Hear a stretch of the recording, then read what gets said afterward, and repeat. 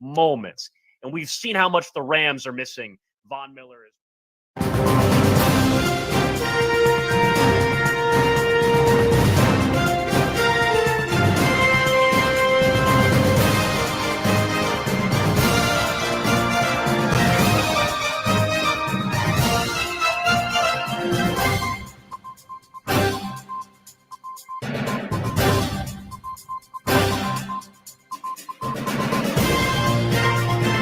Good morning. Happy Saturday to you. It's breaking news coverage here on 93.7. The Ticket, sponsored to you by Live Hydration Spa in Lincoln. Not a surprise to us because we heard it yesterday. It's been rumored all throughout the week. But officially, per Nebraska's Twitter account, it is done, a done deal. Matt Rhule is indeed going to be Nebraska's next head football coach. Good morning. I am Jake Sorensen. He is Nick Sainert. We will have people in here throughout the day, throughout the morning, as we go through the hire of Nebraska, Matt Rhule. It's reported, Nick, an 8-year contract for Matt Rhule, which I think people were a little bit not a big fan of when I saw the response to that this morning so far. We'll have more details as this all rolls in. A press conference is expected on Monday for the official hire of Matt Rhule, but it is done.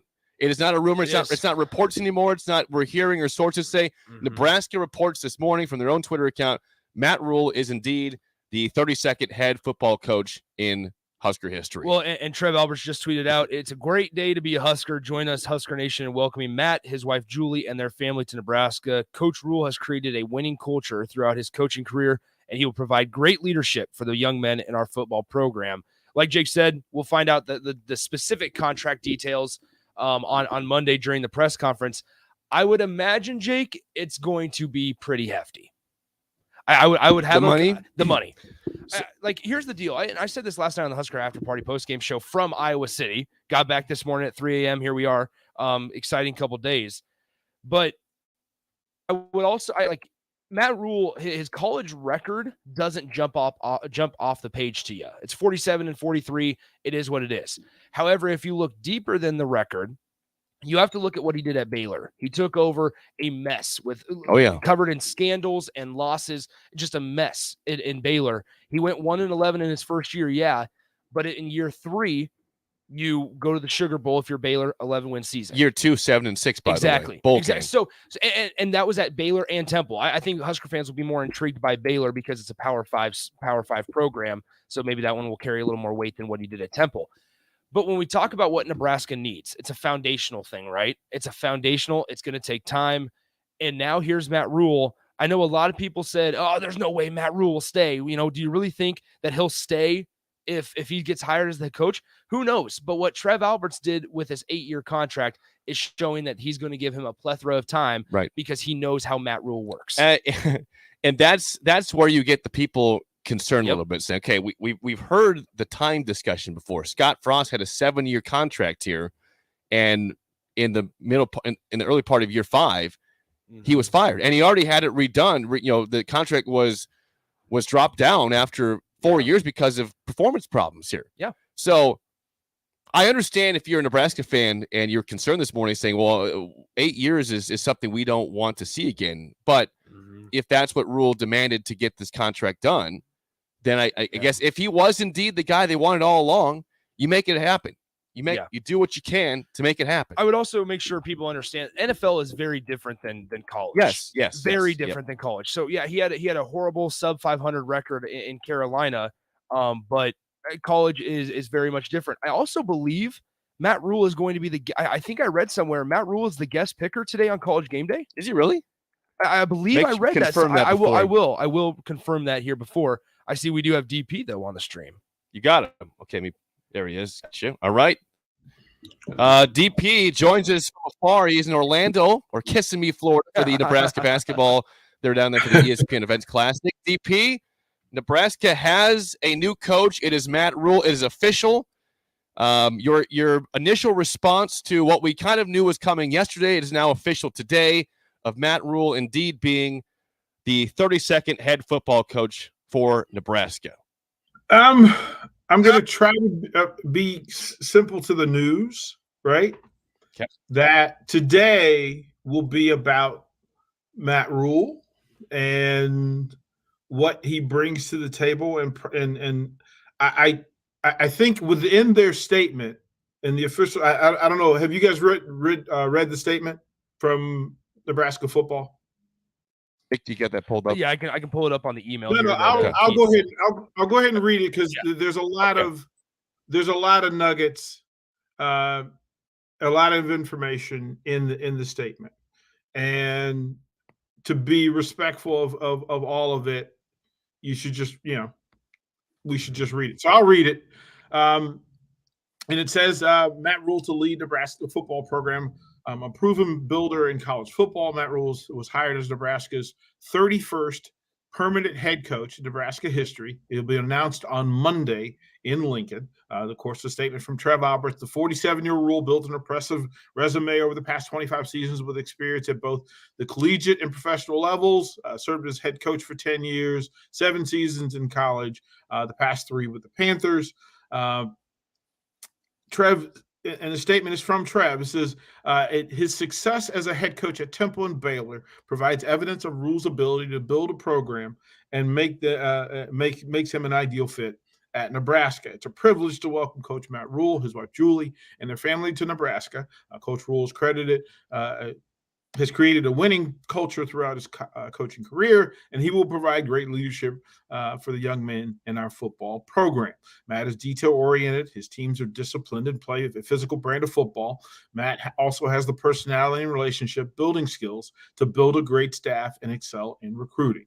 Rhule said that it is an honor to lead the Nebraska program and join the Lincoln community. He is excited to return to the college game and the opportunity to coach in the Big Ten Conference.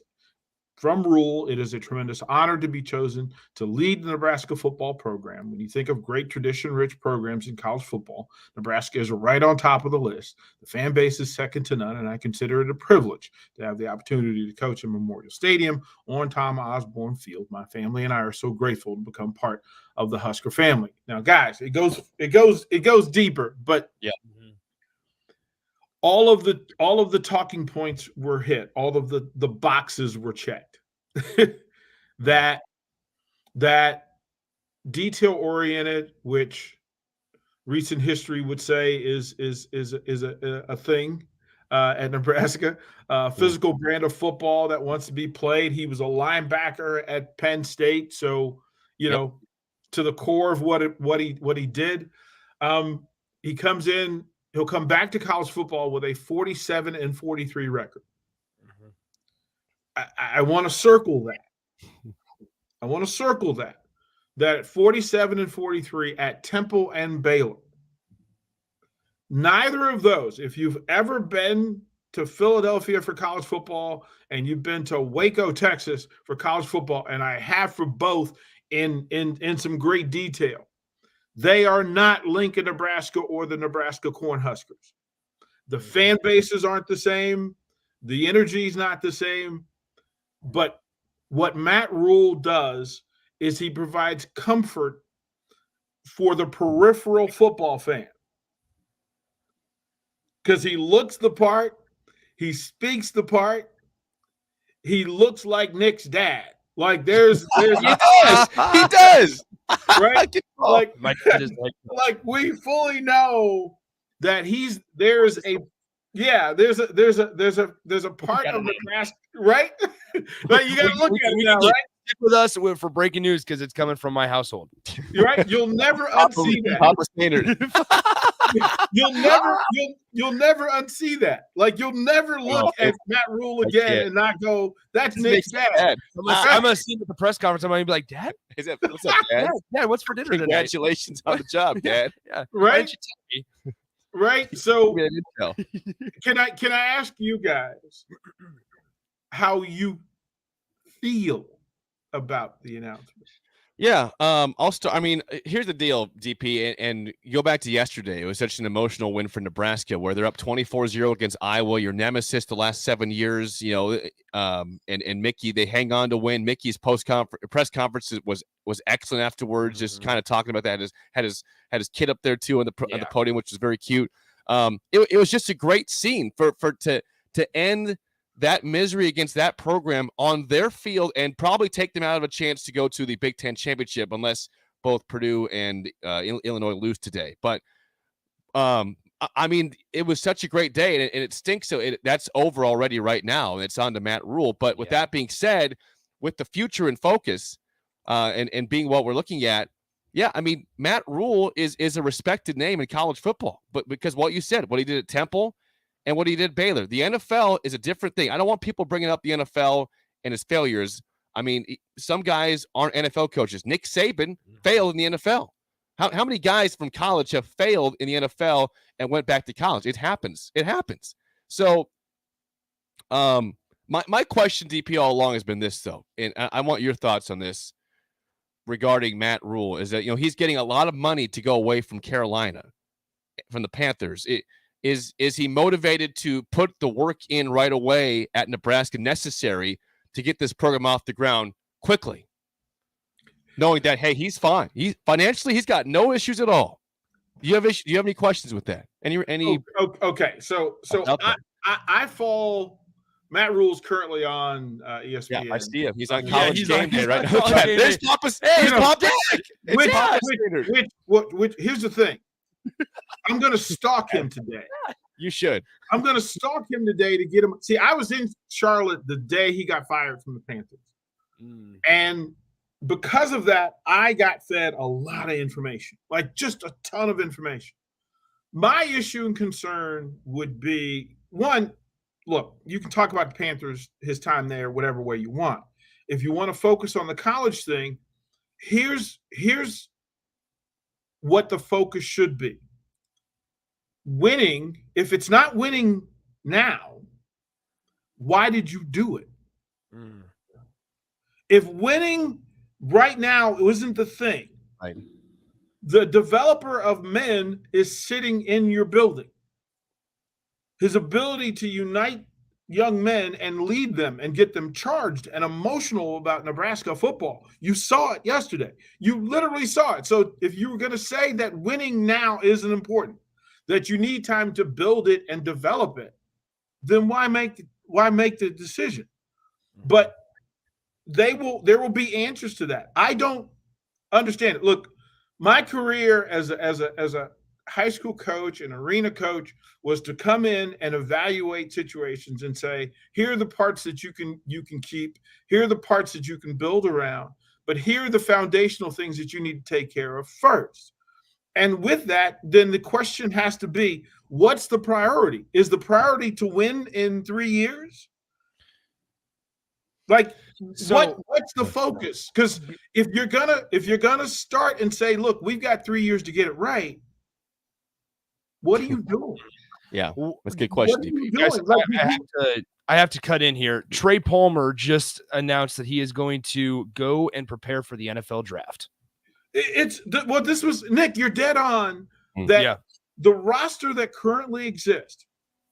First of all, think of the things that are consistent with Nebraska football. One, the walk-on program, where 85 kids walk on from various corners of Nebraska. Do you think that in a rebuild, Matt Rhule is going to come in and say, I'm going to focus my time, resources, and energy on 60%, 65% of the roster not contributing on Saturdays? Yeah. Right?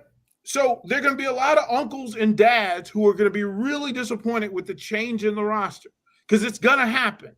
Yeah, and then within the roster, Matt Rhule now has to relearn Nebraska football. Like he has to relearn Nebraska high school football. He has to learn who the power brokers are in Nebraska when it comes to the different corners. He'll have to relearn the 500-mile radius. And listen, the 500-mile radius in Nebraska is different than the 500-mile radius of Philadelphia and Waco, Texas. Like, as somebody said, you can walk out your door and throw your hat and hit a 4-star and a 3-star talent in Texas. That's not the case here. So you're going to have to learn it. Not saying he can't do it. He's going to have to do it. But they also said in this thing, listen, the project is forward a few years.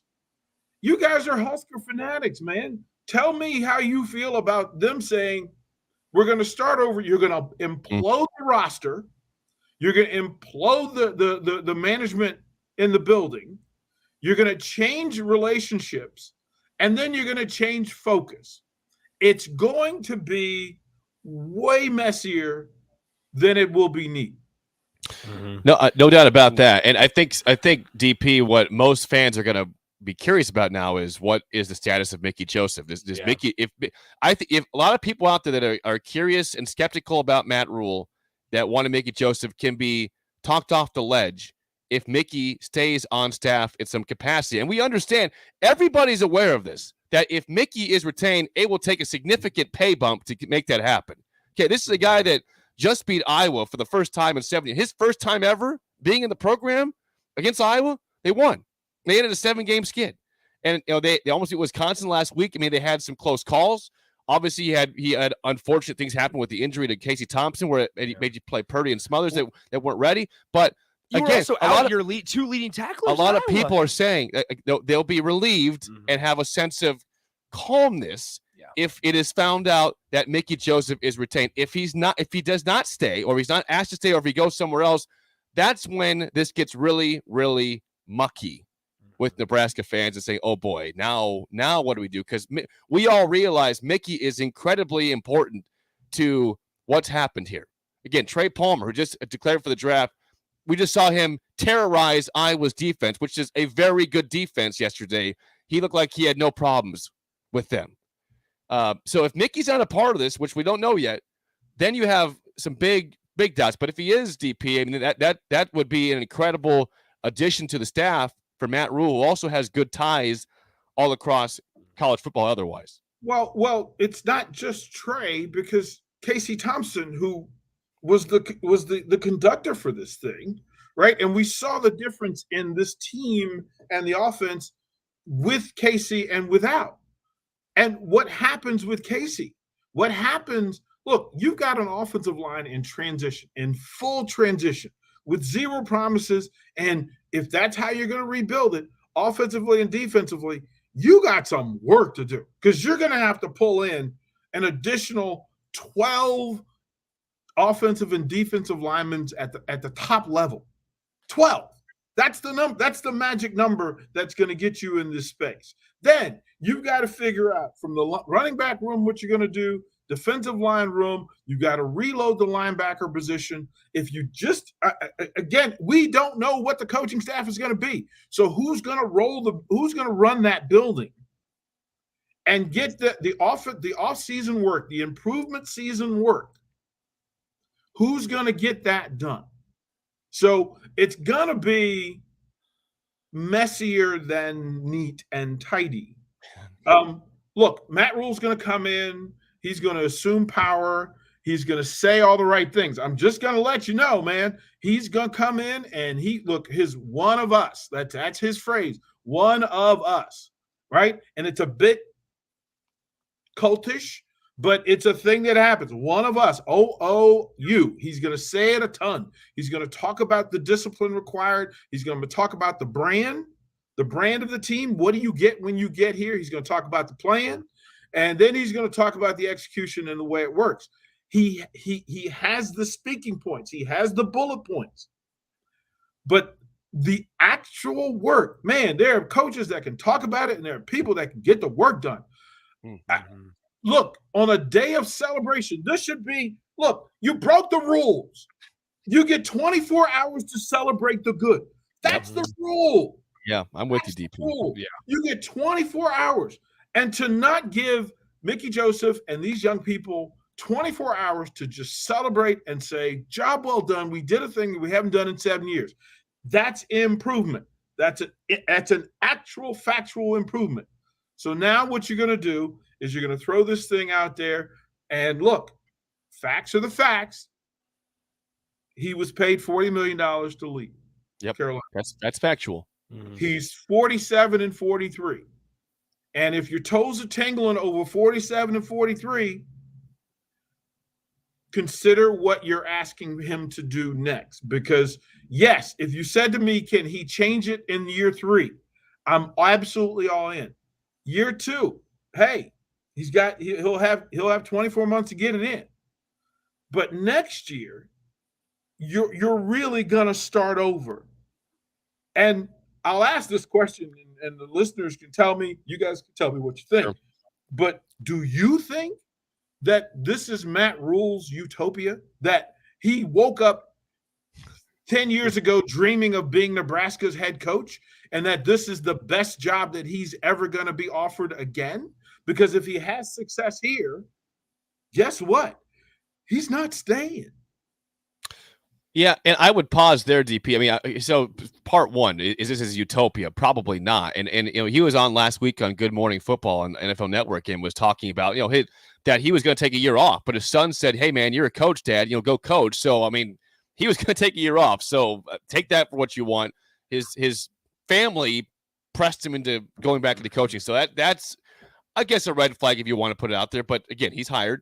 But regarding the second part, DP, we've had this discussion a lot lately regarding, is he going to be a long-term hire here? I think, I'm not speaking for all Nebraska fans. I'm not going to do that. But I do believe that if Matt Rhule were to leave after 5 years, but Nebraska is back to a certain extent, they're winning 9, 10 games, maybe 11 games, will they be dismayed that he leaves and bummed? Yeah, because he got them back to a place they hadn't been for a long time.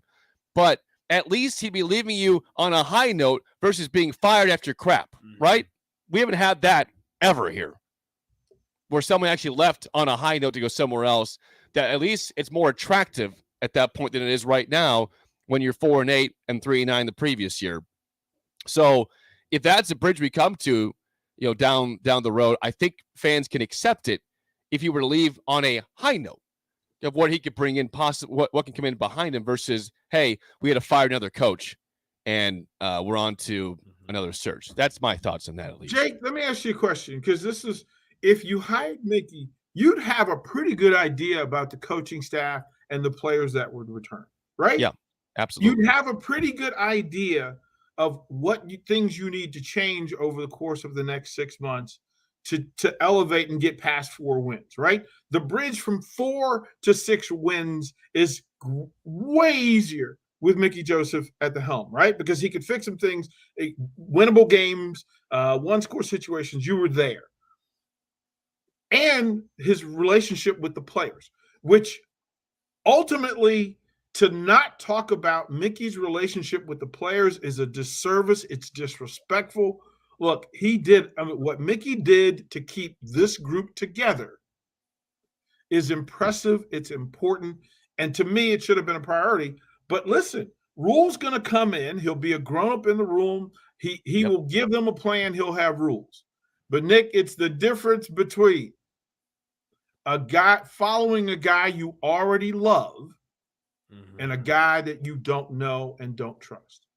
Well, I mean, I said it yesterday on the post-game show from Iowa City that you could tell how much of a liberating feeling it was for this team to get over the hump and to get over the hump with Mickey Joseph. Like you could tell. I have not. I mean, fans are cheering Mickey's name when they're exiting the field. Husker fans crowded around their tunnel for 30, 45 minutes. Players were signing autographs. Players were taking pictures. They were allowing fans to come on the field. Like, there was pure joy for the first time, I think, in years out in Kinnick last night.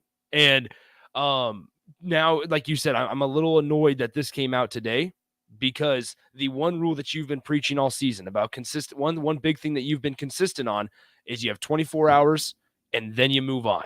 24 hours, then you move on. You had the biggest, you had basically an exorcism last night in Iowa. And it's already gone. And now you flip the page. Now, from a program standpoint, I want to get your guys' thoughts.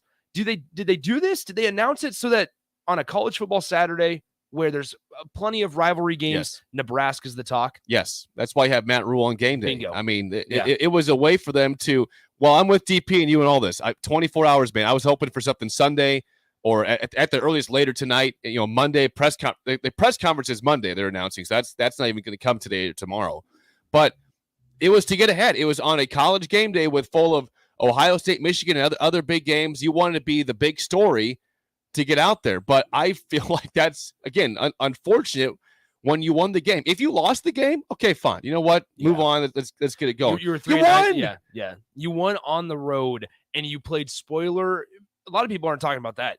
You denied Iowa from playing in a Big Ten title game. Their home field. On their home field.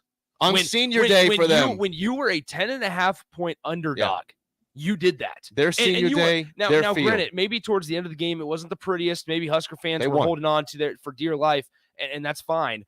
But a win is a win. And you did something. Mickey Joseph, here we go. So now, once again, this is not a cult of Mickey that I'm trying to have, but Mickey Joseph has now done 2 things in 75 days that Scott Frost could not do in 4.5 years.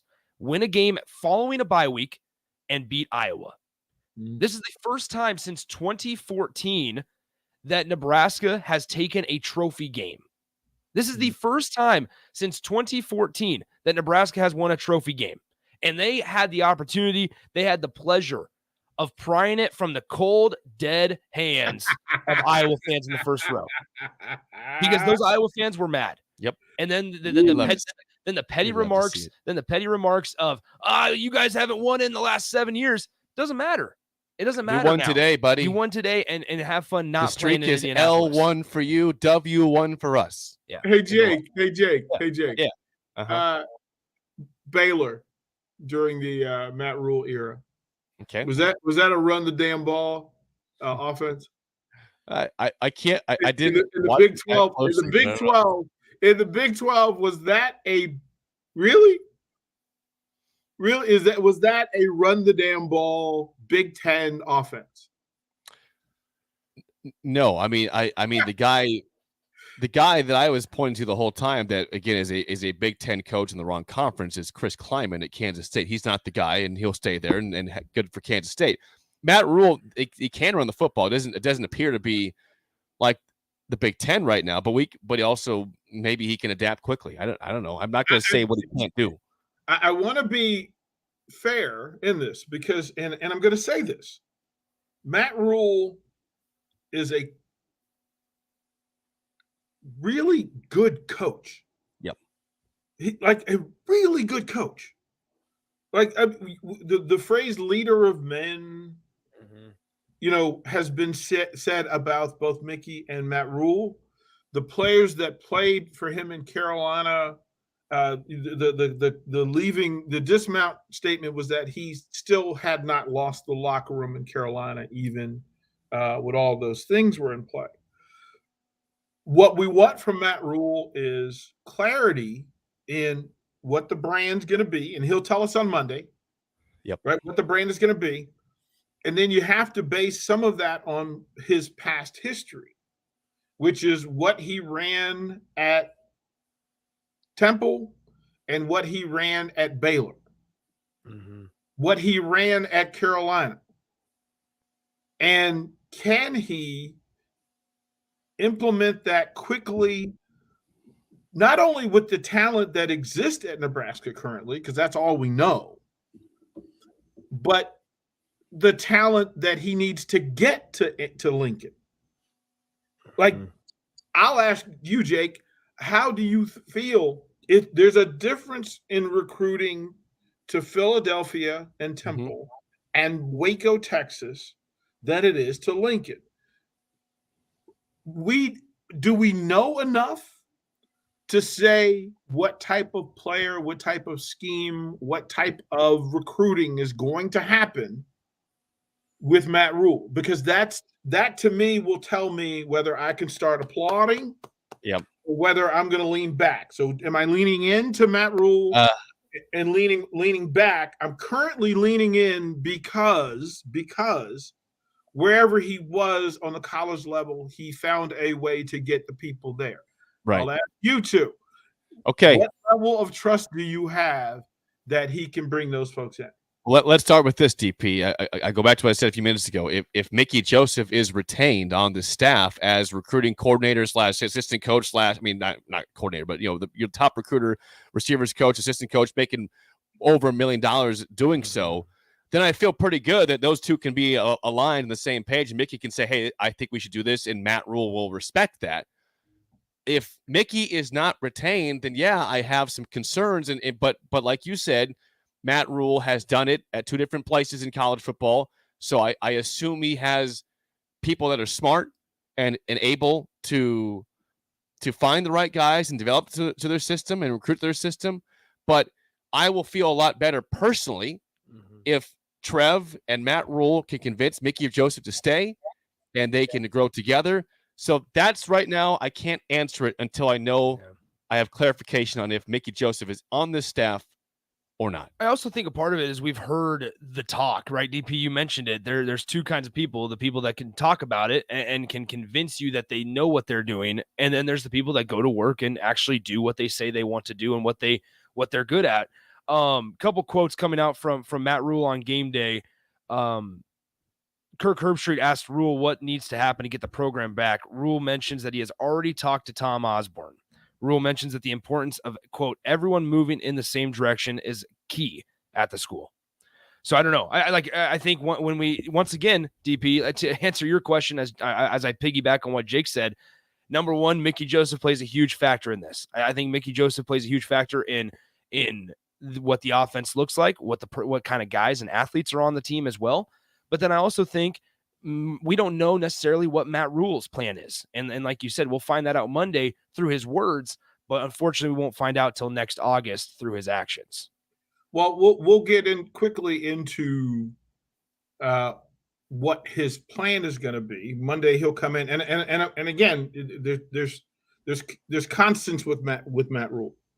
The brand that he will not only cultivate but demand be supported at Nebraska, and with that, I mean, he said physical football. Now, I would have never identified Baylor as physical football.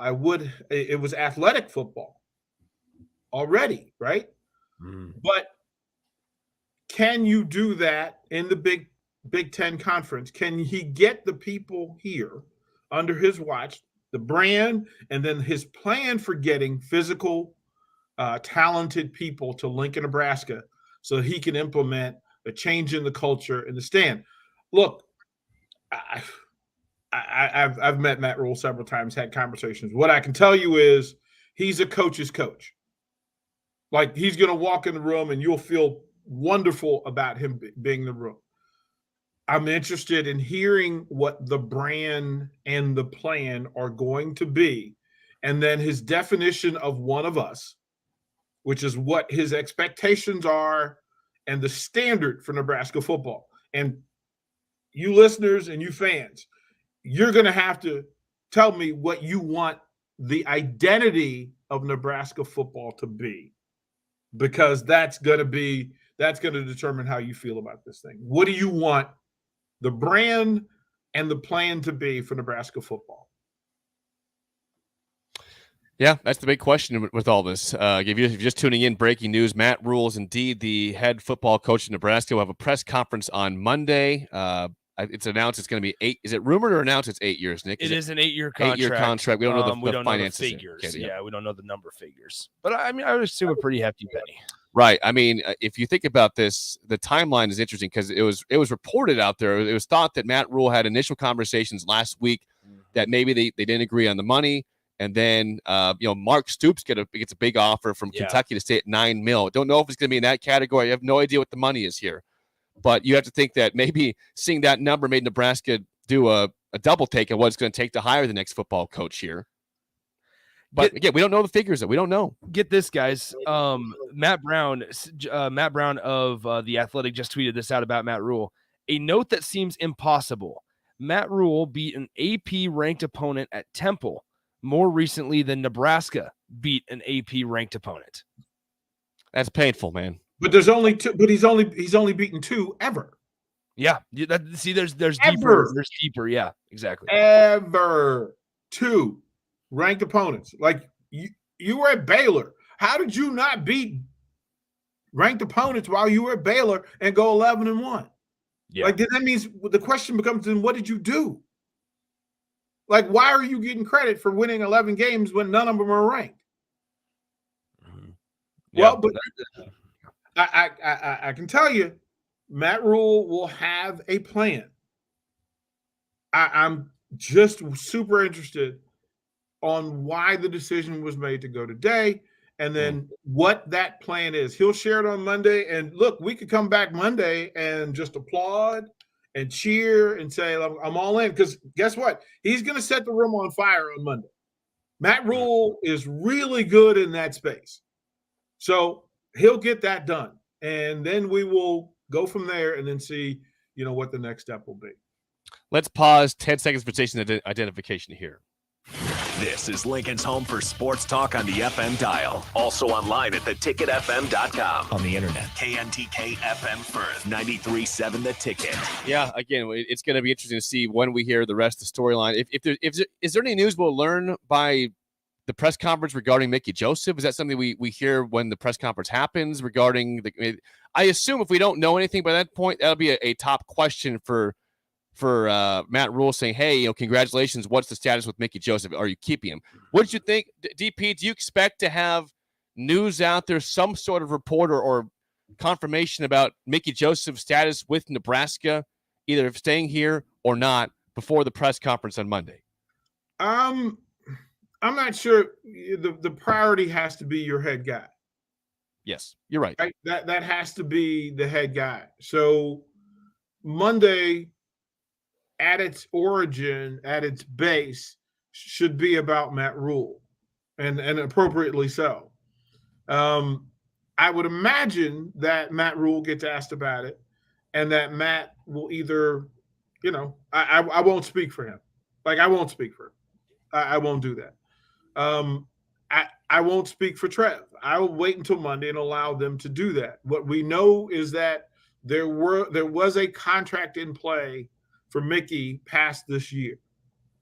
So somebody would have to break the contract and have either Nebraska hands it over to Rhule and says, do what you want, which is a question he's going to, top 5 question he's going to be asked on Monday is, what do you want to do? And then the other side is to ask Mickey Joseph what he wants to do, and then see how he feels about how things happened and how this in play. Now, let me say this. Some texters will say that I wasn't good. Somebody just said that I wouldn't be happy unless Mickey was hired. Don't speak for me.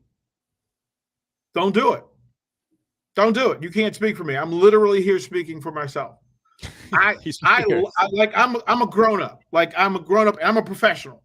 So I've earned the right to speak on this. I know both Mickey Joseph and Matt Rhule. I actually know them personally. I'm happy with whoever is running Nebraska football because it's not my job to like them. My personal preference has nothing to do with it. The analysis is on the situation professionally. And professionally, as I've said, Matt Rhule checks all of the boxes. He will come in, he will reset the brand, he will reset he'll reset the plan, and everybody will be on fire on Monday because Matt Rhule's in the building, giving details in a way that are confidence building and forward and progressive. Now, my question was simple. Why today? Why today? And if you can answer that question, then we can have a different conversation. But you guys know me, Jake, Nick, you guys know me. I don't speak for other people. And nobody gets to put words in my mouth. Nobody. Wait a minute. Nick, here's the thing. How do you feel? This is me asking you how you feel about the Matt Rhule hire. DP, let me know how I feel. Let me know. And then being mad about how you feel. That's just the weirdest thing. You're talking. Jake, how do you feel about the Matt Rhule hiring? I'll let people tell myself how I feel, apparently. All right? Is that how this goes, DP? You guys can tell me how I feel. It's just fantastic. I love it. Again, some news again, as Nick mentioned earlier, Trey Palmer declaring for the draft. Brian Buschini intends to stay, he said, the punter, so that's good. Also, we're seeing not official, but it appears that Colorado is zoning in on Deion Sanders. And get this one. Auburn is zoning in on Hugh Freeze after Hugh Freeze just inked his big extension to Liberty. Well, you're gonna have a lot. It's gonna be a big news couple days with today with the games going on, firings, hirings all across college football. Yeah, potentially the biggest game in all of college football this season is coming up in 56 minutes. Michigan, Ohio State. Game. Yep. What? Game.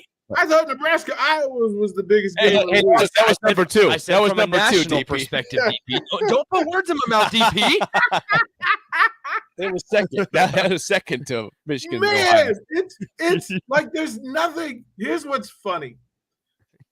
This was a positive vibe. Today, Saturday, everybody, Husker fan, could walk with their chin up and their chest out. You could still walk with your chest out and your chin up because now you know the new direction of the program. You're coming off a win. You beat one of the rivals. You can look every Iowan dead square in the eye and smile. There's no negativity in the space. We're just having discussion. And the conversation you have to ask questions to one another about what you want from Nebraska football, what the expectation is for Nebraska football, and then most importantly, as the conversation leads, the leadership of Nebraska football. Jake, like I said, you can't follow everybody. Everybody can't lead you. Nope. And Jake Sorensen, you now have a new person to focus on. I'm waiting to see how you discuss the new leader of Nebraska football. Well, yeah. I mean, I'm looking forward to see how he addresses these things in the press conference Monday. But I'm optimistic. I think if we haven't said that, if that hasn't been clear so far, I think Matt Rhule again can be good here. It's just like you've been saying. The first couple of years of Matt Rhule have not been great when he goes to programs. This program, if it somehow follows the same trend it has at Temple and Baylor, I mean, they cannot go through 1-11 or 2-10. Like, the first two games next year are on the road at Minnesota and at Colorado. Imagine if Colorado hires Deion Sanders if you lose that first game to Deion Sanders. If that is in case the coach there, you're gonna have people having a lot of problems. Yeah. And I guess the one thing that would be down if you're Matt Rhule, there's only one negative about keeping Mickey Joseph is if you start off 0-2 next year and Mickey's on the staff, you're going to say people say, hey, fire Rhule, Mickey's the head coach. That's the only thing. Otherwise, it's all positive. There's all positives. The only con is, hey, are people going to be clamoring for Mickey if this starts off slow? And that's all. That's the only negative regarding keeping Mickey Joseph on staff if you are Matt Rhule approaching this. But I feel like he can be a successful coach here. I will choose optimism that Trev Alberts thought this through, that he was targeting a Rhule all along, or at least was in the conversation. But we have no choice but to accept it now and move on and hopefully support a successful program under Matt Rhule. I would also add, guys, that Nebraska over the last with Scott Frost, it was 16-31 as a head coach, and Nebraska has now had a 3-9 season backed up by a 4-8 season with an interim head coach. If Nebraska was going to go in a different direction and not continue on the road of making Mickey Joseph the permanent head coach, then you kind of look at the list of candidates, realistic candidates that would come to a place like Nebraska, right? The Nebraska brand is strong. Nebraska's resources are just there. However, what is one thing that drives all forces? Wins and money. And Nebraska has money, but they haven't had wins, unfortunately. And when you look at kind of what Nebraska needs, once again, since they decided to go in a different direction and not stick with Mickey Joseph, then you have to look at maybe what Matt Rhule has done as an experienced college head coach, And although he hasn't beaten a ton of ranked opponents, he has 3 10-plus win seasons in college football. Nick, you're funny. Listen, I just, I don't know. I think whoever would have been announced, guys, we got a text. Oh, so now you guys are going to create division. Here's the deal. I think whoever Nebraska was going to hire, there was going to be division. Yeah. Because the knock on Mickey, if Mickey was the permanent head coach, the knock on Mickey was that he went under 500 in the time of his interim head coaching duties and that he doesn't have Power 5 head coaching experience. But now you go get a guy that does have Power 5 head coaching experience NFL head coaching experience, which is two different types of jobs, and you're not happy. And everybody wanted Urban Meyer, but if Urban Meyer would have gotten hired, you would have had the character problems with the people. Like the one universal hire that everybody was on board with was Scott Frost. And that did not work. That's why we're here right now on November 26th, 2 days after Thanksgiving, hiring Matt Rhule, is because you failed. You have failed the last two coaching hires. And I'm not talking about naming an interim, but you failed the last two permanent head coaching hires. And here's Trev Alberts trying to keep that from being a third. Trying to fix things. Look at that. Look at that. You're dead on that. No matter who the choice was, there was not going to be a united front. No way. No way. And we're not causing division. We're simply having the conversation that Matt Rhule is the choice. Here are the facts behind Matt Rhule. Here's the situation that Matt Rhule is walking in. And a big problem in the program was that we didn't identify what the needs and priorities were going to be for the last head coach, right? Yeah. You didn't ask honest questions. And right? 4.5 years later, we're sitting here going, what was the plan? Did the plan change? What was the goal? Was everybody on the same page?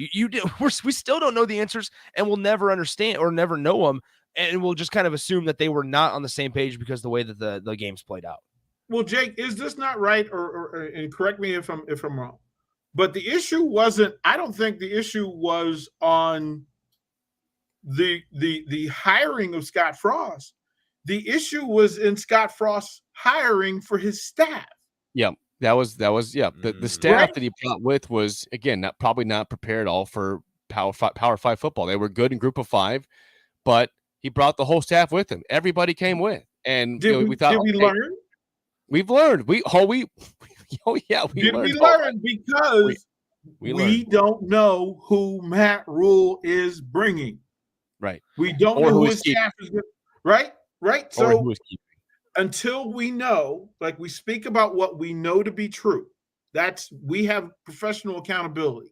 So we're speaking to what we know to be true. There are things that we don't know, and we'll get answers. We'll get more answers on Monday. We'll get more answers in January and February. And as we get that information, we'll talk. But Jake, I'll ask you.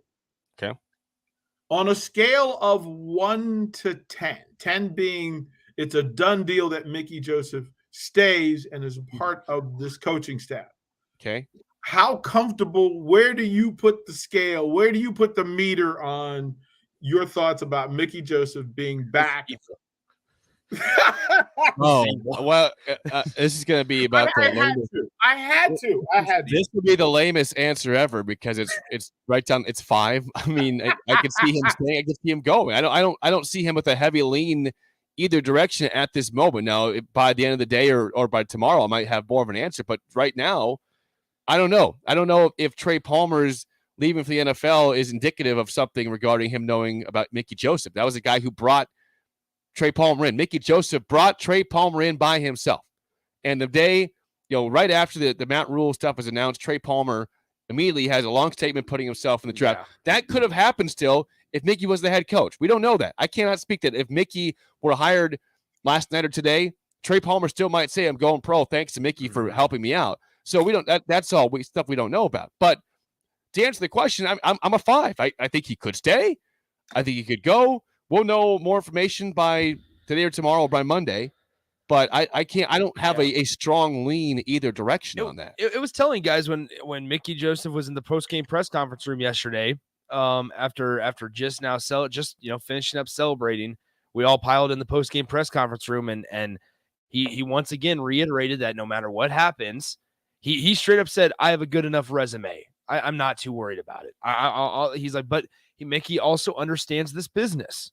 He also understands it. And that's where, here's the thing, guys. I've maybe fallen a little bit of a different camp. If Mickey Joseph is on staff with Matt Rhule and Matt Rhule starts out unsuccessful, because I think we have a good idea of how Mickey Joseph operates. And Mickey Joseph is not going to be that guy that stands over the shoulder and goes, that's not how I would do it. That's not, he's not that guy. I don't think Mickey Joseph's that one that's going to say, feed through the grapevines of, listen, if I was the head coach, we would be 2-0 right now. I don't think Mickey Joseph's that kind of guy. The fan base would be the ones spreading those thoughts of if Mickey Joseph is the head coach. So I'm not sure. Would there be turmoil? I have no clue, but I think it's a big key. You got to. Here's what we know, though. Try. Here's what we know. Here's what we know. Mickey Joseph will be in high demand across the country. Mickey Joseph is not just saying, "Hey, it's Nebraska and head coach." Right. Mickey Joseph's going to have options. He's going to have a lot of opportunities because of what he did at Nebraska, what he's done in recruiting and developing. I mean, look, the guy can say, "Hey, you ever heard of Justin Jefferson, Jamar Chase? My dudes, my guys." Yeah. I was on a championship team in 2019 at LSU. I took over a tough program, made a big decision to change defensive coordinators, and the defense became, effective, good. Well, and we beat Iowa. And once again, Mickey Joseph reiterated that that he's going to be just fine wherever he goes. And I completely lost my train of thought. He's not concerned about where he's going. I completely lost my train of thought. I was going to say something else that Mickey Joseph talked about. Mickey Joseph is going to be fine wherever, if it's Nebraska or somewhere else, he will be in high demand. Thank you, Jake. He mentioned yesterday, I came to Nebraska twice in my life. When I came here for college football and when I came back. He said back in January, I could have went anywhere in the country. Yeah. And now you can again, and you would even maybe possibly say it's even in higher demand now that he has experience as an interim head coach and leading not just a room, but the entire football program. Matt Rhule did speak a little bit about Mickey Joseph. I want to read more of this. This is from College Game Day about a half hour ago. This is from 24/7 Sports. Recorded this. They said he was asked about the process of deciding what to do, looking at the college football powers now, and found times when they had been dormant before rising. He says, quote, "The right people came in at the right time. This isn't just about me. It's about everybody that joins me. I think Mickey Joseph has done a tremendous job. One of the things that drew me to it is knowing that Scott had been for the last several years. Scott Frost is a coach that I truly respect and consider a friend. So I know that program has a good culture. I know they know to work. Now it's about all of us just picking up and moving forward. Everybody in the state of Nebraska on one accord. If we do that, great days will be ahead." Can we ask the question of what DP's laughing? I was laughing too. I was laughing too. What brought Scott Frost up? Yeah. Can't get rid of him. Can't get rid of him. Okay, so we're getting a lot of thoughts. I know you guys can see of he's going to be gone in 3 years. It's done in 3 years. Hope your guys are ready for 3-33 records the next 3 years. What is the expectation?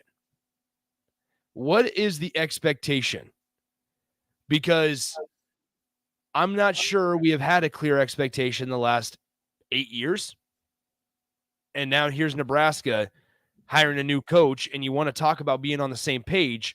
So what is it? What is being on that same page, and what constitutes a successful season? I have been asking since I got notice yesterday that yesterday was the third anniversary of my moving to Lincoln. Like, that's literally the day that the moving van got here. And a lot has happened over that 3 years. When I got here, I asked the question, based on the current situation in Nebraska, which was losing records consecutively.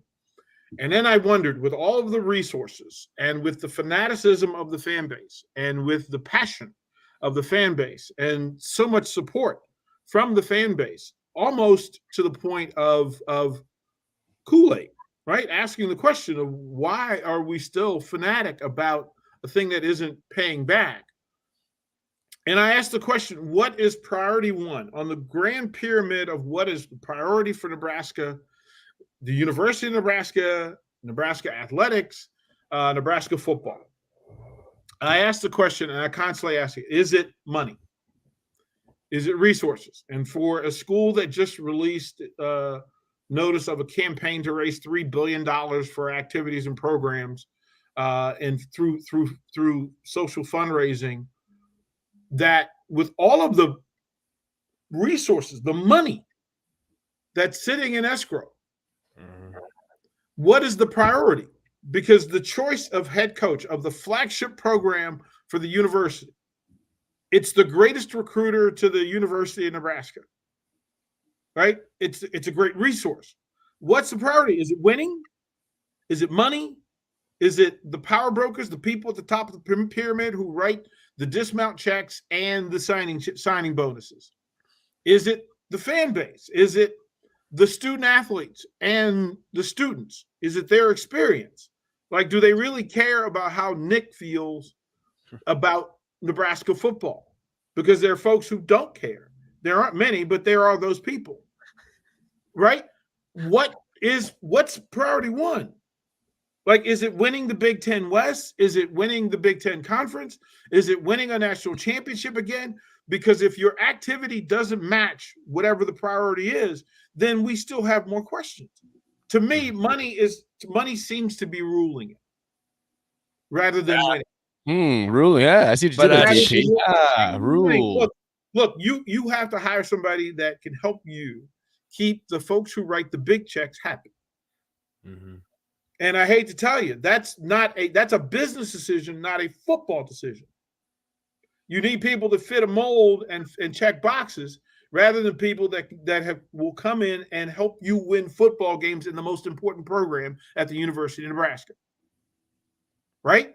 Like, you can't tell me, if you told me that winning was the priority, then you're going to set everything else aside. You're going to go get the winningest coach you can find, and you're going to pay him whatever because winning is the thing. And if you're not choosing that, there is a monumental gap between Urban Meyer and Matt Rhule. Yep. Right? So if winning is at the top, or student athlete experience, or character, or integrity, if those things are higher on the pyramid than winning, then your actions match. But if you're talking about winning football games at the University of Nebraska in the Big Ten Conference, we're not talking about the American Athletic Association. We're not talking about playing Meatball State. We're talking about beating Ohio State and Michigan. So, fans, Husker Nation, tell me what the focus is. Tell me what priority one is, and then we can have real conversations. But if we think it's winning, you got to ask questions. If you know it's money, you just answered a lot of questions. Yeah, I'm with you. Yeah, I'm with you, DP. And I mean, you're right. If the number one priority was winning, without who cares? With morals out of the picture, if it's winning, then Urban Meyer, like you said, was probably the top option. We might never know where this search went. We might not know all the names who were contacted, and if Urban Meyer was actually ever contacted. Now we know that he was in Lincoln, for the Oklahoma game on the big noon kickoff there with the guys, and he may have talked to Trev or just talked to Trev about something. Maybe it was the job or about his thoughts on who should take the job. But we will. I don't know if we'll ever know all the names that were contacted and what the response was. And that's unfortunate. That's to be expected, though, in a coaching search. You're not going to put all your dirty laundry out there if it was bad response from different coaches. But I think, yeah, if what you're saying, DP, about if winning is the number one priority, I think fans are going to want to know if Urban Meyer was ever talked to, was an option, was interested, wasn't hired, doesn't matter anymore. It's Matt Rhule's job. But yeah, that's going to be the biggest question for Trev. What was the number one thing you went to Matt Rhule for in this hire? Was it winning? Was it development? What was it? And was he the top choice? He'll say, of course, he's going to say the top choice. He won't deny that. But Matt Rhule was our fifth best option. It's like, well, I'm not gonna lie. We went down the rungs, and he was fifth. But Matt, I'm glad you're here. We're excited. We wish you were Urban. We're excited for you to lead this football program. Well, but picture this thing. Like, we were also told that the original conversation with Matt Rhule didn't go well, and that he turned right. So that's another question we have to ask. What was in fact the reports true, right? Did we get Matt Rhule on the second go round because his reasons for saying no the first time are important? Well, again, Nick, as you just did, the money sign. Yep. If the priority bingo for coaching is money, then the focus is not on winning. I just want to tell. I look. I've been around too many coaches that if the dollar amount was the key, then the reaction and ambition and motivation stays in that lane. No matter how many times you strictly say and come out and say, yeah, I'm ready to develop players. I'm ready to develop a program. I'm ready to beef up the offensive line. Once again, actions speak louder than words. And if Matt Rhule turned Nebraska down the first time, and it was strictly because of money, you make a good point, DP. You wonder what's the motivation. I mean, here's the deal. I'm sure $3 more million will make you work a little bit harder, or make you think about you need to work a little bit harder. But you should have wanted to do the right thing because as DP said, that's what coaches do. That's what coaches do. And $5 million, $8 million when you're a coach that's been coaching for quite a while now. Come on. I mean, get out of here, man. So I think that's interesting. You want to know priorities. And that's where I said it's going to be a long, interesting, fascinating offseason with roster attrition, roster addition, coaching attrition and addition. And you also have what does this look like in the first couple games next year? Is it what Matt Rhule says it's going to look like? And while taking that into account that maybe it's not going to be at the final resting place game 1 against Minnesota. It's not going to be there. But you got to see progress. And eventually you got to figure out ways to win football games. Yeah, and it's going to be interesting to see how again, because the fear you're going to have here is from people saying, is it going to take forever? Can Matt Rhule flip the script on what it's taken in his previous jobs and actually win right away? Can he go 7-6 year 1? And that's what I say when I ask the expectation, because if you want to sit here on Monday morning or ahead of Nebraska's first game against Minnesota and say the expectation is to win the Big Ten West, then that's got to be the consistent expectation. You can't waver from that. You cannot waver and move the goalpost, as the cliche term says, and say, well, at the end of the season, go, well, here we are 3-9, but Matt Rhule is going to fix it. Because that's what you've been doing for the last 8 years. And where has it gotten you? Into a very mediocre football team right now. So it's going to be interesting to see, because once again, the expectation discussion, you can't settle. You got to stop settling and allowing mediocrity if you truly want to win football games. And if the expectation across all parties is to win games, you cannot allow mediocrity and laziness, just flat out laziness, to continue to happen. Our breaking news coverage of Matt Rhule's hiring is sponsored by Live Hydration Spa in Lincoln at 70th and Pioneers. Contact them today for any sort of IV treatments to get yourself back into feeling better. We have Rico Alvarez-Clary is in the building. I got to keep you off camera because if we can't, we'll kick DP off. That's the case. So I'm going to flip this real quick. Hello, gentlemen. Hello, Rico. Yeah, this was a strange day.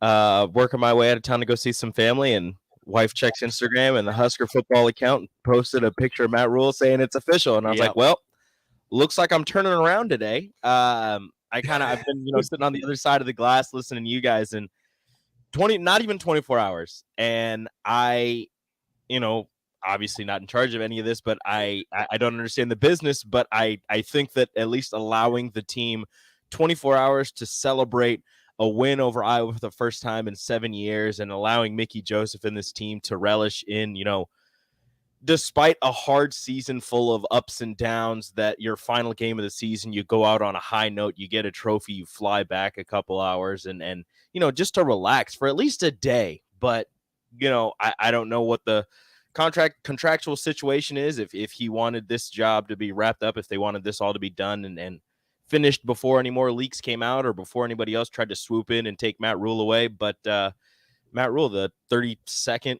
coach, 31st permanent head coach in Nebraska history. Very, it is a hire. Let me ask you this, guys. I've been sitting on the other side of the glass, and I'm saying that I've been sitting on the other side of the glass listening and going through Twitter, looking at people's reactions. A lot of recruits saying, excited to get in and learn from Matt Rhule. A lot of former players excited about the hire, but also putting the caveat, like, you need to keep Mickey Joseph. You need to figure out a way to make sure that you keep him on staff. And then, as is expected, not everybody's on board with any hire. The people, throwing in his record, his about 500 record as a collegiate head coach, and everything else that he struggled with in the NFL and whatever. So as is expected, there's a split. Rico, Well, what? It's a higher. It's a higher. It's a higher. A couple of interesting points, Jake. Texas said, well, Matt Rhule has NFL connections. Every coach at college has NFL connections. I have NFL connections. Jay Foreman has NFL connections. That's not the point. A lost thing in this, and I'm just going to keep pointing it out because it's important. There are 85 walk-ons who committed to Nebraska, and they're at risk now. They're at risk. These are Nebraska kids. They are at risk. There are kids who had talked to Mickey Joseph recently about making the move and committing to Nebraska. Those relationships are now at risk. Those commitments, those voices, all are at risk. There are local players to Nebraska who were in place to be a part of the program next year, and they are now at risk. You got to think outside. Just look, I get all the talking points, and I get repeating the things that you've heard other people say. But the reality is this: I'm not a negative Nancy. I don't make the news. I simply report it. I simply report on it. We're sitting here talking about the things that we know to be true. We're talking about the facts, and the facts are a 47-43 head coach is taking over the Huskers. And if you're good with that, then be good with that. I'm not telling anybody how to feel about it. I'm not telling Jake how to feel. I'm not telling Rico how to feel. I'm not going to tell Jay Foreman how to feel. I'm telling you a 47-43 head coach who has 2 career wins over top 20 AP teams is now the head coach at the University of Nebraska. I've also said as a statement of fact that he will love and control the brand. He will set a path and a plan. Those are the things that Matt Rhule does at a high level. My question is, what's the end game mission for Matt Rhule and the program? That's all. Look, we'll find out a lot of it on Monday. And I'm just going to tell you, my thought is that Matt Rhule walks in the room on Monday and sets it on fire because he's a grown-up and he is a professional coach. He is legitimately one of the top 100 coaches in the country. Top 50? I'm not sure. Top 100? Absolutely. And I don't particularly care about the results on the field in Carolina. I'm more concerned about the plan and the brand in Carolina. And I'm letting you know, having been in that Carolina Panthers space, the fan bases are different.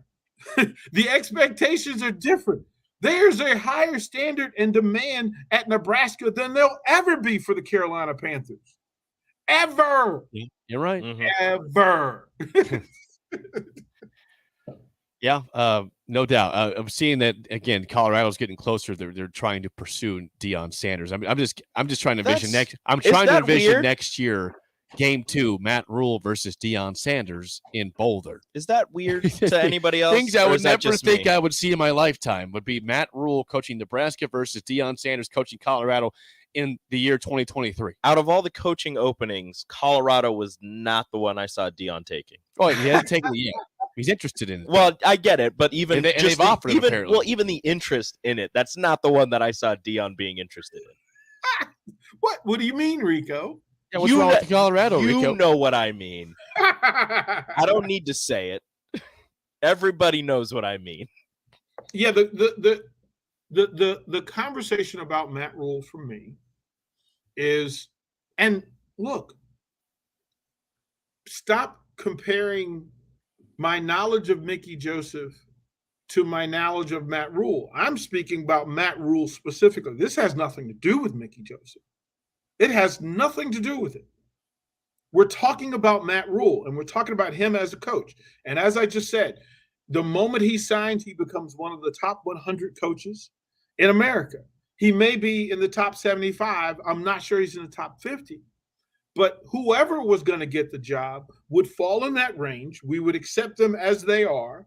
We're going to root like hell for Nebraska. Period. I'm going to full on look. You don't think that you think I'm going to stop caring about Nebraska athletics and I'm going to stop caring about the student athletes that come in our building and share their lives and confide and give secrets? Look, my concern is that as we find out what's next from Matt Rhule, then we will follow that and I'll report on it. The rule of reporting and analysis is this: tell the truth, have your eyes open, and then be entertaining. And it's real simple in the space.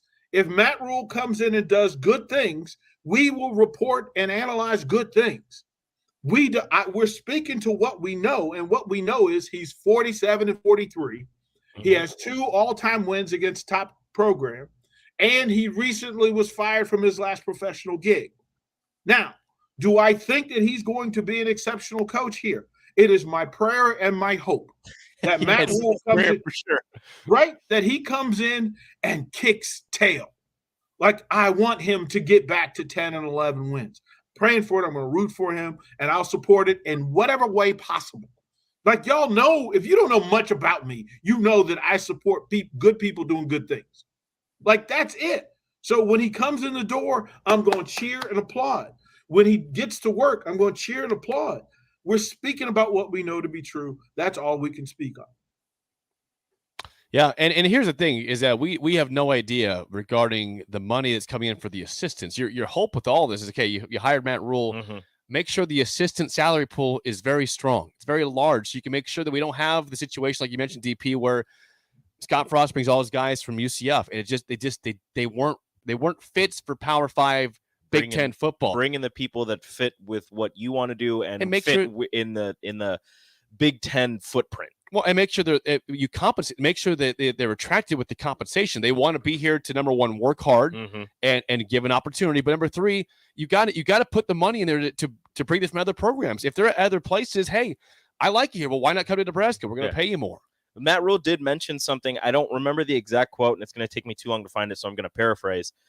He mentioned something of, you can go anywhere and get prepared for the NFL. He realizes that, even though he has, the NFL, as DP said, everyone has the NFL connections. He said, you can go anywhere and prepare for the NFL, but what we want is to make sure that you realize that we're going to not only get you for the NFL, but you are going to work extremely hard when you get here, and you are going to be the best possible person that you are when you leave. That's me paraphrasing what he said. It was a couple of quotes kind of spliced together there, but that's what Matt Rhule's ready to do when he gets to Nebraska. He's ready to work. He said that he grew up watching Nebraska. He was a big fan. So this situation, this university and everything is something that he looks forward to being at, looks forward to coaching in Memorial Stadium on Tom Osborne Field, and something that he really would have enjoyed doing as a child. DP, you mentioned a few minutes ago regarding, that Nebraska was doing a good job with Mickey of getting players committed from the area. And I'm looking at Malachi Coleman's Twitter timeline today, because that's the big one from Lincoln. Mm-hmm. And he's got 2 tweets. He's saying about, he quote tweets Trey Palmer saying, go be great, big bro. Mm-hmm. He's going to the NFL. And then regarding the tweet about Nebraska hiring Matt Rhule, he says, time to work. Like I said, there's a bunch like he's in. There are a couple of, like I said, I'm scrolling through Twitter. There's a number of recruits who are quote tweeting the announcement from the Nebraska Football account, saying that, again, paraphrasing, saying that they're ready to get here and work. They're excited for the future and they're welcoming Matt Rhule to Nebraska. Now, again, that could just be them tweeting that, and a couple of days down the line they realize, maybe I do want to go somewhere else. So that's just, in the moment right now. We'll see what happens. Signing day is in a couple of weeks. Early National Signing Day that's turned into National Signing Day really is in a couple of weeks. And we'll see what Matt Rhule says on Monday, and we'll see how long it takes him to get his whole staff together. But he has a couple of weeks to get back into the recruiting mind and get back into the recruiting side of things. And I'm sure he's kept a couple of connections open, even though he went to the NFL. He's got those connections down in Texas when he was at Baylor, and Philadelphia, the Pennsylvania area where he went to college and coached at Temple. So, there's some things. We'll just see if he gets back into the swing of things, how quickly it goes. Right. I mean, again, sometimes the message did not resonate from a college coach going to the NFL, and it did not resonate for Matt Rhule with the Panthers. But hopefully he can go back and say, hey, you know what? I know how to coach in college. I haven't forgotten how to coach in college football. Now, the thing that's changed since last time Matt Rhule was in college is the transfer portal and NIL. He was not here with that. He was with the Carolina Panthers when NIL and the portal became things. So can he quickly adapt? Transferring's always been a thing, just the portal. I'm sure he has monitored it and he kept track of it, but he has not been in the game to know how this situation works. And DP asked earlier what kind of offense he ran at Temple and at Baylor. And good sir, I cannot tell you that. But what I can tell you is that at Baylor, as his record got better, they ran the ball more. Here's what I ask people. Like, for all the people that are like in line for being upset that we're not throwing confetti. Look, I'm throwing confetti because you have a new head coach and you know it's a change of direction. You know what it is. It's not my job to hire. It's not my job to be a part of the interview process. But having built teams and programs, the first question you ask people is, what's your go-to? So I ask anybody that's defending Matt Rhule and saying that it's going to work is to ask him, what's his go-to play? And then tell me what it is, the play that is a part of his core, his heart. What play is that? Because that'll be Nebraska's brand. And be prepared to have that be the brand. If you don't know it, then go do some work before you come at me. Like, don't do it. Ask the people that are buying into it, what was his relationship with the players that he coached at Baylor and Temple? And then ask the relationship between him and his assistants at Temple and Baylor and Carolina. Because those are things that are important. And those are things that matter. Now, we don't know what his staff is going to be at Nebraska, which is why we're waiting until Monday. And we do. See, here's the thing. Adjust to the conference. What happened the last 4 times a coach came in and said he was going to either make the conference adjust or he's going to adjust to the conference? It did not go well. Yeah, that doesn't work out too well. You've got to have coaches. A part. And again, the first thing he's going to tell you is there's a brand that identifies who he is and what his expectations of Nebraska football is going to be. Like, if you know anything about Matt Rhule, you know the brand is going to be the first thing he tells you. The second thing he's going to identify is his plan. And those are the standards that he's going to hold into play. He's taken it everywhere he's ever been. And again, if you're defending it, you probably should know about it before you come at me. And then the final thing is one of us, which is a statement that identifies Matt Rhule, who he is to a core, who his coaches are, and how they do the business that they're going to do. And if you don't know it, don't come at me about this stuff. Like, stop doing it. I'm telling you, those are things that are going to work. Matt Rhule can coach. There's not a question about that. I don't care that they chose him over Mickey Joseph. My concern is I'm waiting until Monday to find out who he wants to bring on board, what the things are in play, so we can get behind it and cheer like crazy. Like, that's the mission. The mission is that this thing is super successful. We cheer like madmen, and then when we find out what it is, we can get behind it. Simple biz. Yeah, and that's all we can do. I mean, at this point, you just can't make assumptions. You can't assume that something's going to happen, something's not. Like I said earlier, the hope is that you have a strong assistant salary pool for these guys to make sure you get the right people in here, and that again, I will just keep hoping that Mickey Joseph is a part of this, and Bill Bush. I mean, there's a couple guys that you point to that you really want to keep at Nebraska. Mickey Joseph, an obvious number 1, Bill Bush, an obvious number 2, and beyond that, we'll see. But you can really ease the tension of the fan base if those guys are retained, if Matt Rhule believes that. And go back to also recruiting, DP. And this is something where I was watching a couple months ago, a good video from some Texas high school coaches and how they like Matt Rhule because he was good at getting their talent and good at developing their talent when he was at Baylor. So you're hoping that Matt Rhule will still have strong Texas ties because Nebraska's not been getting a lot of players from Texas since they've been to the Big Ten. So can you help get players from that area of the country again with how he's perceived down there in his time at Baylor? That's another potential pro in the box for Matt Rhule if he can keep getting that type of talent that he got at Baylor.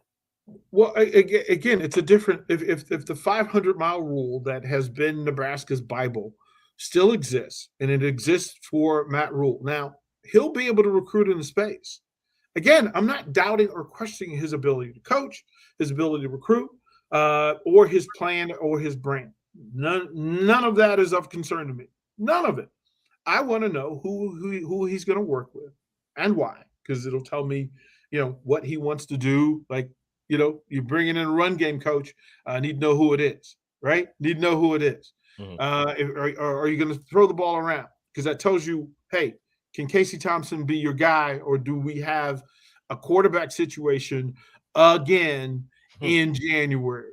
What are you going to do with big guys? Can you go and get quality Big Ten caliber offensive linemen and defensive linemen? How quickly can you get them? Who's going to coach them? Is it Rhule? Is it like, who is it? Is it Dawson? Who is it? We don't know. So there are natural questions. Don't be mad for us asking natural questions. It's just a thing. I would ask the same questions if the hire was Mickey Joseph. I would ask the same questions if the hire was Urban Meyer. I would ask the same questions if it was Fickle. Like, it doesn't, we don't know those answers. And I'll say it again so people understand it. The standard and level and quality of a program is based on the number of questions you have about it. And today, we have questions because we simply do not have the answers yet. Allow the conversation to happen. I would pause. I'd go back for a second to what we opened with when we announced that Matt Rhule. If you're just tuning in, if you're late, Matt Rhule is officially the next coach in Nebraska. Press conference coming Monday. Our coverage here sponsored by Live Hydration Spa in Lincoln at 70th and Pioneers. We got Rico here. I'm Jake Sorensen, DP on the video stream. We'll have Jay Foreman in a second, as well as Bach for our shift change at 11. So my question to you, DP, is this: is that a lot of people were concerned off the bat when they heard that for Matt Rhule, it's an 8-year contract. Well, let's go back to that. Let's revisit that for 1 second here, because I think people want to see 4 to 5 years and then see what happens. And maybe part of the negotiations we're saying Matt Rhule said, I need 8 years. I need 7 or 8. And that's what it took to get it done. Mm-hmm. For those who are scarred by 7 years that Scott Frost was given and failed at in his tenure here, can you talk those people off the ledge regarding 8 years? What, in your mind, why was that so important for Rhule, and what is your response to 8 years versus 4 or 5 for Matt Rhule, DP? See, this is where I don't want to talk for Trev or for Matt Rhule. The 8-year is that's generally in contracts a financial security issue. Because the buyout and the responsibility, there's a responsibility to leave in that space and then to cover when somebody leaves in that situation. Longevity is you hope Matt Rhule is here for the long term and that he's gonna stay and do his thing. We do not know that. We don't know that. I asked the question earlier. I would ask it again. Is Nebraska the motherland for Matt Rhule when it comes to coaching? And look, he can get here and just like Tom Osborne, Coach Osborne, he can get here and fall in love with it and decide that he wants to be it. Look, I fell in love with it. That's why I'm in Lincoln. That's why we're doing what we're doing, and we're talking about long-term goals. My wish and hope is that he does his thing and is successful so that we can talk about it from that level of success. Like, that's what everybody listening should want. If you're a Husker fan, you want 8 years from now that Matt Rhule is settled in and successful, and then we can look forward to the next 8 years. At 47 years old, we can see him coaching at age 55. We can probably see him coaching beyond that. But those 8 years would require success. We would hope that it will require success. So the 8 years doesn't bother me because it is a protector of intent. But financially, that's a lot of guaranteed money. We'll find out more about what the specifics are on Monday when they talk about the contract. We don't have all the particulars on it from beyond that, but that number will also play into his assistants, what they can spend on those assistants. That money will have something to do with NIL and, coalitions and groups that are in place for that sort of stuff. Look, there are a lot of questions. We'll have more answers on Monday, but 8 years is a contract. So like I said, yeah, they made a hire. Regarding 8 years, Matt Rhule was again on College Game Day about just under an hour ago with Kirk Herbstreit and the guys, and he was said, to build the Huskers up into a national contenders, it would have to be from the ground up again. Here's the quote. So I said, I think it all comes back to that. There's lots of good football players out there. I sat there last year and watched the NFL draft and watched 6 or 7 Baylor kids get drafted, guys that weren't highly recruited, guys that weren't 5-star players, and they came and played for us, and they played for Dave Aranda, who's a tremendous coach, and they built themselves into NFL players on the practice field, in the meeting rooms, in the weight room. They also got degrees and second degrees, and their lives are better. To me, players that want to come to Nebraska, they have to want to be NFL players. They have to want to do more in their life than just play football. They have to want to get great educations, because you know what? We're going to push them. But if they come, anybody can come. Anybody can help you get to the NFL. We're going to help guys get second contracts. We're going to help guys, when they get to the NFL, be pros. That's really been our specialty across the National Football League. There's players from Temple and Baylor doing great things, and we want to do the same thing at Nebraska. That's Matt Rhule. I want him to beat Ohio State and Michigan. Like, look, man, I have mad respect for what they do after they leave Nebraska, but guess what? The easy way to get the NFL is success at Nebraska. Like that's a Jay Foreman thing. You better do the work where you're at. Mm-hmm. Grow where you seeds are planted. Like, I don't care what happens after Nebraska. I'm going to root for them like crazy. But my goodness gracious, you better beat somebody while you're wearing the N for any of this stuff to matter. He also mentioned on game day that he's big on developmental, big on developing players. That's one of the things he loves to do, is to bring guys in and develop them to be better players. And he also mentioned that to win in the Big Ten and to win in college football, it starts with the big guys, and that's where he's going to start. He's going to start on the offensive and defensive line. Well, that's nice to hear from Nebraska fans. Right? Yeah. Yeah, preach, brother. You got that one pegged, brother. But the thing is, you can say it, and we've heard a lot of things said from previous head coaches, but then you got to go out and do it. Well, I say this to the texters.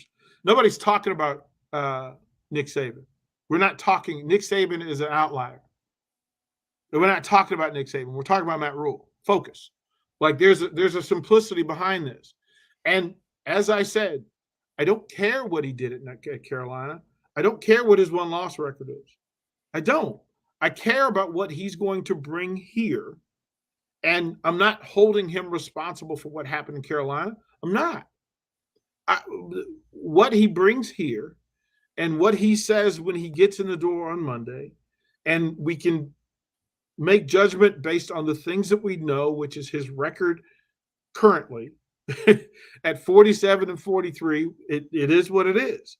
His success, you can give credit for the success, but you also have to question at the very same time, if you're giving credit for the good, you have to give credit to the not so good, which is your inability while playing in the Big 12 to beat teams who were quality teams. So look, the facts are what they are. How you feel about them, none of my business. I don't care about how you feel about it. Here are the facts.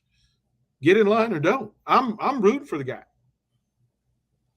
Yeah, at this point, I mean, we all have the guys we wanted as our head coach, but the decision is made. There's no reason to say I'm going to drop my fandom of Nebraska because they didn't hire my guy. How dare they? We all have disappointments in life. Everybody wants their favorite player drafted by somebody, or sports are full of excitement and also disappointment. Sports disappointment is the thing that you have to live with. But I'm not saying anybody should be disappointed by this hire at all. I think it's a quality hire, absolutely, no doubt about it. But my point is, for those out there saying I wanted this guy or bust, and it's not Matt Rhule, that's silly. You're a Nebraska football fan. You're a Nebraska athletics fan.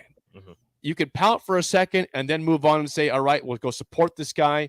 This is our dude. Hopefully he retains Mickey. Hopefully he retains Bill Bush. Hopefully he gets the recruits that are still committed to Nebraska and and they get even better recruits and a Reaffirm great staff, their commitment and bring some more in.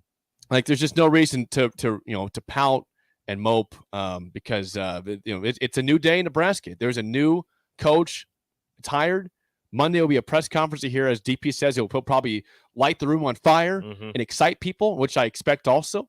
And we can go forward and hope it's a quicker build than it has been at his previous stops of Temple Baylor, where the first year was really, really hard. Not great. Just Guys, let me ask this. For all the conversation about Temple players in the NFL, please name 3.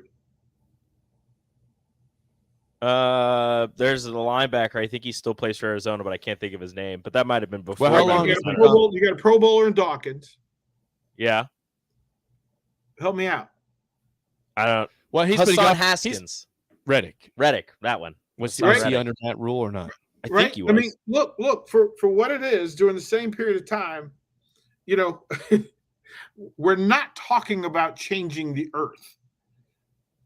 Like, tell me about the great players from that Baylor run. Jermichael Hasty. Right? That's the only one I know. Thank you, memes. Right? Like, Well, there's Charlie Brewer. He was their quarterback, but he didn't. He's not. I don't think he's in the NFL. Yeah. Well, I mean, here's the thing.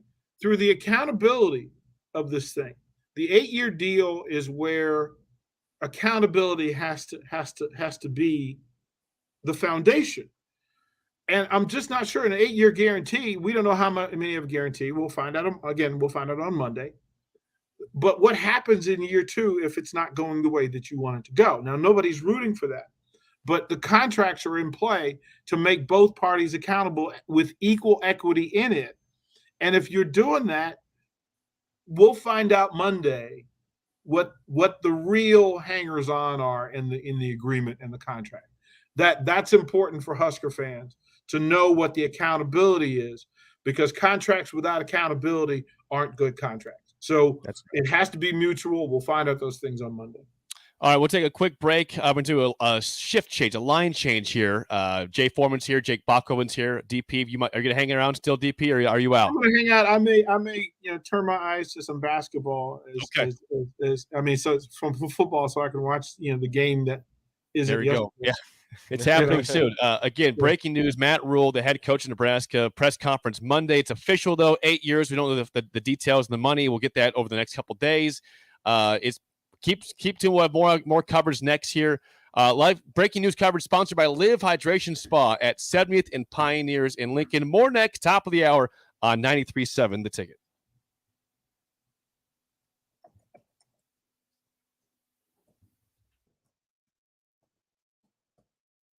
These days, there are more reasons than ever to treat yourself to a great haircut at Great Clips with the online check-in app.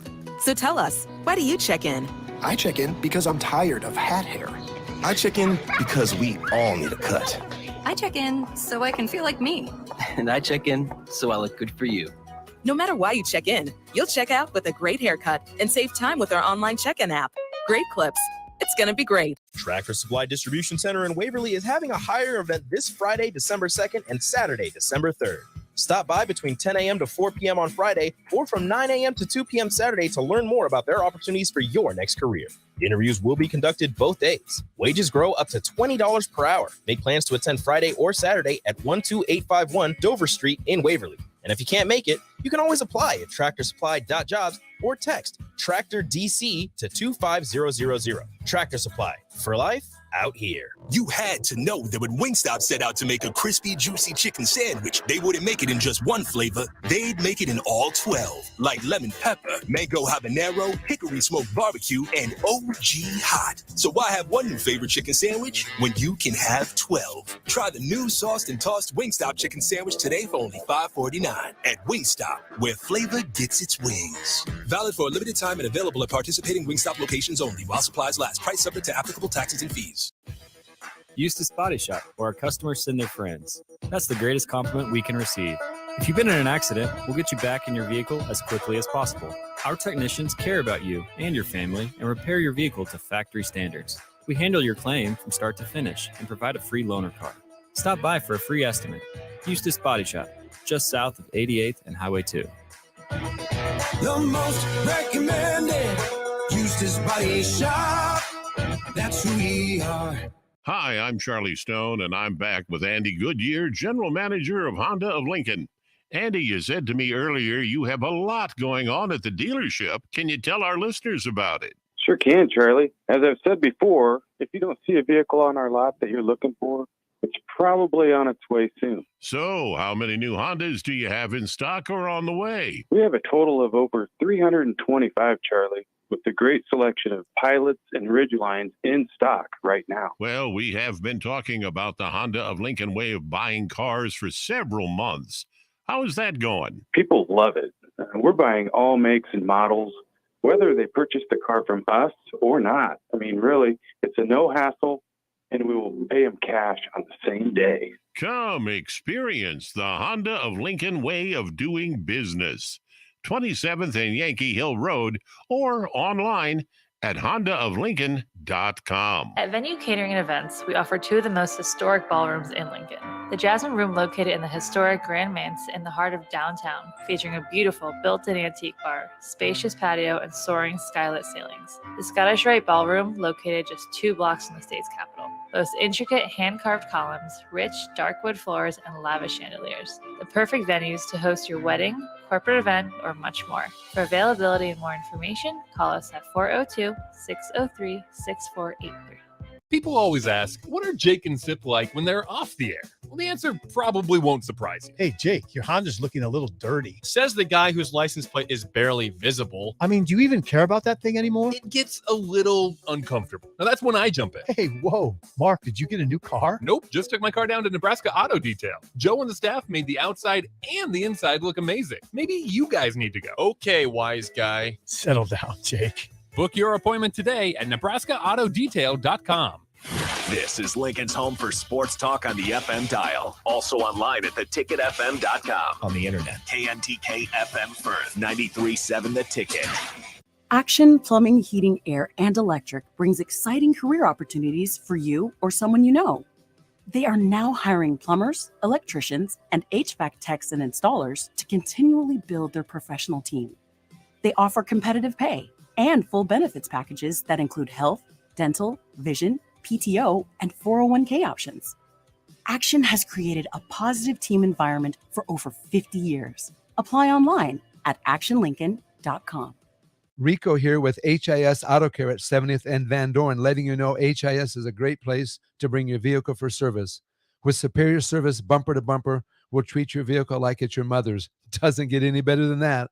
So call 402-488-8934 and HIS Auto will make you glad you did. 5% off, mention this ad, and for sure your mother will be proud you called.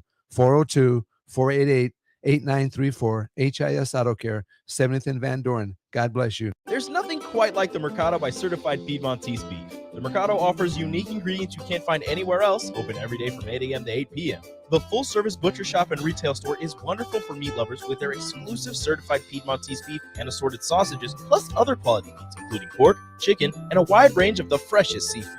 Plus, every Friday from 11 to 2, the Mercado serves up the best lunch in town on their Friday Feast menu. Stop in at the Mercado today at 84th and Havelock or visit their website at cpmercado.com to see current deals. Start your Sundays off right with Jeff and Nicole Essink on Fitness Fanatics. Jeff and Nicole discuss health and wellness, how to achieve fitness goals, and more through the life of gym owners and gym goers. It's Fitness Fanatics from 9 to 11 a.m. on Sundays on 93.7 The Ticket and theticketfm.com.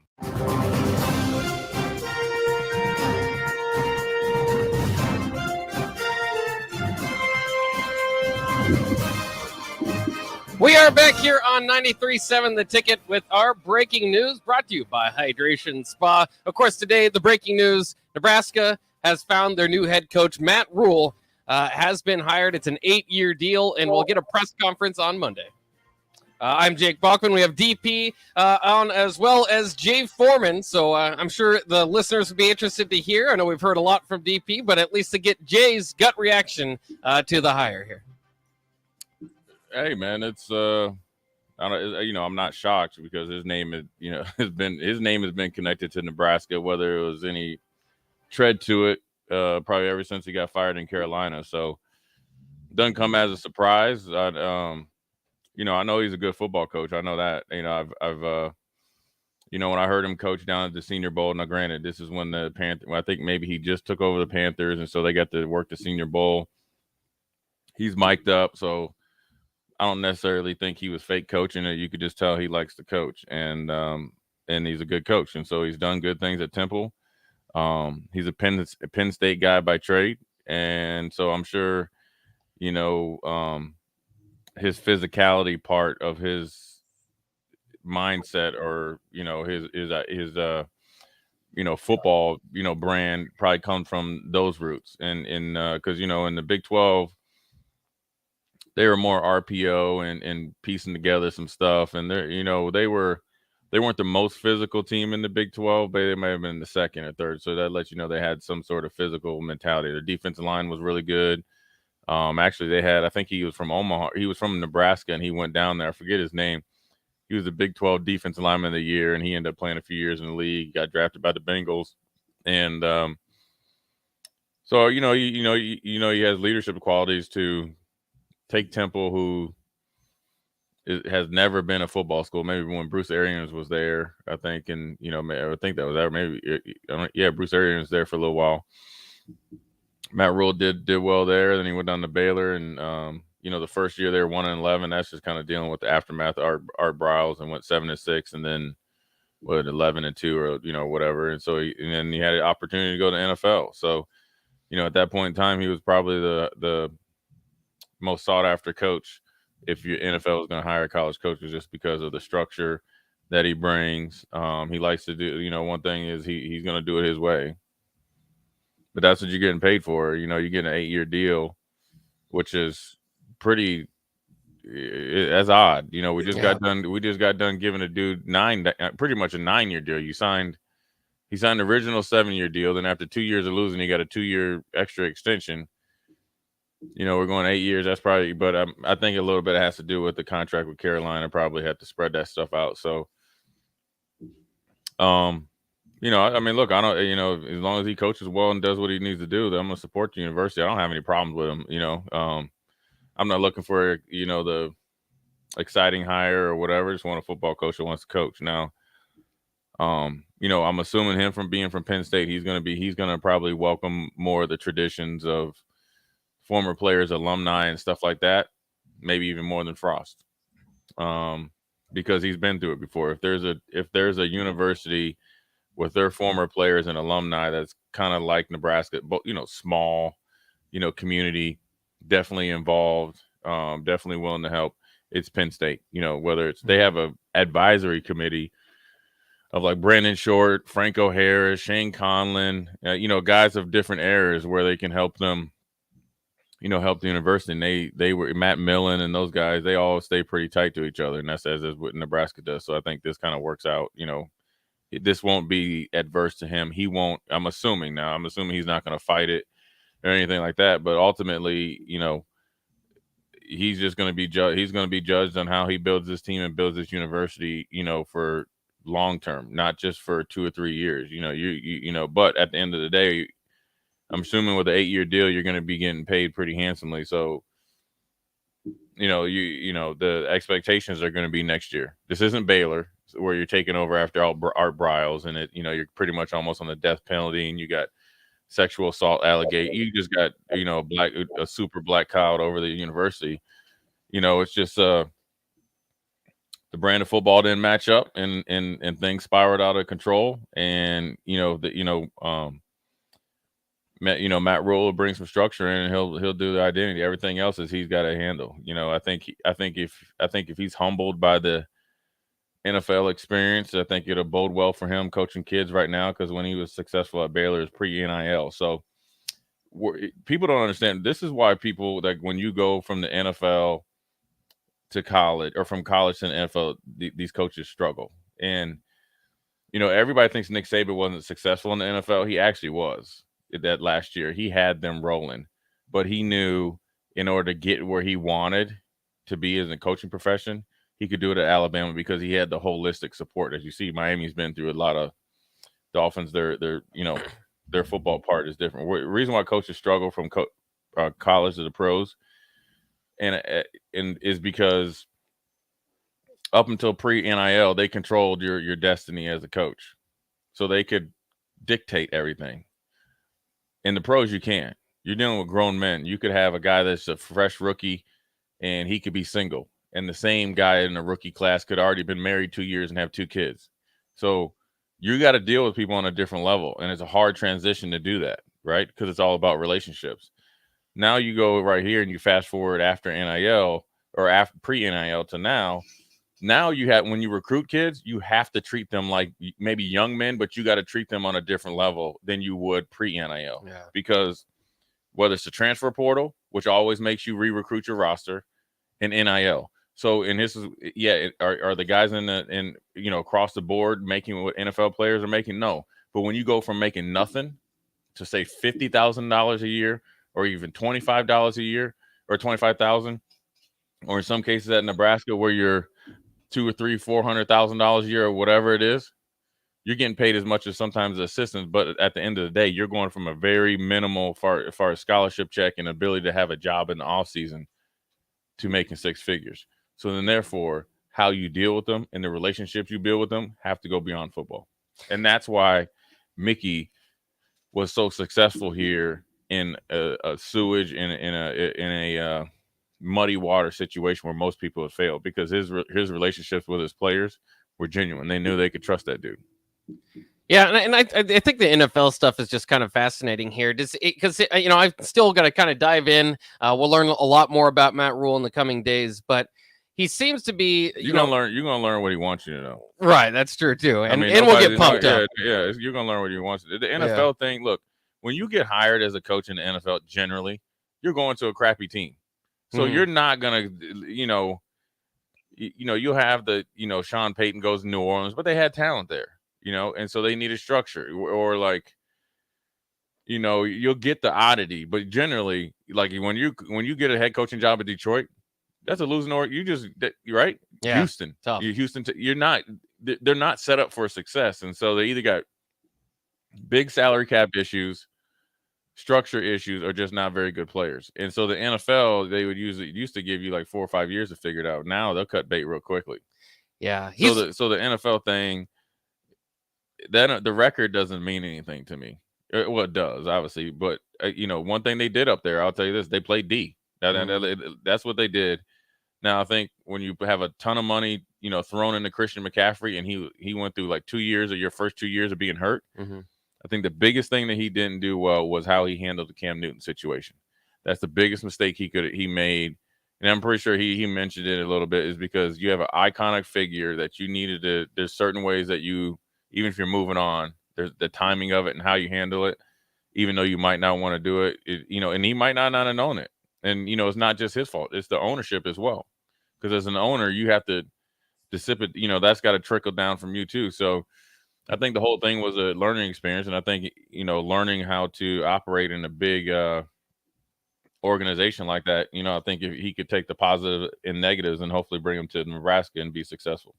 Yeah, and I know there's a lot of, when you look at it, it's weird, because like you said, usually NFL coaches would get a longer time, but more than that, they usually at least, you hire a guy and he'll get his young quarterback in. And Matt Rhule was never able to do that. He was playing, hot potato at quarterback, never had, probably a top 15 type of quarterback in the league. Yeah. And that can kind of, that can hold you back and hold your ceiling back a little bit as well. Well, that, and well, number one, Sam Darnold, he's always kind of injured. They traded for him, I think, right away. And then he's always injured, and Christian McCaffrey got hurt. Yeah. And he was always in and out of the lineup. And then when he played, it was never anything consistent.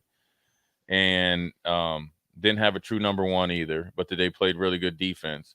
And then, I think he had a lot of, power to, kind of make some roster moves. And then, remember the whole Baker Mayfield, was he going there or not? I don't necessarily know if he truly signed off on that. So then you're set up to kind of failure. The NFL is weird, because a lot of things can be in your control, but then it be out of your control as well. You sign up and think, I got Christian McCaffrey. This dude has been, whether you like fantasy football or just reality, he's been a weapon.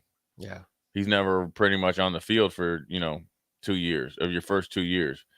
And when you start losing at the rate that they lost at times, and then everybody wants to look for somebody to blame. Now, I think a little bit, but because he was kind of like lock and step with the GM, if I remember correctly. So then you assume more power, but then you assume more responsibility. So I think it's all a learning experience, and it is an old saying: you get hired as a coach, you get fired. And he seems like a football coach, so it doesn't really matter where it's at. No, he'll have to. One of the best things he'll do is probably keep a close connection with Coach Osborne and understand how he's doing. Trevor, make sure he does those things the right way and be pure about it as well. Don't go through it for the photo op, right? And don't do it for the first year. Let's see how many years you do it and what you learn from it, because coaching in the Big Ten is obviously different. We've seen it, and you have to adapt to it. I mean, Baylor, his offense, but you also got to make sure that, like, at Temple, they probably didn't have like a big time back. There's guys like Deion Dawkins that play for the Buffalo Bills that swear by him. And so it just kind of depends. And, he probably did a lot with a little bit less of support and resources in Temple, but he embraced that job. And so that's why you just assume that he'll do it. And he's done it a couple times too in an adverse situation. So that's maybe why he was so appealing to Trev and whoever made the decision, because you can kind of do comparables to the situation here in Nebraska. Well, and it's interesting too, if you look at the Temple part of it. I know a lot of people, he's probably more hired based off what he did at Baylor, but Temple is that stepping stone job. But he's not like alone in having success there. In fact, he was part of a string of 4 straight coaches that used Temple to get Power 5 jobs. Al Golden, Steve Adazio, him, and then Jeff Collins. So it's kind of interesting. Temple's been able to win with several different guys. One of my best friends in the whole wide world coached with him at Temple. He just started out as a GA Sean won national championship at Tennessee. We played, 8 years together, or not together, but, we were drafted together and ended up, playing 8-9 years together in the NFL. Still, obviously very close. He said Matt Rhule can recruit, he can coach. He has structure. He's a worker. He can deal with both sides in the locker room. He can deal with the schmoozers, and so that's what makes him appealing. So I think that, look, Trev made his choice. Everybody needs to support it. If Matt Rhule ever called me up and asked me for advice, I said, you better be over there to one Mickey Drive and figuring out how to have a conversation with him, how we can work something out. That would put him 3 steps ahead of the process instead of 3 steps behind. Straight up. And that would be something that would and this is if it's different. If Mickey decides to leave for a better opportunity, or for an opportunity he wants, so be it. But if it's not something that he tries to do, it's probably, you want to make this transition as easy as possible. I'm assuming he's going to be making $6+ million a year. Yeah. The pressure with that, dude, is Nebraska's not going to be waiting. Nebraska fan base isn't going to be okay with you winning 3 or 4 games next year. And they shouldn't. You won 4 games with an interim coach on the fly. Yeah. So if you're getting paid $6 million, why do people need to wait for you to win 4 games? That is the fascinating part about his resume. It is, the first year seems to be break it down and build it from the ground up. And I know that fans will be pretty impatient if that does happen. But sometimes the patience will come from if you see realistic, sustainable football. Yeah, because if it looks like it's going somewhere. Well, if you had to re-recruit and say you lose a whole bunch of people on your roster, then you're kind of playing. You're fighting an uphill battle because you're playing against grown men.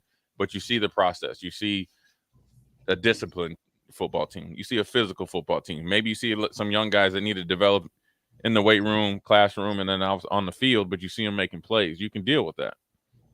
But if you think the fans are going to be okay with paying somebody that type of money and go get your head beaten, you crazy. Yeah, I do agree with that. At the same time, I kind of think, sometimes if you get the results of somebody that you hire that has done it before, it is what you hired. But we have AD in the room as well. AD, would like to get your gut reaction on the news this morning. Before I go to the news, I'm still thrilled we beat Iowa. Yeah. Yeah. I mean, yeah, that's another, thing is that the funny thing is, I got a text from one of my friends I play with in the NFL. He was like, man, you guys paid 2 coaches $60 million and you probably didn't pay this man 60 grand. He didn't did something that they couldn't do. Yeah. Mickey, and I'm going to say this, and before I even go to the Matt Rhule situation, last night, Jay, and I posted a picture on Facebook, and you may have seen it, maybe not have seen it. I literally have my hands in my head, DP and Jay and Bach, because it's the first time in 7 years we've beat Iowa. And think about this, at Iowa. Yeah. At Iowa. And for those kids to show the resolve that they did, because they were up 24-0, Bach? Oh, yeah. Up 24-0. And I didn't feel comfortable. I don't know. Did you guys feel comfortable at 24-0? No. And that's why my voice is still messed up right now because I was yelling so much. And then me and Jake were on the show last night. We did Tanner's the post game and Vershawn, we did the post game last night. But dude, I woke up this morning like, we freaking beat Iowa at Iowa and spoiled all their things. I wish this news would have came out Sunday, tomorrow, rather than today. And DP mentioned that earlier. Let them have this 24 hours. I mean, they got it, but the reason why it came out today is so they could be on the news cycle, man. You're right. Yeah, Game day. Heavy game day. Heavy game day. I mean, there's advantages to that and disadvantages to exactly. And you know what, Jay, though? I just think that was big for those kids. Jay, 7 years, bro. Oh, I know that, man. I get it, dude. I mean, I understand. I mean, losing one game, I'm uptight. So it's look, man. At the end of the day, it's been a long season. I think Mickey kind of just was waiting to see what was gonna happen. And the funny thing is, everybody's saying I'm all for letting the players, let them celebrate. But then people have been calling for weeks to have an announcement. It's a business. So now you got the announcement. Let's deal with it. But I also think there's a way you could have handled it. I do say that because games are going on all day. Yeah.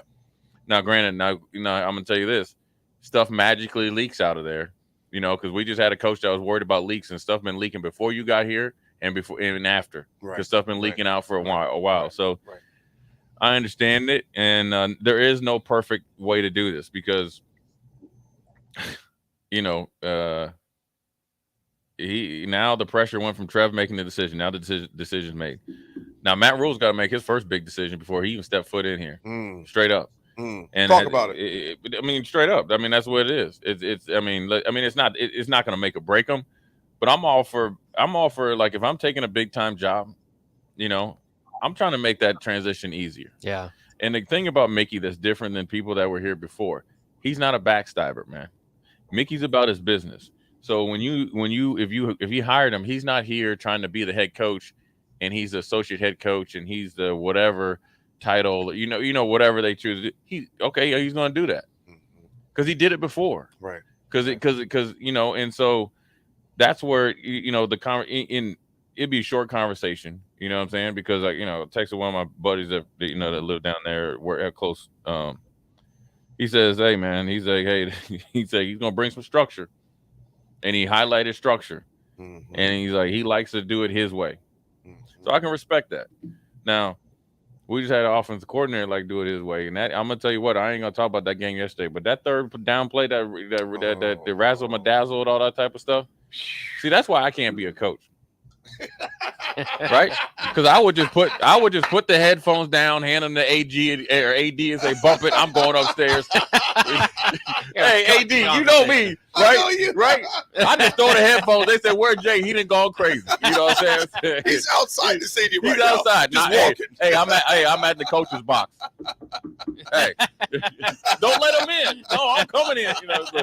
But I think Matt Rhule will do his deal, and I think that if the NFL is a humbling sport, a humbling place, man. Whether you're a coach or a player, and how you deal with it. The one thing that I like, he told on himself though in NFL Network. He won't admit it, But I'm big on listening to what people say. I'm big on listening to coaches what they say during the week. They'll tell you what they're going to do. Just people are dumb enough they just don't even be paying attention because they don't want to listen. He was on NFL Network and they asked him about his time in Carolina and what he would do different. first thing out of his mouth, he's mentioning relationships. That's going to be huge. Yeah, relationships big. With the players. Then he tried to get back to year 3, and just things didn't work out well. So be it. So that lets you know that he has some sort of like self-reflection, and that's huge, especially when you're getting paid enormous amount of money and you are the guy. So that has some self-reflection. Then he went back and he looked at schematics, what he could have done better, X, Y, Z, and watching. Right. So that means he's right back in it. Right. And then also number 4 is he has the support of his family. Son told him, man, go coach. This is what you want to. This is who you are. Support. So that lets me know there is no emotional tag away from him from doing his job.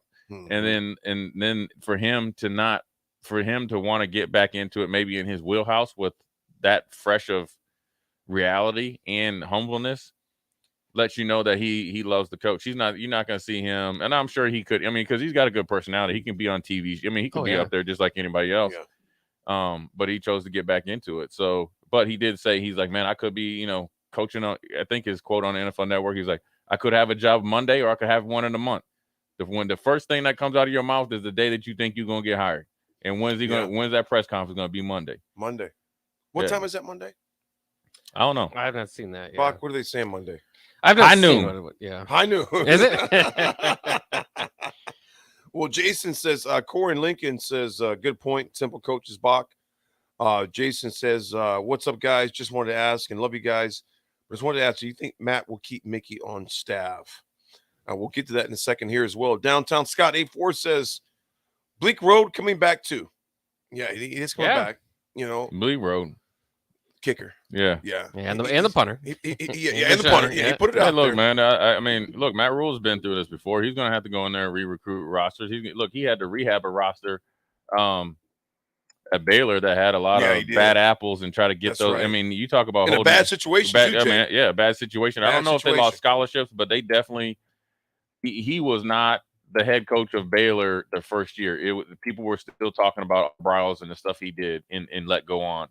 And it wasn't just the football pro. It was just athletic department, period. It was so he came in and had to, exterminate a lot of rats and stuff like that. So you got to give him credit for that. And, to his and he brought them back to respectability, man. Big time. Yeah. I mean, Matt Rhule did a heck of a job with that. And for him, you got to think Trev's done a lot of that. Yeah, Trev's done a lot of the hard work. So for him, he did, and has. That's what I'm saying, and could continue to be there, lock us up. So I think for him, when he looks at this job, he's like, man, I can actually just hit the ground running and coach, build a staff versus. Let me go in here and do a whole bunch of stuff. But that's part of the job at Baylor, and that's the risk that you take that first year. Now, granted, if I'm paying him at Baylor, I would like to see more than one win, but it went right back to 7-6. So that lets me know in a matter of 6 to 9 months, his culture can take over pretty quickly. I think he's ahead of the game right now because of what Mickey's done. You know what? And so that's why it's going to be really interesting to me to see how he approaches Mickey. And nobody will know because we won't be there. We won't be exactly, Jay. But you'll know without knowing. Again, if you listen to what people say and you see how they move, you'll get every answer that you know. Absolutely. And so, I think for him, if he called me, I would say, dude, I'll be like, dude, you playing with house money. Like you in a position right now, dude. If you just come in and coach and just, I know he's a man of faith and I'll do all that stuff, and then had a relationship with the players. Hey, man, when James Frank or when that Penn State job comes, I mean, and just to be honest, I'll tell you this. I know it's an 8-year contract, but we've seen in college football, you on a 1-year contract. You mess around, have a bad lapse of judgment, you up out of here. That's right. That's right. They will forklift you up out of here like the grave digger Gilbert Brown. But I'm going to tell you this, though. But I'm going to also tell you this. Let's be honest. Let's just keep it real right here. Now, granted, I would, I do. This is probably like this is Dubai for Mickey. You know what I mean? This is the place that he wants to. He could coach here till he's like, man, I'm done coaching. Right. Matt Rhule might not be like that. That's not really actually a fault, because if he comes, now here's where it's only a fault if he comes here and doesn't do his work. Right. I think him working is never. He is, you know what I'm saying? He's gonna work. Okay, that's his. He's a, you know what I'm saying. So so that right there is gonna be a change to what was before. He's gonna work. You ain't. I mean, and there's nothing wrong with having fun, dude. Right. Nick Saban golfs. He goes, gets on his boat. He does all that stuff. Right. But homeboy works, so he's gonna work. So if Matt Rhule comes in and is successful, just say in 5 years, right? Or 4 years. Mm-hmm. Big Ten West championship, maybe gets to Indianapolis and Penn State comes calling and that's where he's from, don't you dare be mad because he did what he's supposed to do. Right. Jay, I got a few here from the texters. Chase B says, no matter who is hired, I was going to support whoever sat that chair. Let's rule the Big Ten. I like the wordplay right there. I like the wordplay there, Chase. And Jay, also we got Baylor had like 45 scholarships near the death penalty. 3 years later, the Sugar Bowl, and that's Byron right there. Byron, you're exactly right. Yeah. Jay, so when you think about that, man, I'm gonna throw this to you. And Thomas and Lincoln. Thomas, what's up, big dog? Do you think that Rhule leaves 3 or 4 years, and if Mickey is here, does it goes to Mickey? I'm not sure about any of that, but Jay, you think about that. They were in the death penalty. Pretty much, 3 yeah. years The modern later. day death penalty. Yeah, because you think about SMU back in the day. Yeah, that was when they serious. basically shut the program down. Yeah. You know what I'm saying, fam? Yeah. Jay, you think about that. You look at rules back, and I'm gonna mention this. I've said it, and we said it on our show, and I know you've said it the same thing on Old School, Jay. You and DP. No matter who the coach is, I've been a Husker fan. I'm 48 years old. Jay, you're 46, right? Yeah. 46. 46, yeah. Buck, how old are you, big dog? 32. Okay, you're youngin'. Oh, young whippersnapper. Yeah, one young whippersnapper. I've supported whoever came because the N on that helmet is bigger than the name. Yeah. No matter who's here, it's going to be yeah. bigger. And I'm going to support the heck out of Matt Rhule. Oh, yeah. Support the heck out of him. Yeah. Jay, you look at what he did at Baylor in the situation they were dealing with right there. How does that translate to here, though? Well, I mean, every place that if you're a coach, you take the good and bad, and it's something that you can draw back on. He's been successful at 2 places that historically have not been good at football. And Jay, think about this real fast. 3 years from the death penalty, basically. Yeah. He took them to a Sugar Bowl. Yeah. And so he all the Texas coaches like him. And he's done really good because he's out there evaluating each player. And he's taking some guys. I know there's a defense. I forget the defensive tackle's name that's from Nebraska, had Nebraska ties, and he went down to Baylor, and he was just unstoppable. But I think that what he's done is second to none. So give him his props on what he's able to do. Now he's able to draw on experience and maybe even talk to Trev about some stuff that with the inner workings of an athletic department as you're trying to make transition from being a losing place. You know what I'm saying? I know our Browse was throwing, he was kind of like that air raid, throw it all around and do all that stuff. Where Matt Rhule was a little bit more RPO, kind of what you saw in Temple, which is PJ Walker. But let me tell you something. PJ Walker can throw the rock. Okay, so he's able to. It's not just RPO like when we had Adrian Martinez, where he couldn't really throw any route. He's gonna test you with the route tree. Now look, if you got a runner like what we got now in Anthony Grant.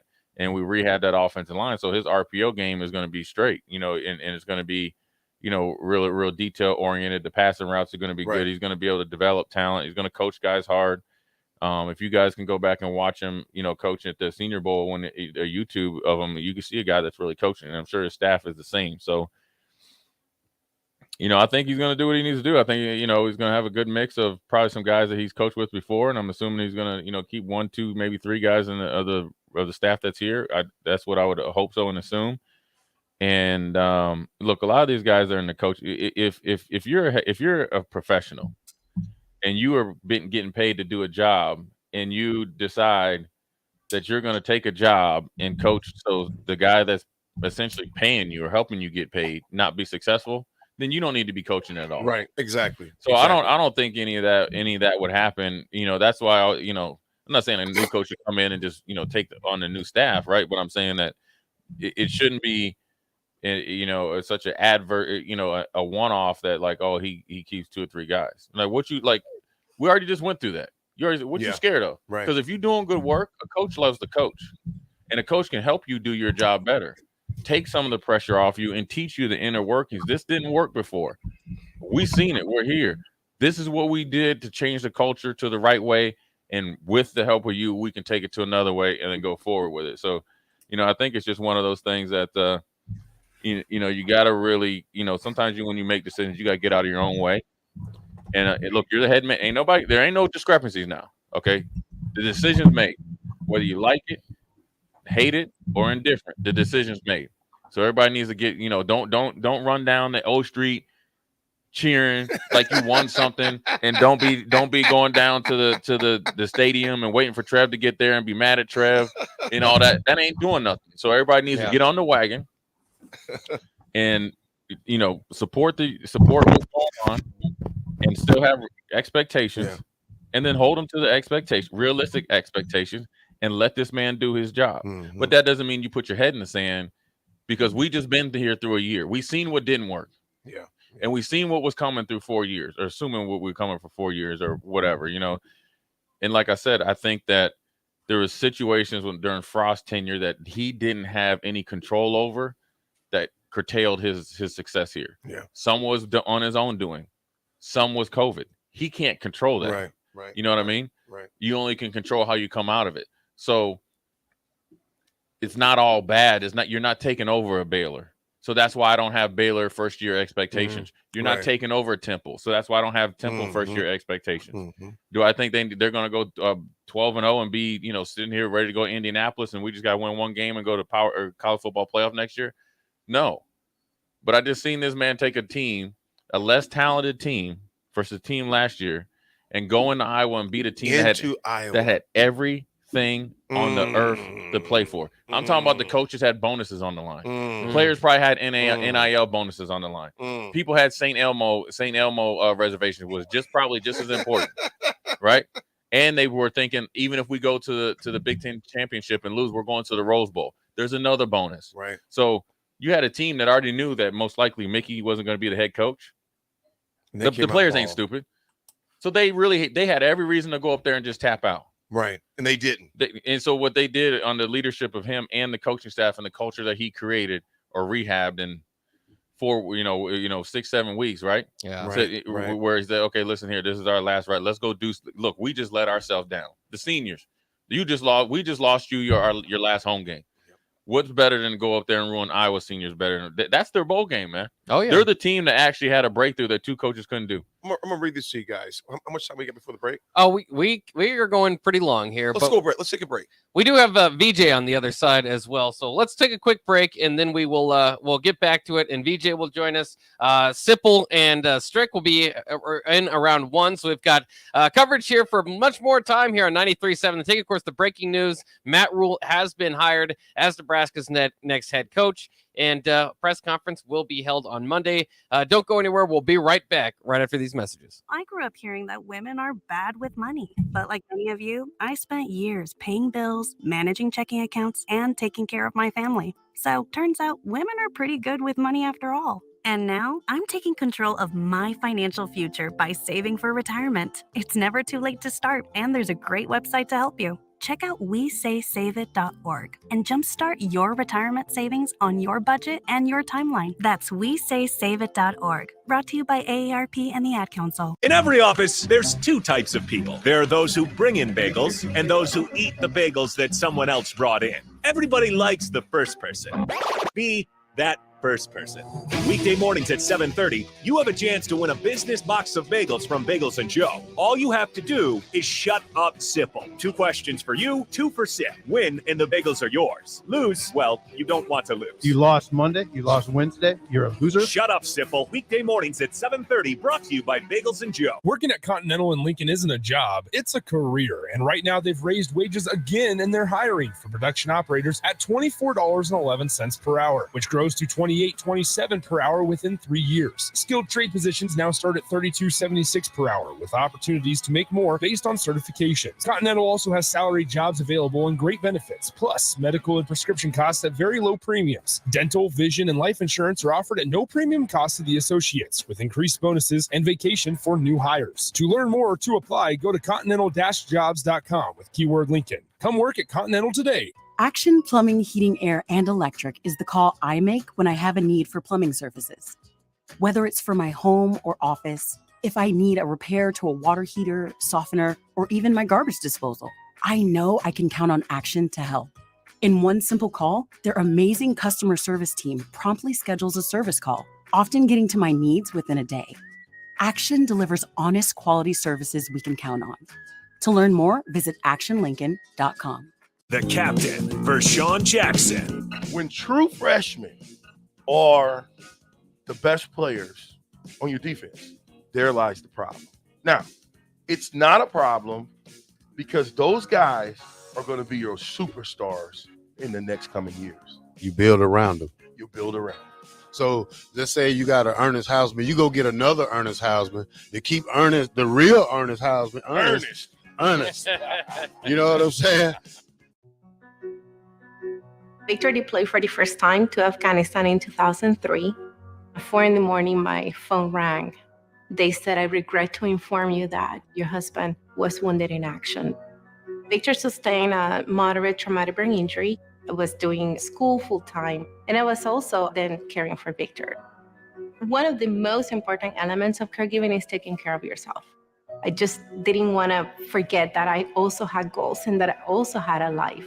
What I did is I challenged Victor to meet me halfway. There are almost 6 million military and veteran caregivers across the nation.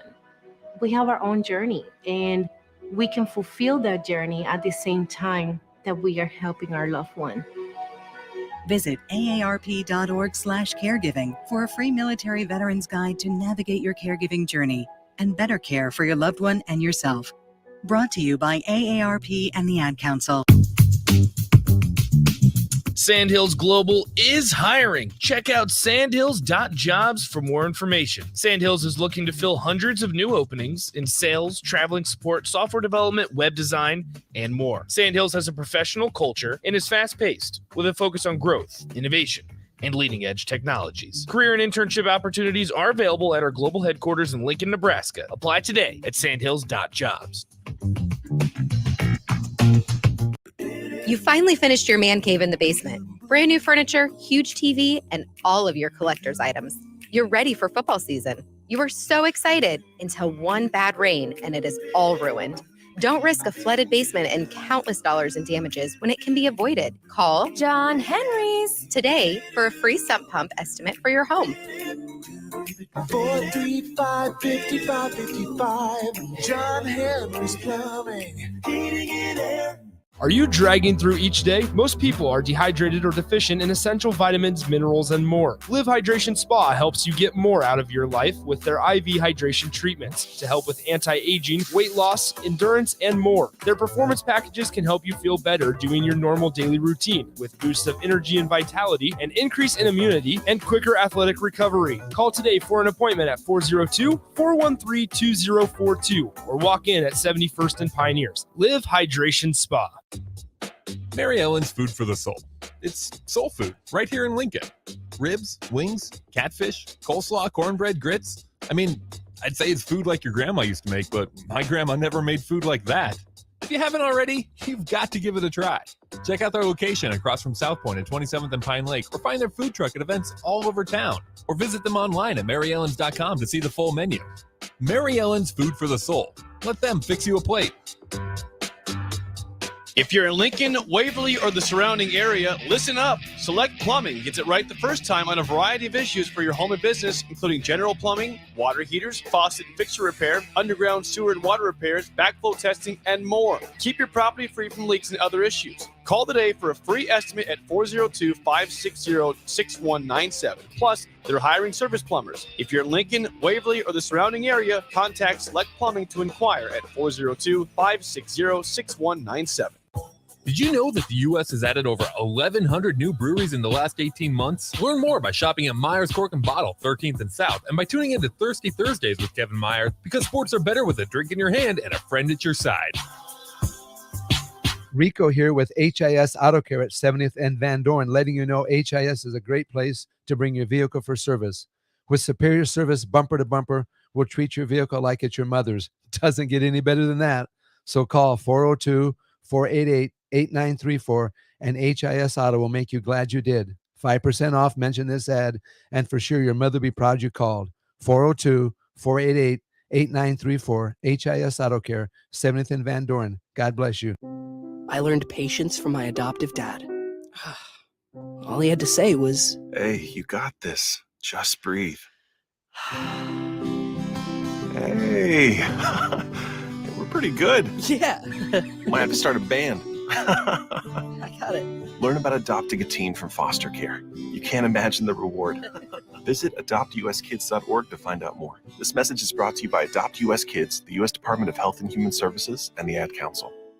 This message is for Shauna, my mom, who just finished her high school diploma. I wanted to say I'm so proud of you for finishing school. You told me it's never too late to achieve your dreams. I hope to make you as proud as you have made me. When you graduate, they graduate. Finish your high school diploma for you and for them. Visit finishyourdiploma.org to find free and supportive adult education centers near you. Brought to you by the Dollar General Literacy Foundation and the Ad Council.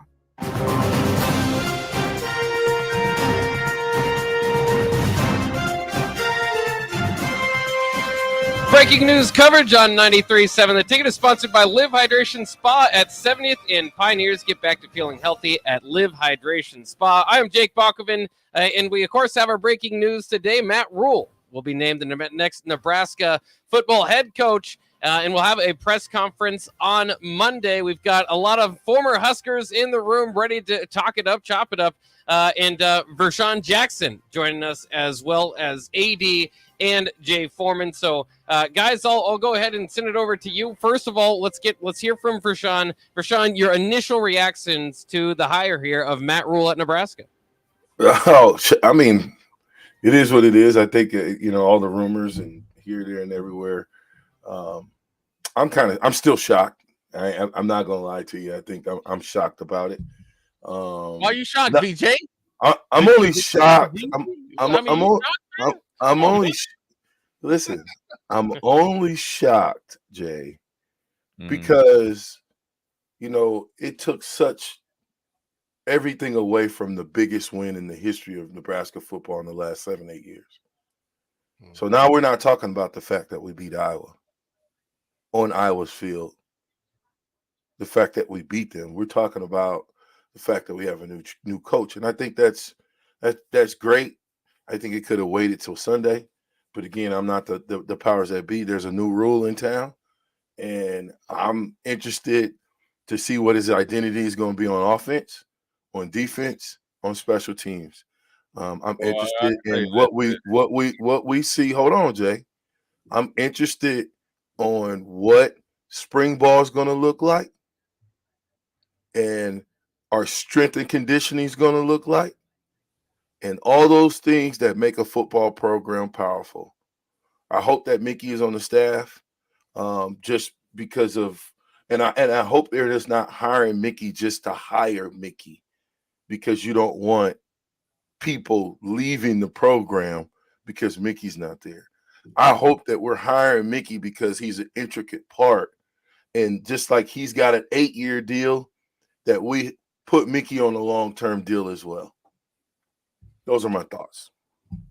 Yeah, I think that I think if you go back and look, they played some D, wherever he's been at. Carolina, they had pretty good defense. Generally, when they weren't able to generate some offense, and Baylor, they played some D, opportunistic. I think look, man, he had I think his name Hassan Reddick. He was a first-round pick. He had Deion Dawkins the year that they were really good at Temple. So I mean, he's developed some talent. I think the biggest thing for him will be how he, within the first year starts to kind of form his roster. And you can see that, VJ and AD, I want your comments on how, like who he recruits, what size are the linemen. We got about, I think we might have the tallest lineman in the history of football. From 6'7", 6'9", 6'8". Like y'all got a bunch of bootleg power forwards or something like that. So what his ideal lineman is and defensive line. The whole schematic things. I'd like to think, VJ, to be honest with you, in particular defense, you could tailor to whatever you have on your roster. You might want to be like a 4-2-5, but realistically, you might have to run 4-3. So I don't think you can come in and just blow up the whole roster and think you're going to go and transfer and recruit 60 guys. I think you got to see where we're at, see what you can get out of it. That's going to tell me more about him and his coaching staff versus trying to do the easy thing and say, oh, we need better players. everybody wants better players. But ultimately, when you just coming off a 4-8 season, you ain't getting all the best players. You got to make them. You know, and that's, you know, you talk about when we were good, guys came in and worked hard, and got the best out of us. You know what I'm saying? We pushed each other. So I think if he creates an environment like that, I think everything will be fine.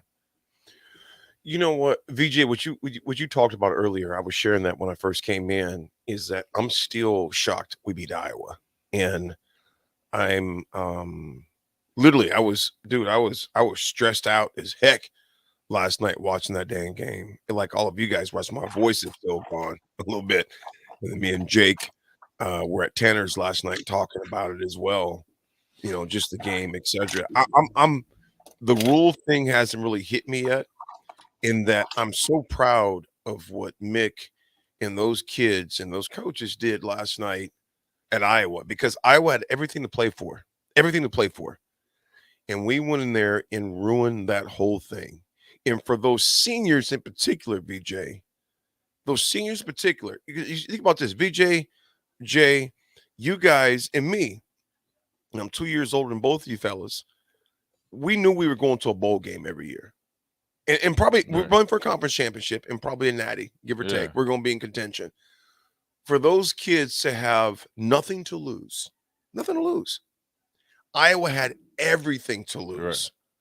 For those kids and Mick to go in there and do that, whether Mickey's retained or not, which we hope he surely is, I'm just still blown away by it, man, because it's been 7 years since we've got that done. But Jay, to bring back to your point. AD, hold up. Hold up. Remember the last 3 games we were big time dogs. Yeah.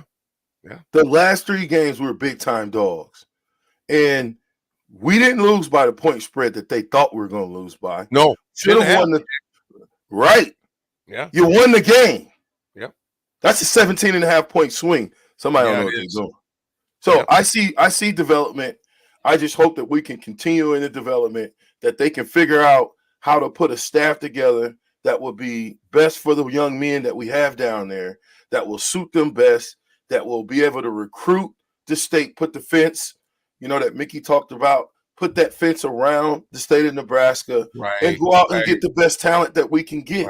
You know what I mean? And I hope that we can do that. I would think that would be on the horizon. But you're already hearing grumblings of guys leaving. So VJ, talk about in-state recruiting, the importance of that, VJ. Talk about the importance of in-state recruiting, man. I mean, you guys know as well as I do. I mean, look at the best, one of the best players in the championship game in high school. Where's he going? Ohio State. Oklahoma State. Oklahoma State. Yep. So if Oklahoma State and Gundy was able to come in and take one of our best quarterbacks, those are the things that you can't do. You got to get your best guys from the state. I feel like, not that I'm going to fight any harder than Jay, but Aaron, you're from here. I'm from here.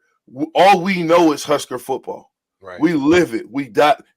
Jay maybe didn't grow up like that. Jay had to get the Husker fever once he got here. Or Jay, let me ask you, did you have Husker fever before or after you got to Nebraska? It was after, man. But I embraced it, and once I recognized it, I felt like I played better. You know what I mean? I started playing for a bigger purpose, and so that's what the coaches got to do as well. So I think look, recruiting is a big part of it. Yeah. And there's not a better recruiter out there than Mickey. Just that alone. Bill Bush and those guys, Applewhite, they all can recruit and they all can coach. You got the double whammy. There's a lot of coaches out there that can only recruit and then they can't coach. You got 3 guys on staff in Beckton that could do both. And so, biggest thing is, like, even if you got an 8-year contract where you just don't think just because you got a long runway, just don't use it. Doesn't mean you have to use it. Go ahead and hit the ground running. Surprise some people next year. So I think that everything's set up for him to be successful. Mickey's done a lot of the hard work and it wasn't done yet, but he really, really, smoothed over some stuff in the foundation to try to get it going in the right direction as he would. And then, obviously, Matt Rhule's the head coach, so he's going to, obviously benefit off of that. And in recruiting as well, Mickey to continue to recruit, get guys to commit, when there was no guarantee for him to be here is it can't go unnoticed. And so as you're looking on the outside in on what would be advantageous for an incoming coach, it would be to keep those guys that kept working hard and were professionals, because ultimately that's a guy you can depend on during hard times. It's not going to be all peaches and cream while he's the head coach here. He's going to lose some games that he's not supposed to. He's not going to maybe reach the expectations that. Whoa, Jay. What? He's not going to reach. He's going to lose some games that he's what? You're going to lose some games. There's going to be first of all, you're in the Big Ten. This is the best of the best. You're going to lose a game against Purdue that you might be better in, 9 out of the 10 times, but it might just be their day. They might hit a 60-yard field goal. This stuff happens. But at the end of the day, consistency is going to be his best attribute, and that's what he brings. He brings a tremendous amount of structure and ideas. I'm sure hopefully he's going to be open to what's realistic around here, and he's going to take that and run with it. And adding the best people he can that wants to do the right thing by this university, as in when he was at other places, is the best thing he can do. And the expectations, whether they're realistic or not, or they're tied to the paycheck. People are always worried about what Mel Tucker's doing, but they ain't worried about what Jimbo Fisher's doing. I mentioned that the other day. They're not worried about what anybody else is doing. So when you start getting a big paycheck, that's what the expectations are going to be higher. And as long as he's willing to embrace them, he's going to be good. I mean, this smells like Callahan is. Only reason, listen, no, I'm not. I'm just bringing up history, okay? And I'm talking. I'm behind Matt Rhule. He's the coach of my alma mater. Let's get it done, Matt. Let's get it done. If he's the coach, let's get it done. But that don't stop the captain from saying what I want to say. Okay. Oh, yeah, I mean, everybody's got an opinion, but I mean, the comparison to Callahan is easy because they both got fired in the NFL, and they came to Nebraska after a long, strenuous search. But the timing of the search is significantly different than when Frank was fired. Number two, Matt Rhule has successful head coaching experience at the college level versus Callahan.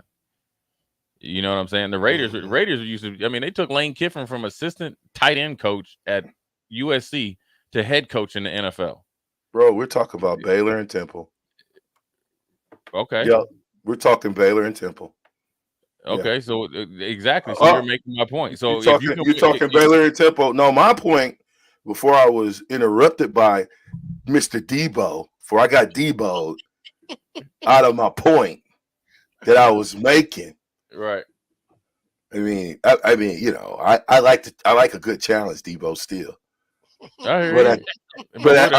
So what's your point, though? Me and Bunker is going laughing.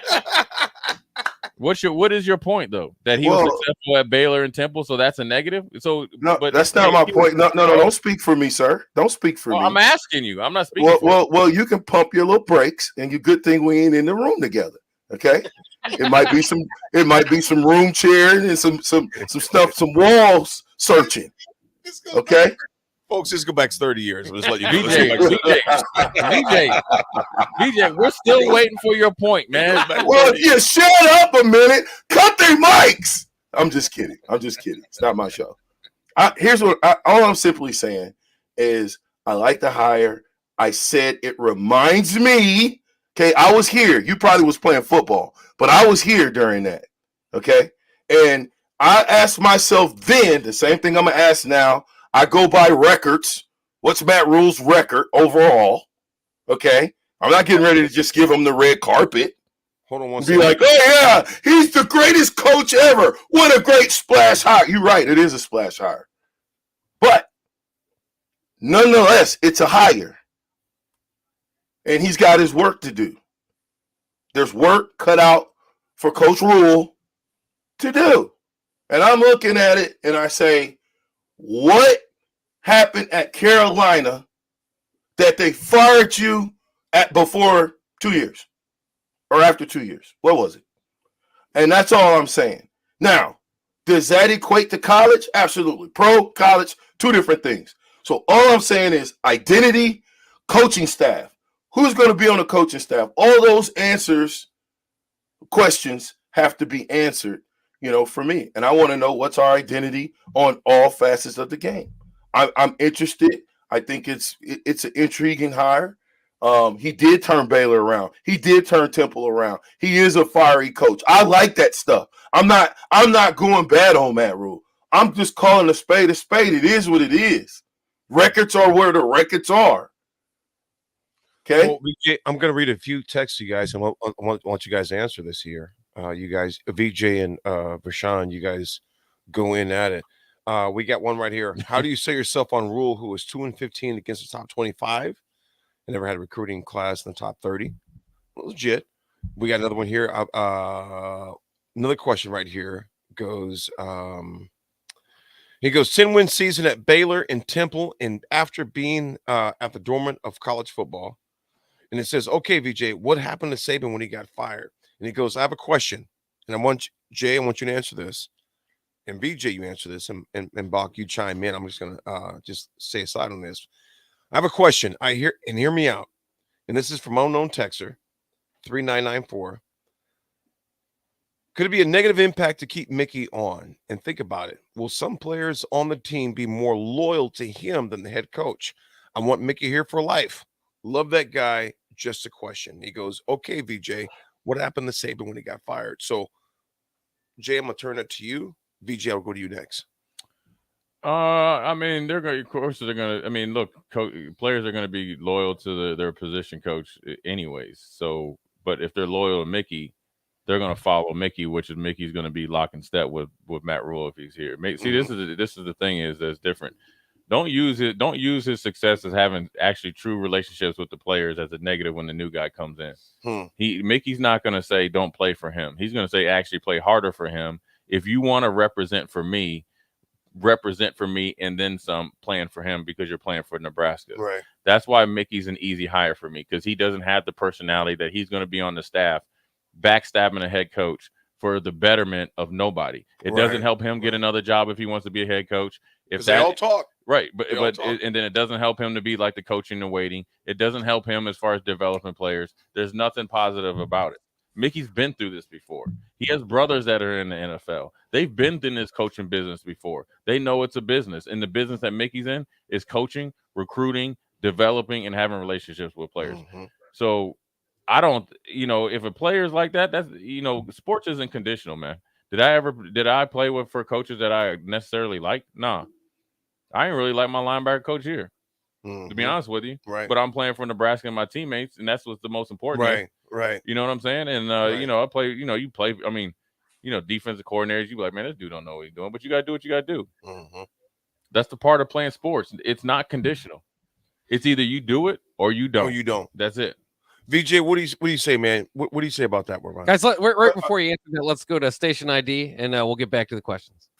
This is Lincoln's home for sports talk on the FM dial. Also online at theticketfm.com. On the internet. KNTK FM Firth, 93.7 The Ticket. All right, Rashawn, go ahead. I don't think it's a negative impact to keep Mickey on. I think that's the most positive thing that can happen to Coach Rhule in this university is to keep Mickey around here and to have him have a significant role as to what we're doing here at the University of Nebraska.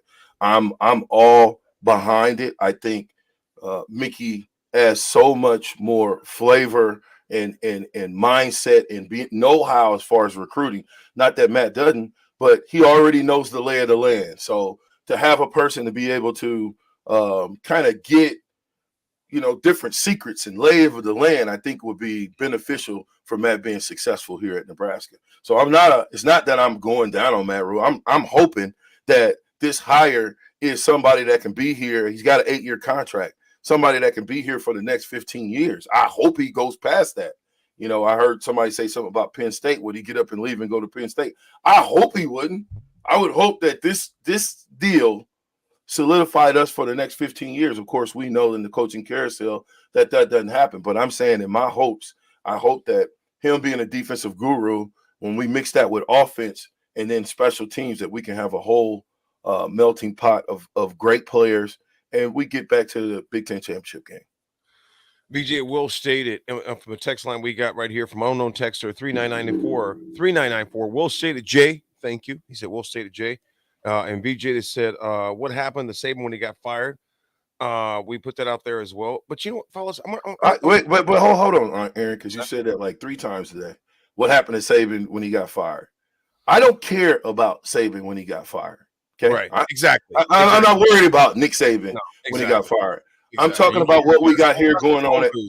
That's old news. I'm talking about Matt Rhule, and I'm telling you, I didn't say it was. I didn't say it was a bad hire. I said that it reminded me of that. You asked me when I first woke up. It reminded me of that when I thought about that. Yeah. You know, from a guy going from the NFL and then coming back. I don't care what the career is. I'm talking about you had an NFL job, then you went back to college job. I think there's value. Doesn't Carolina have to pay a little bit of money on his contract? BJ, you need to ask on Monday. Ask what? I need to ask what? The details of the contract. I need to ask who? Trev and Matt Rhule. Nobody knows if Carolina's on the hook. We might be on the hook, man. We might be. I thought it was public. I thought it was public knowledge, but maybe it ain't public knowledge. But I mean, I don't got to ask anything. It's public knowledge, right?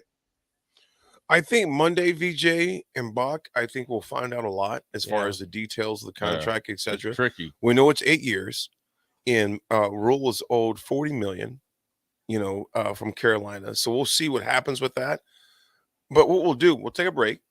And I want to come back and ask both of you guys this: the importance of keeping people in state. Because we looked at that Class A game on Monday, VJ.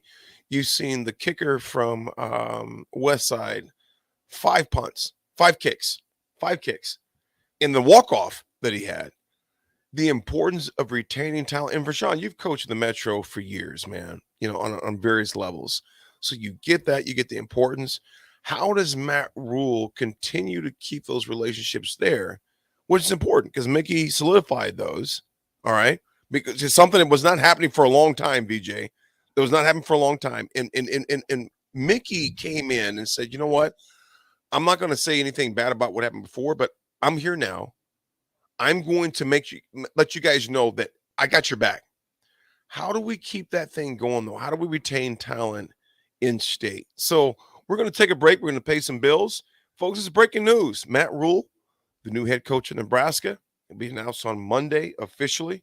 And you know what, folks? We're behind him because, as we all talked about, we're all Nebraska fans. So we're going to support whoever's here. But we'll be back. Pay some bills. We'll come back. 937 ticket. Holiday baking. Sounds fun, right?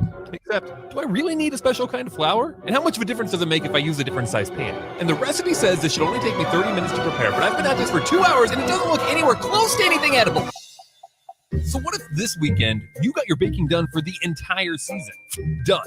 Beatrice Bakery is here for you with special prices from 25 to 40% off and free shipping on orders over $65 this weekend only from Black Friday to Cyber Monday. Check them out online at beatricebakery.com. Beatrice Bakery, welcome to our world of yum. When you were a kid, clubs were cool. Robotics club, or space club, and stuff like that. But what do adults get? Book clubs and quilting clubs? Nah, forget that. How about a margarita club? Get to Upside Bar and Lounge and join the best club in town. 10 flavors of margaritas like Maui Wowie, burnt pineapple, and mango tango.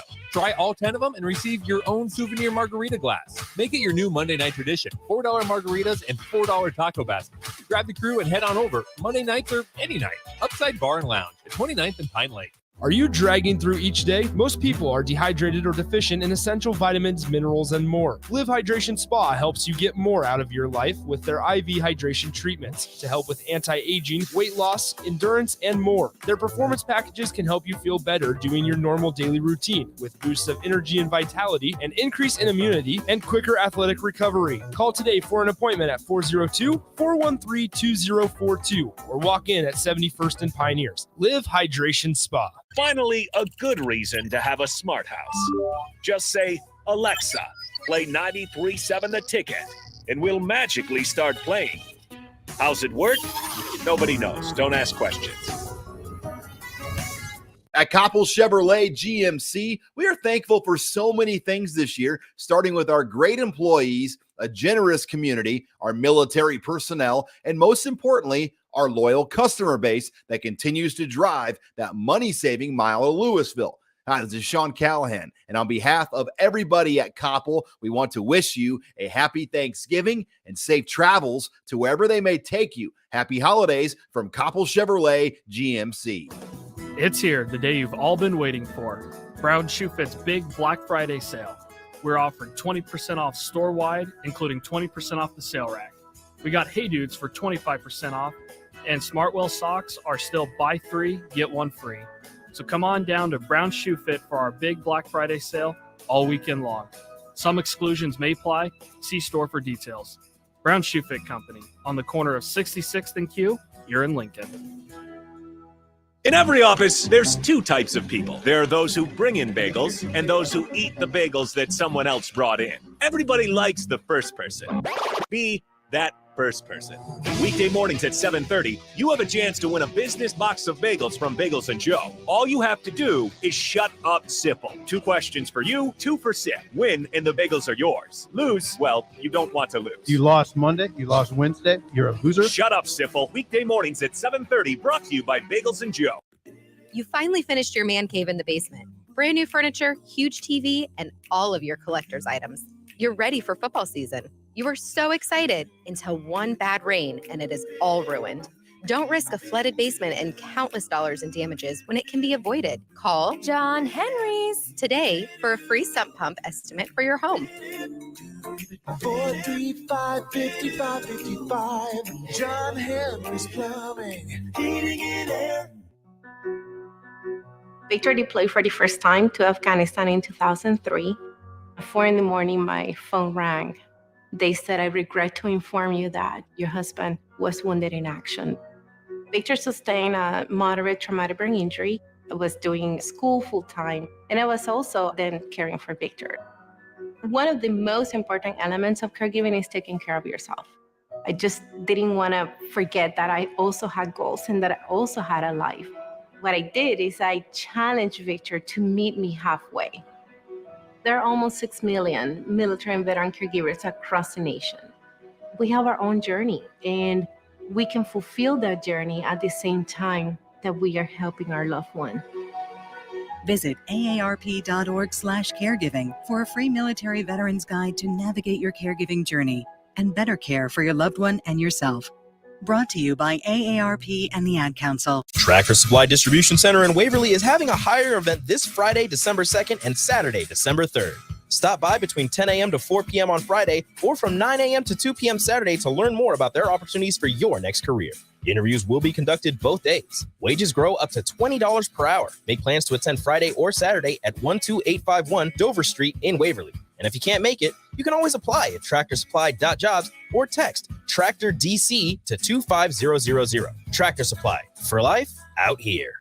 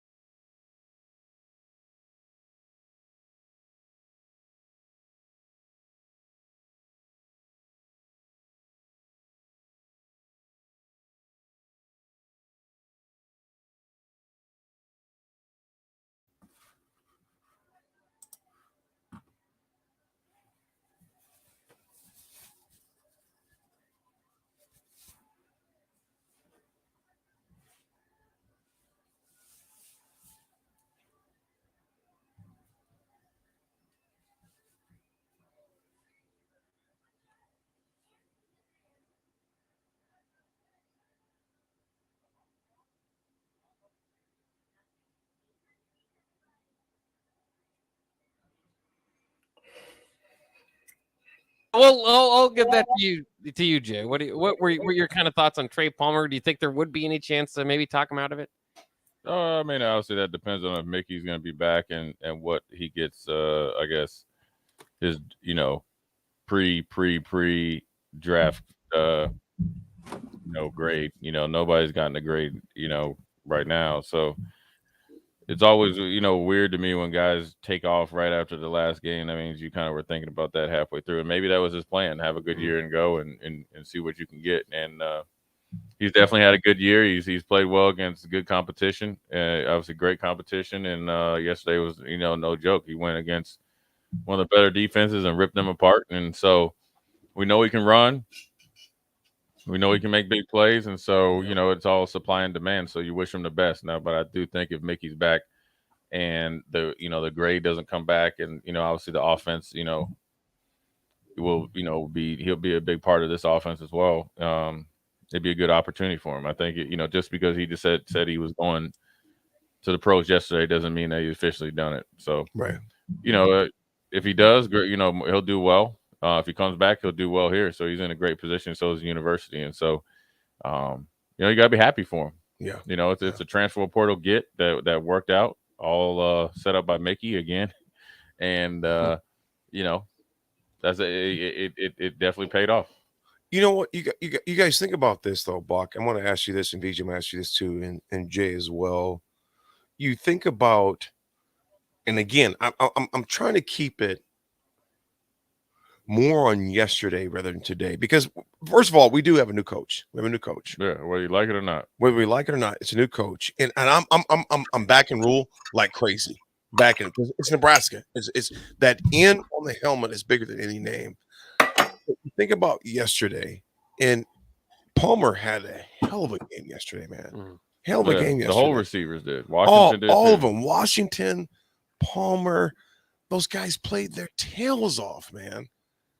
Yeah. Buck, we have not beaten Iowa. Think about this, y'all. In 7 freaking years.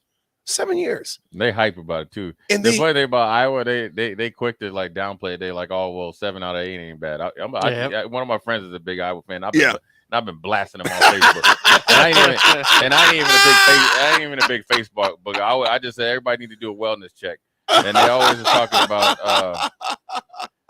Here's what I told them. I said, well, the great Tom Osborne used to always tell us, you're only good as your last game. Good as your last game. And you guys are booty. And we the champion. We beat them. Yeah. VJ, those guys going into there. And Rashawn, I want you to think about this, because me, you, and Foreman were Big 12 and Big 8 guys. We didn't have the Big 10 experience. But Rashawn, you think about Nebraska going in there into Iowa. And Iowa had everything to play for. And we did as well, as far as pride, as far as that goes.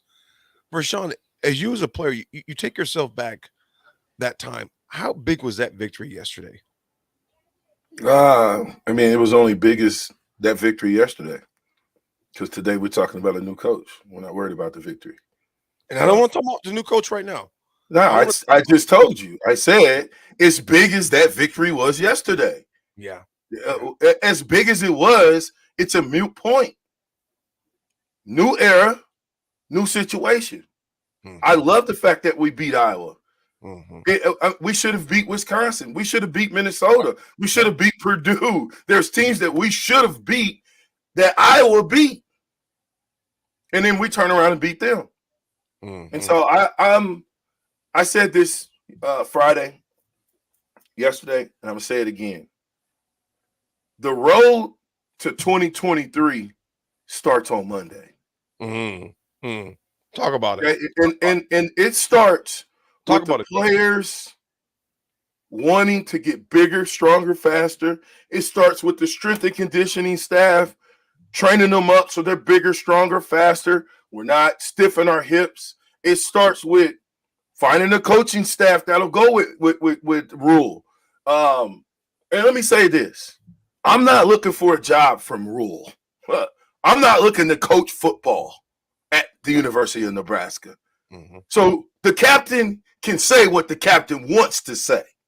I feel like once things start, time starts going on and things start revealing themselves, I hope and pray that Mickey's a part of the staff, because it gives the foundation that was built, it keeps him in the loop. And I just hope that he's here, because I think it'll keep the recruits at bay, It'll help get better recruits.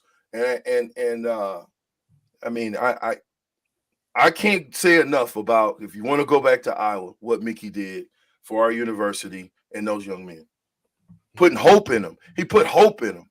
Hope. He put energy in them. He energized them to go out and do something that we lost to a 1-11 team. Mm-hmm. The same team. This is the same team.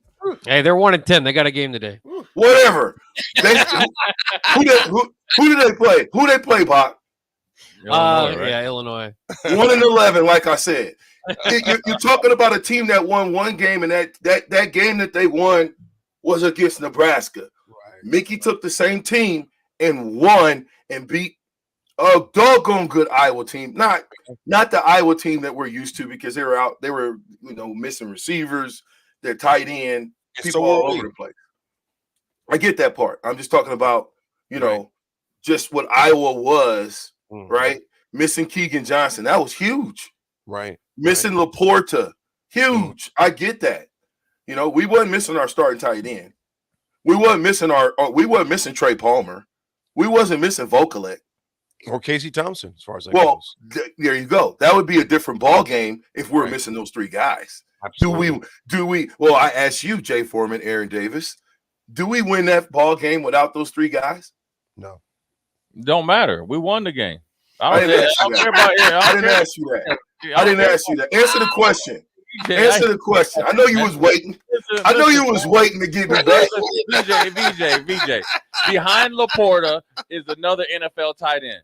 You know what I'm saying? It doesn't matter. It's like saying, hold up. Who was your backup? Who was your backup, sir? It didn't matter, because I answered the bell every game. Did you answer the question or not? Here's the thing. Answer the question or not. Here's the thing, VJ. When it was are you going to answer it? When it was time to play, Jay Foreman was there. Who's your backup? It didn't matter. I'm not asking you because it matters. Who's your backup? Who's your backup? Jamie Burrow, Carlos Polk, but that doesn't happen. I'm up in here. I'm here. You're making my point. You're making my point. If Jay Foreman goes down and you got to put a different guy in at the time, there's going to be a drop off, Jay Foreman. Yeah, maybe. Okay. Now I know it's personal. All you got to do, hey, look, I can call my boys at Knocker Ball and we can get it on. Black shirt versus red shirt style. 40-something version. 40-something version. You ain't gonna do me like Farley. I can tell you, I'll blow you. BJ, you right though. When you're playing with backups and all that, but at the end of the day, let's take it further. When Trev made the decision, this is all jokes aside. When Trev made the decision, he said that he made the decision to give these kids a chance and a different voice, the chance to be coached, to give them a chance to finish out their season the best way possible. Now, it didn't go that way in the wins and losses, but for them to go, 3-5 on the run and essentially give away 3 games, and then you beat Iowa, that's something that they can kind of live with, because they were able to get over a hump that nobody else would be able to get over through 2 coaches and 2 coaches' tenure. So I think that the reason that here's why people are so enamored with Mickey and trust him so much is because everything that what Trev said at that press conference, he did. Yeah. He coached them. He got them to play harder. He got them to believe. He held them accountable. He pushed them farther and harder than they've been pushed in years, according to the players. Yeah. And then they knew when it gets down and dirty, Mickey's there with him. It's no different than VJ than when we played. When we used to be in the Cook Pavilion when it was cold outside, when we was running like short shuttles. Every time we look down at the line, I'm looking down at VJ, I'm looking down at AD, I'm looking at dogs. Everybody else, and we trying to beat each other. Dogs. And we ran each other into the ground. Dogs. And Chase B here says AD is like a mediator in debate right now. But you know what though? Here's the thing though, little bro, Foreman and VJ. That passion that we exude here on the radio, that's how we played though, man. It was for each other though. We were freaking dogs for each other. Right. So VJ, man, you offense, and you got Foreman on the defense and the black shirt parlay as well. We were dogs, though. Yeah. And then we still hang out, though. And we hang out. Right. But we were dogs. So bringing it to today with Matt Rhule, Jay and VJ, I'm asking you both this. How do we keep that going? And Bach, how much time we have before break? We can. I mean, we actually can do no it as break. long as Hey, we want. stop asking that, Aaron. Hey, AD. Hey, Jay, you sitting next to Aaron Davis. Smack him. See, you're letting Aaron Davis control this interview, and you know you're supposed to be handling business. He's talking about, hey, Bach, how many minutes do we have? Hey, AD, you better stop that rookie stuff, big bro, and get on with the program. We keep talking until we want to throw it to break. No, what I love is the spirit of debate because Rashawn, you know, we used to get after those guys, dude. We got after them, VJ, and we were dogs. Yeah. We were dogs. Don't let the nice AD fool you. Yeah, we're getting after it. Because we got after it, Jay. Yeah. We got after it. I think if he could come in and create an environment of really good peer pressure and peer pressure and competition. And you know what? Accountability. Be freaking dogs out there. Yeah. Because Rashawn, you know, we came out there dogs. Dogs. Why though? Nebraska. Why though? And Rashawn, Why though? And Rashawn would be the main one getting it started though. Oh, Rashawn would spice it up. He would spice it up. Rashawn would come out clapping like this, going, you know what? We about to get in y'all today. Yeah. We about to get and Charlie McBride, Coach McBride. Oh man, Coach McBride, I love it. Yeah. Because we were dogs out there. Dogs. Well, think about this one though. What was you supposed to do when the only time you were going to see the field was on practice days? So in that situation, guess what? I told you I got beat up my first day of practice running a wham against Christian Peter. He beat me down. I didn't understand what was going on. I thought I did well by blocking him good. He said I got beat up. He called me everything but a child of God and you little freaking freshman.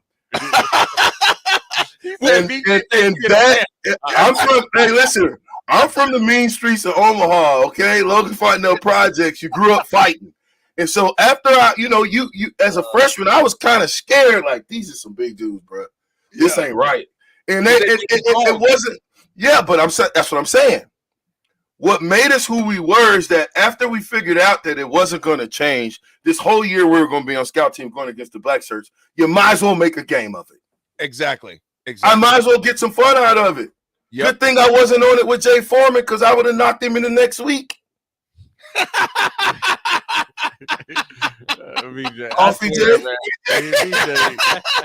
BJ crazy, man. I'm telling you the one thing about BJ. He would be out there during scrimmage, and I can picture him now. Even Jock Allen. Because BJ used to wear. Remember we had those like Adidas black shoes, and they kind of had the white bottoms, and they kind of looked like foamy.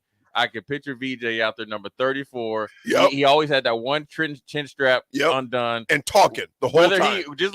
Whether he had a mouth guard in or not, wolfing during the whole scrimmage, getting it started. VJ would say, "AD, we about to put these boys. We about to beat these boys up today," and we did. But here's why. By the middle of the second quarter, the game was over, VJ, because we would go against the black shirts every freaking day and be like, you know what? We're gonna knock the hell out of y'all today.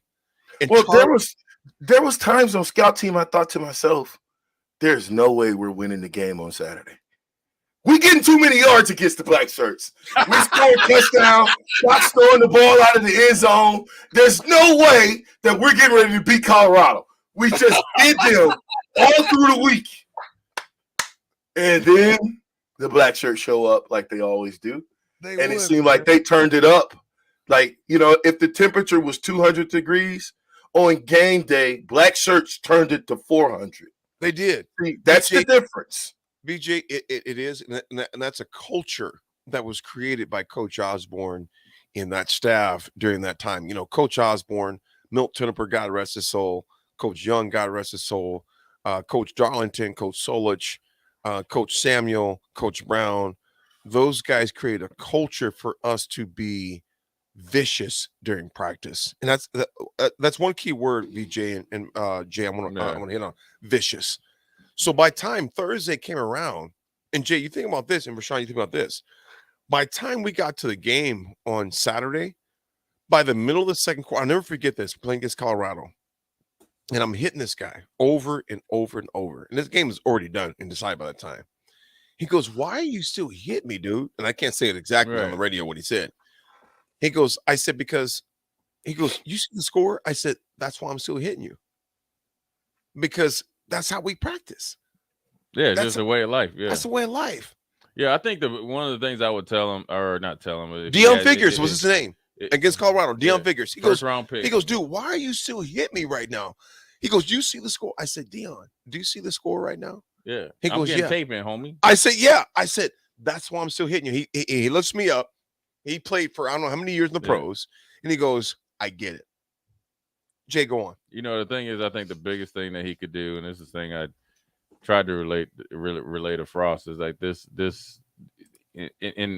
I'm saying this without want people to obviously temper it, not the whole throw up thing. I guess before the Northwestern game, I'm saying this needs to be the hardest winter conditioning and spring ball that they've had in a while, and it's not just line them up and go 3, Oklahoma drill for 5 hours.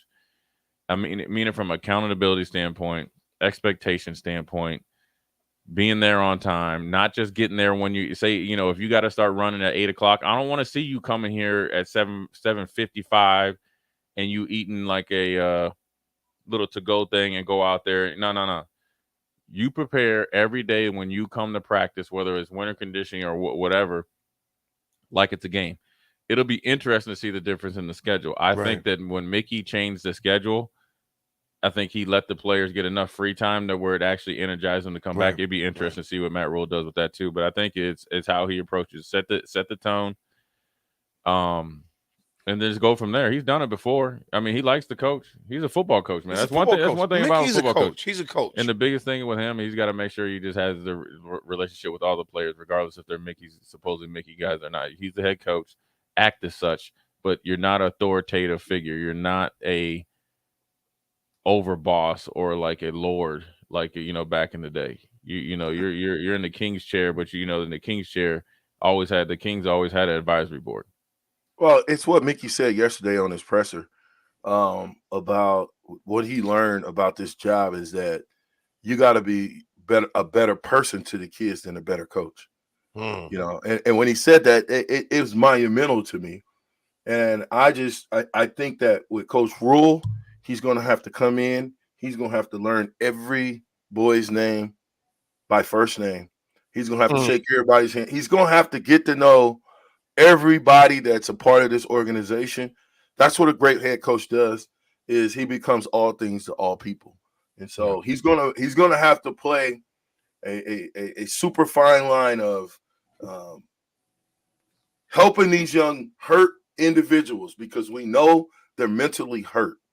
Helping them to be all that they can be for the University of Nebraska. It's gonna be a tough hill climb for Matt, but I think if he has the best people in play, I think he can get it done. I mean, it's not like it's a hard fix here. Okay. It's the X's and it's the fundamentals right now that are broken at Nebraska.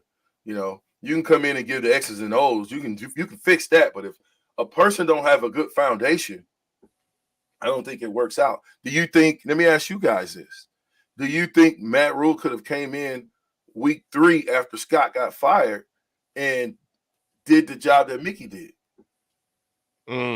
VJ, that's a hell of a question right there, big dog. That's a hell of a question. Jay, you're a little quiet. No. Jay, what up? Who this? Come on, man. You heard the question. Why you keep on? Hold up. Why you keep on acting like you a tough guy? Ignore my questions. You know what I'm saying? Like, what's up with that, Jay Foreman? I'm a Debo killer. I'm not scared of Debo. I'm not ignoring anything. I'm trying to be the mediator and just spread the love. Yeah, get up, Craig.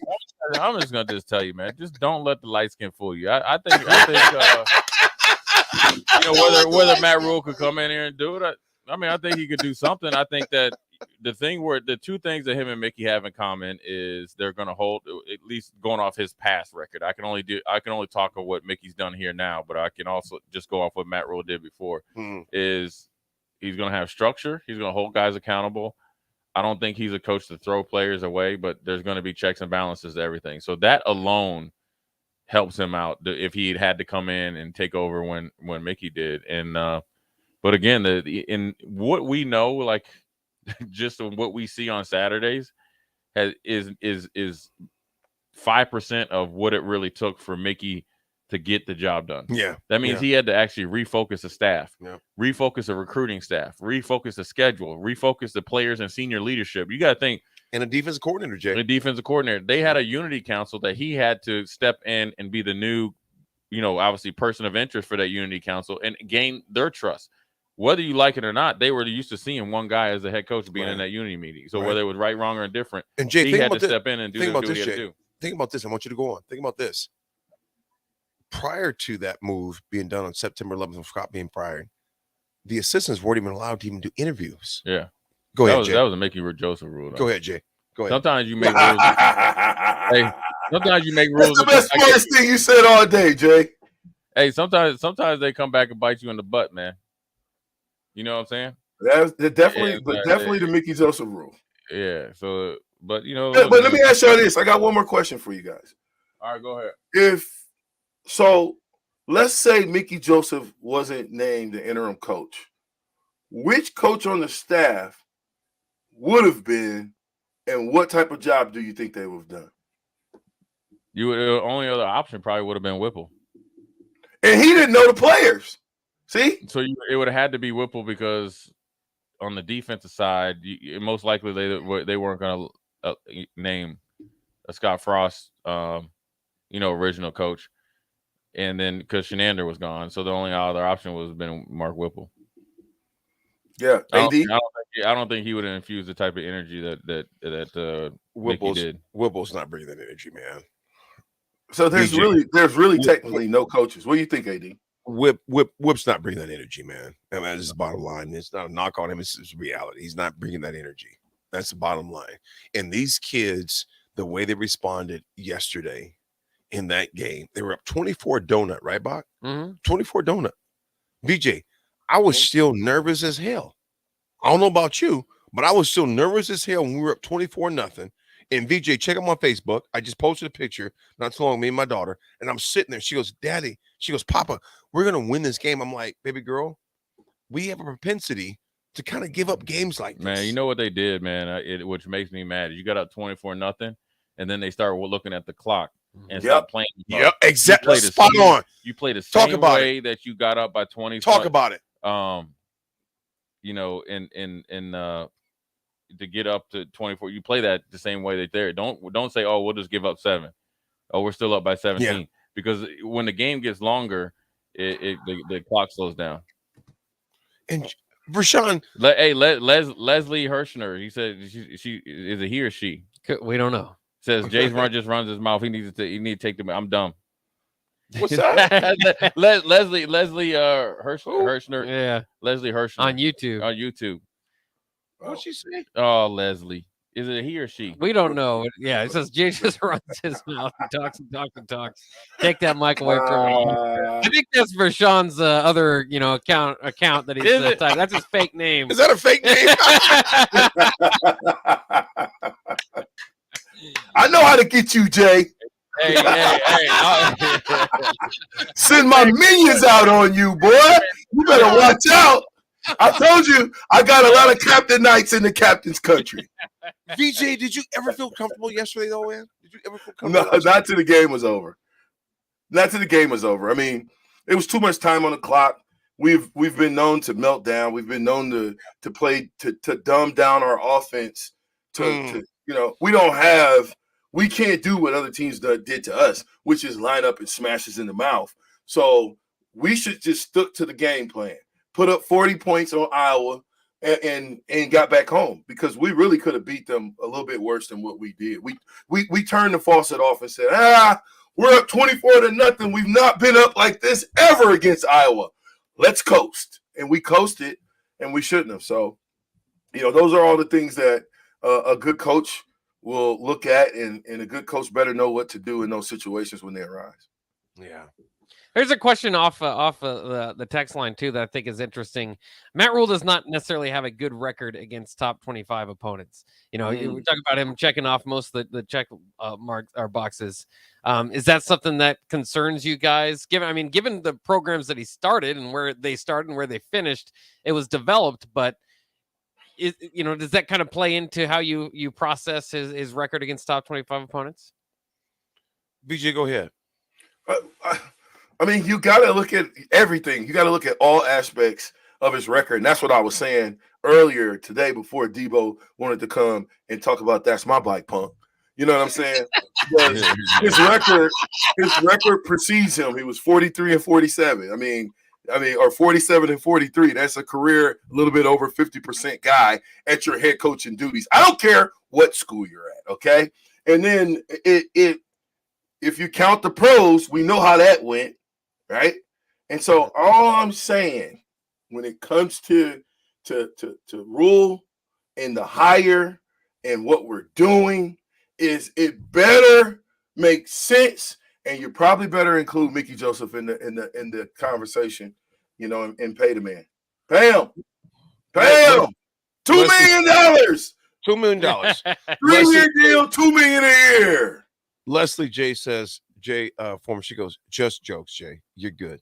No, that's all right. I don't need your apology, though. Just jokes. You're good. Leslie ain't playing with you. No, she ain't playing. But folks, I'm not losing any sleep. I've been so fixated on last night's game, and I know we got a new head coach, and I am going to back him like crazy. When we come back, we're going to take a quick break. When we come back, Jay, we're going to talk about the importance of Rhule keeping things in state, keeping the talent in state. And I'm going to give a big shout out to Steve Warren at the Warren Academy, right? Who has been, he's been pumping out athletes like crazy. And the most notable one is Noah Fant, who is now with the Seattle Seahawks right now. Yeah. Played for Denver for years, went to Iowa, but didn't even not. Now, what was Scott? That was Riley. Yeah. Said he didn't fit our system. Yeah. Tried to get him to play DN. DN. Noah Fant ended up going first round, right? Noah Fant went first round draft pick, played at Denver, and then went to Seattle, and he's still doing work in Seattle right now. So when we come back, we're going to talk about the importance of ruling Nebraska, if you would. Right. We'll be back. Folks, it's 93.7 The Ticket. We're just talking all things Husker football. We'll be right back. Finally, a good reason to have a smart house. Just say, Alexa, play 93.7 The Ticket, and we'll magically start playing. How's it work? Nobody knows. Don't ask questions.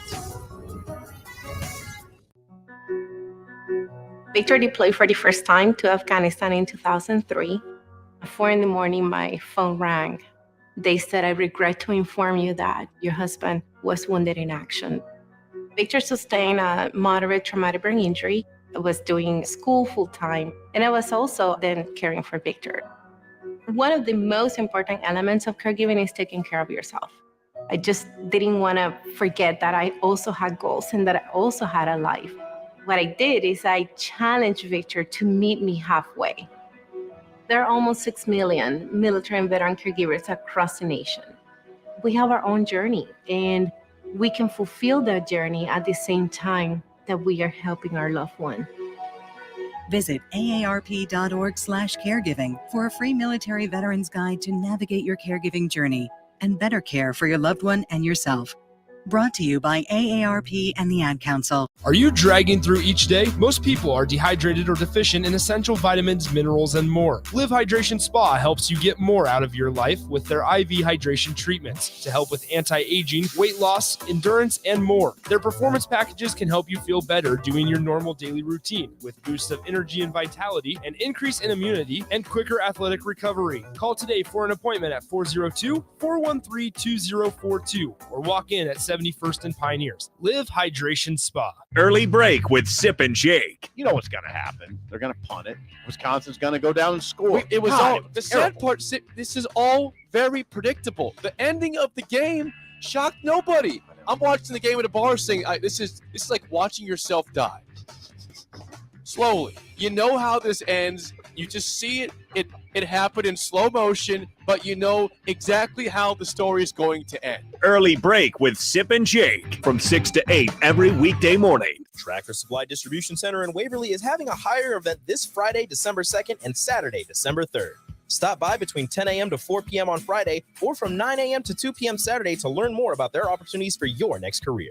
Interviews will be conducted both days. Wages grow up to $20 per hour. Make plans to attend Friday or Saturday at 12851 Dover Street in Waverly. And if you can't make it, you can always apply at tractorsupply.jobs or text Tractor DC to 25000. Tractor Supply, for life out here.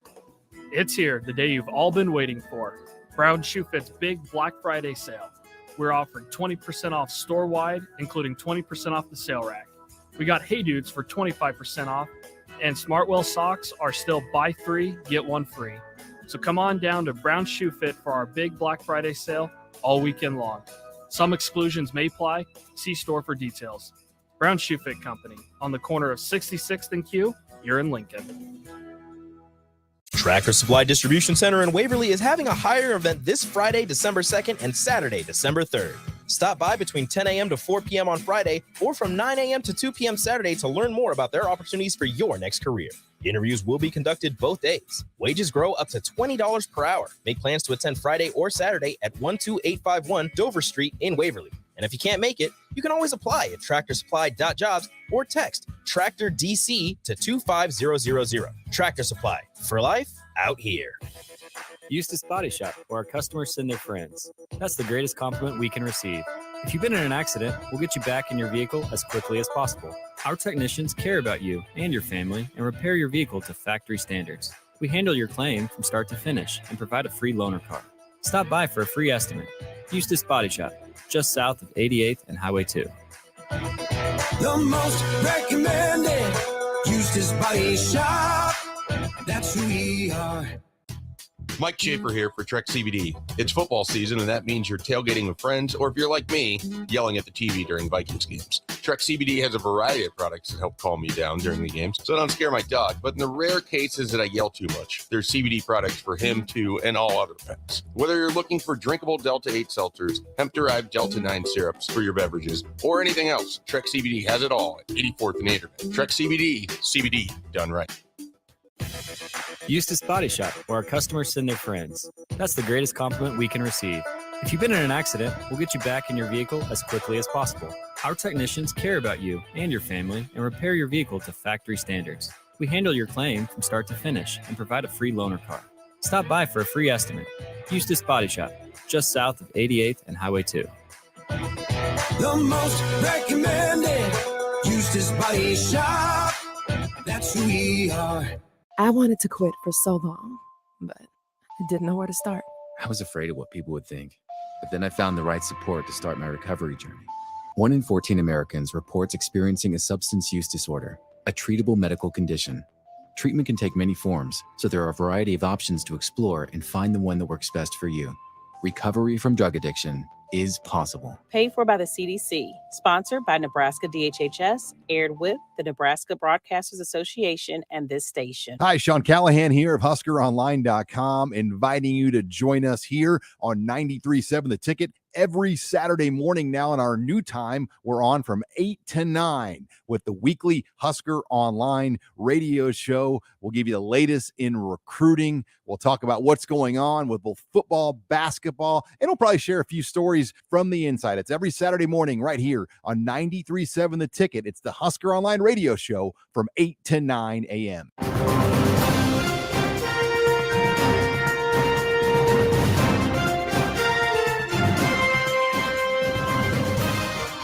You're listening to breaking news coverage right here on 93.7 The Ticket.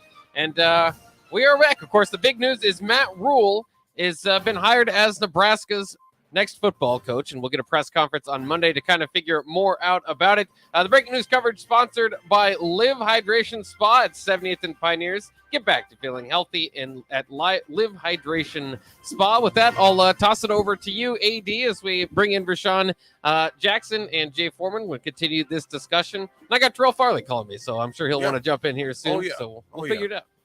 You know what? We were talking about Matt Rhule, who is the new head coach at Nebraska. All right. we're talking about retaining Mickey Joseph, but also Matt Rhule. Matt Rhule, Jay, you played a long time in the pros. Right. And had a very successful career. Very successful. Hall of Famer, first Right. of all. Hall of Famer. Jay, even when I look at you like this, I'm looking at you the side. I just look at you like my little brother, man. Right, yeah. Well, when you saw me, when I got in here, I was skinny mini, man. Yeah, but I just look at you as my little brother. But you did all these incredible things at Nebraska in the pros. You played for Buffalo. You played for San Francisco. You played for the Texans. And you did amazing things. And I just, you get it from a different perspective than I do. Right, yeah. I never played pro ball. You did for a long time because you're a connoisseur. And folks, I'm going to tell you this. I know you guys listen to the old school with Jay and DP. And Jay will talk about gap, integrity, etc. Jay is a connoisseur of football because you understand it.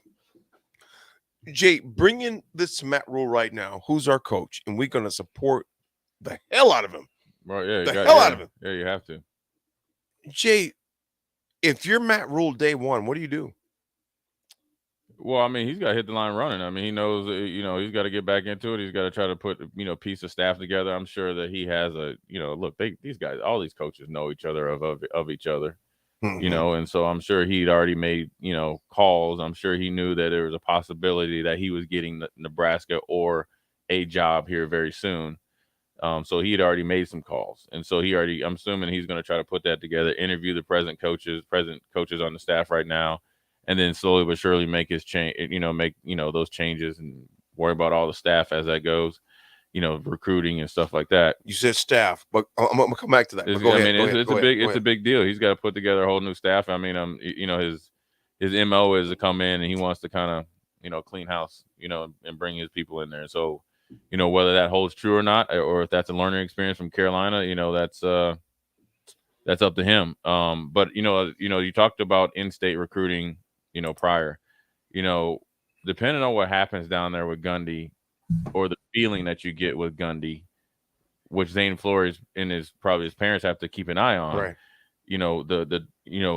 Mickey already had, kind of make some inroads. Right. And here you come with a coach that's obviously developed quarterbacks to go to the next level. So now you have more credibility on top of with Mickey. And, if Mickey stays on, then that kind of a two-headed monster to kind of, that'd be a big get as far as in that first year of recruiting. That would be huge for Nebraska to get some inroads with him or the other guys within the 500-mile radius. Then he's going to have to really personally, get in, infused into the local talent pool, whether it's, leaning on, say, like a Steve Warren, leaning on like other guys like that as far as, but then also just get there and meet these coaches, meet the West Side coaches, meet the Bellevue West coaches, the Creighton Prep, all the Metro coaches, get, even with the schools like, Grand Island and all those guys. So it's no different than what he did down in Texas. He's just doing it, later in the game, whereas like, say he was hired in January, he's hired, just a couple months early. So, and the signing periods are a lot different. So these are all things that he just needs to do, but that's what you get paid for. I'm assuming with having structure, you have, a black book of coaches that you'd like to have, staff members as well, so forth and so on. Interview some of the people, and then, you kind of piece it together as it goes. It's not going to be done overnight. What say you, VJ?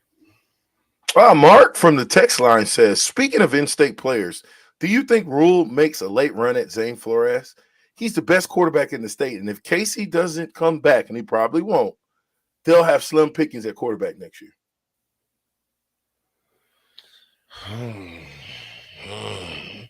VJ, I'm gonna say this, you guys. I'm gonna say this.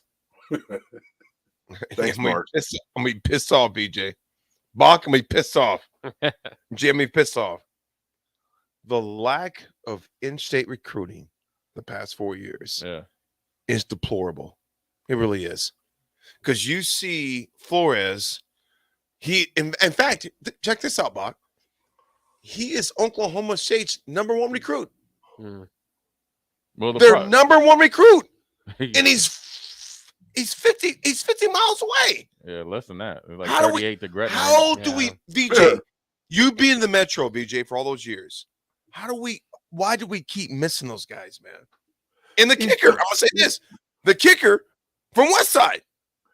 You don't court them. You got to court them. You got to have them at the university. You got to have them at that facility. What's that deal we got, the state of the art, where they be testing all the different stuff, where they put the strobes on you. You know what I'm talking about, right? I got the science lab, right? The science lab that we've got. You got to have them down. Yeah. You don't got to offer them. You just got to make them feel special. Exactly. You got to send them letters. Exactly. Listen, if a kid is a sophomore and he's even close to being a player, he should start getting no. You start getting him letters. You start sending him brochures. You start getting him thinking Nebraska football. And then when he's a junior and when he's made crazy strides as a junior, guess what?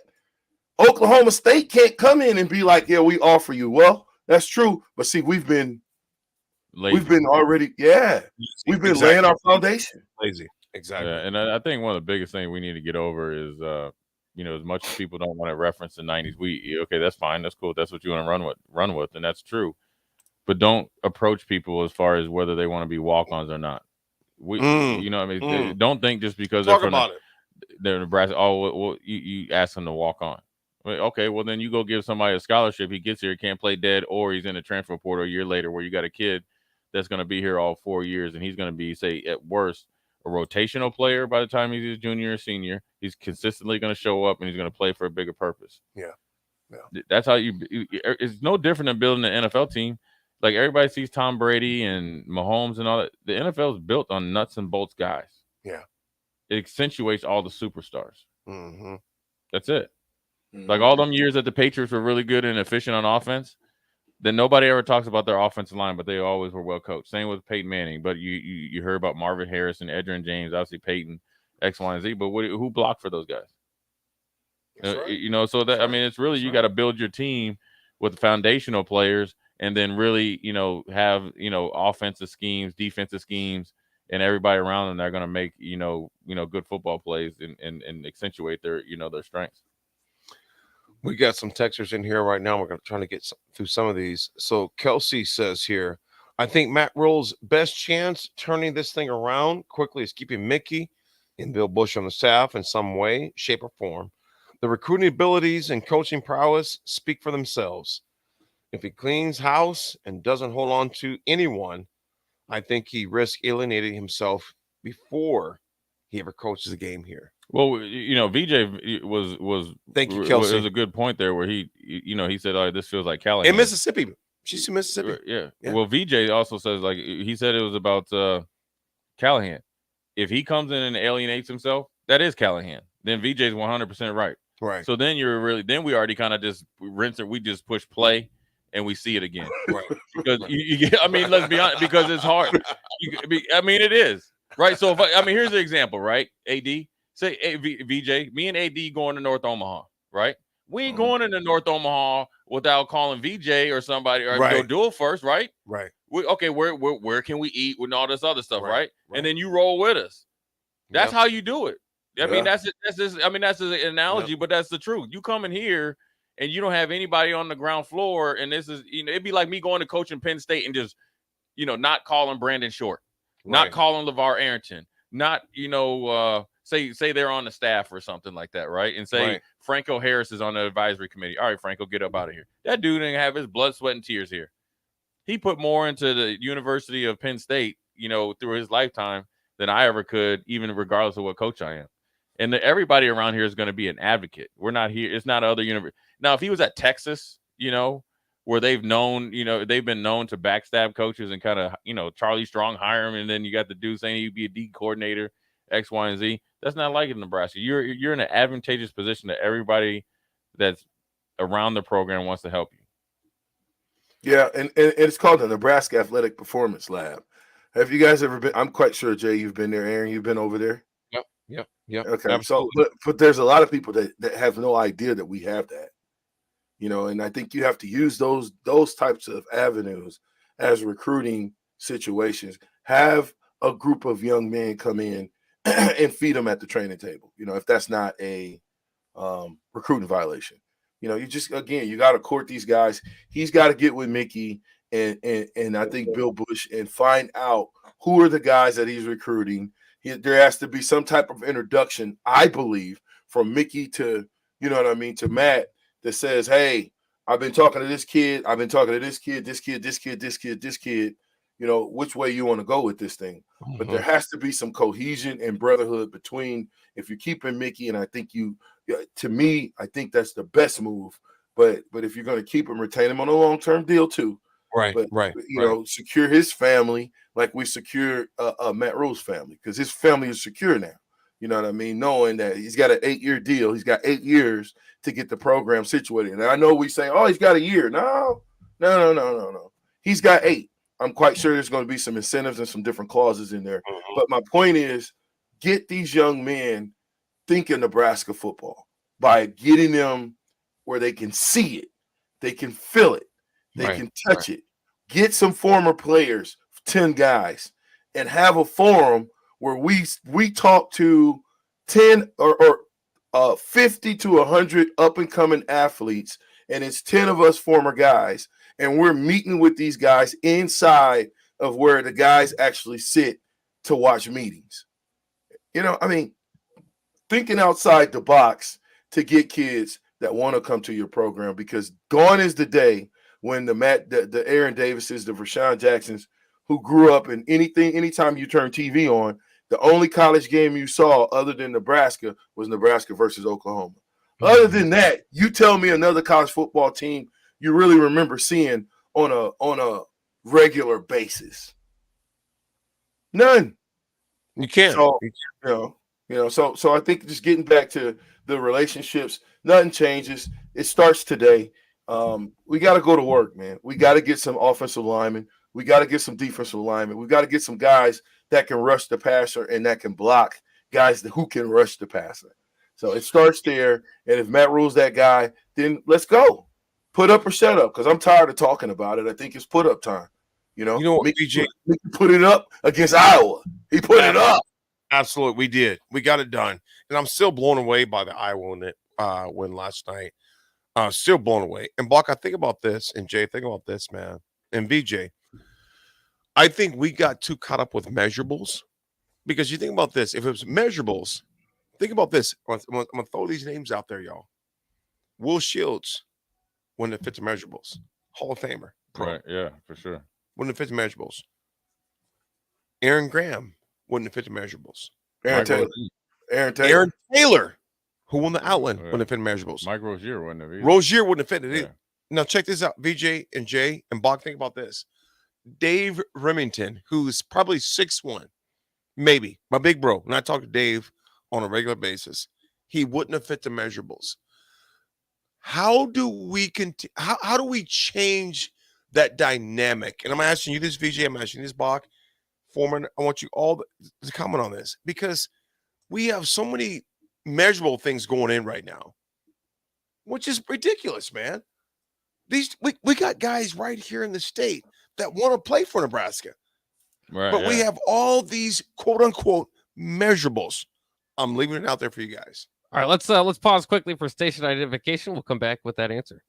This is Lincoln's home for sports talk on the FM dial. Also online at theticketfm.com. On the internet. KNTK FM Firth, 93.7 The Ticket. All right, once again, you're listening to Breaking News coverage sponsored by Live Hydration Spa, 70th in Pioneers. Matt Rhule has been hired as the next Nebraska head coach. We'll get the press conference on Monday. We're talking about measurables in particular, so we'll start off with Jay on that question. Jay, what do you think, man? Measurables. Man, you played running back. Yeah, that's a starter. I wouldn't have been recruited. I think you can get caught up in measurables because it's a lazy way to do things. So, and say like if there's a linebacker that can really play, and say he's 6 foot tall, 215, 220, and he'd be like, oh, well, I like my linebackers 6, whatever. Well, you just missed out on a really good player. And then he goes somewhere else and plays. Jay, you're Hall of Famer. Stop making excuses for Nebraska kids, because the playing field is now even. When you have, the Abdul Muhammads, the Steve Warrens, that have these. Steve Warren's another one. Steve Warren's another one. Yep. Yeah. So woo. Yeah. So, but if you want a present day, since we don't want to talk about 90s anymore, Amir Abdullah wasn't it? Rex Burkhead. Yeah. It wasn't. So even Kenny Bell. Right. So these are all present day guys, and along with us, when you the playing field is not, obviously there's just not amount. Florida and here they have 10 times more, but the kids that love football, they are now able through Warren Academy and Abdul to go out and play 7-on-7 and be exposed to it. Yeah. And every time you see them playing, they handle their business. So the problem is when you somehow, some way don't incorporate or try to sell yourself to these local coaches, that's how you can't keep in-state recruits, and that's how you go and say, okay, well, I'm gonna go get a kid from so and so state that's is a lineman that he's 6'6", but I'm not gonna recruit the kid here that's 6'3". Yeah. We ain't good enough for that. We need football players. That's your number one measurable. When I turn on the tape, can you play? Right. Now, within reason. Now you can't have a 5'9" center, but you got to be able to you got to get football players. Right. Because this is a game of playing football. This ain't underwear Olympics. Right. And this ain't about getting off the bus looking good. It's truth. So I think once we get to that point, we'll be okay, and we start getting football players, guys that want to play here. The guys that when times get tough, it can't be I won't buy in unless I play, or I think I'm grandfathered into being a black shirt. I was this, so you got to earn it, homeboy. Right. That's right. And you got to earn it every day. That's right. Every day. Yeah. Every day. AD, you talked about measurables. Yeah. Go ahead, BJ. You talked about measurables, and I'll take my career.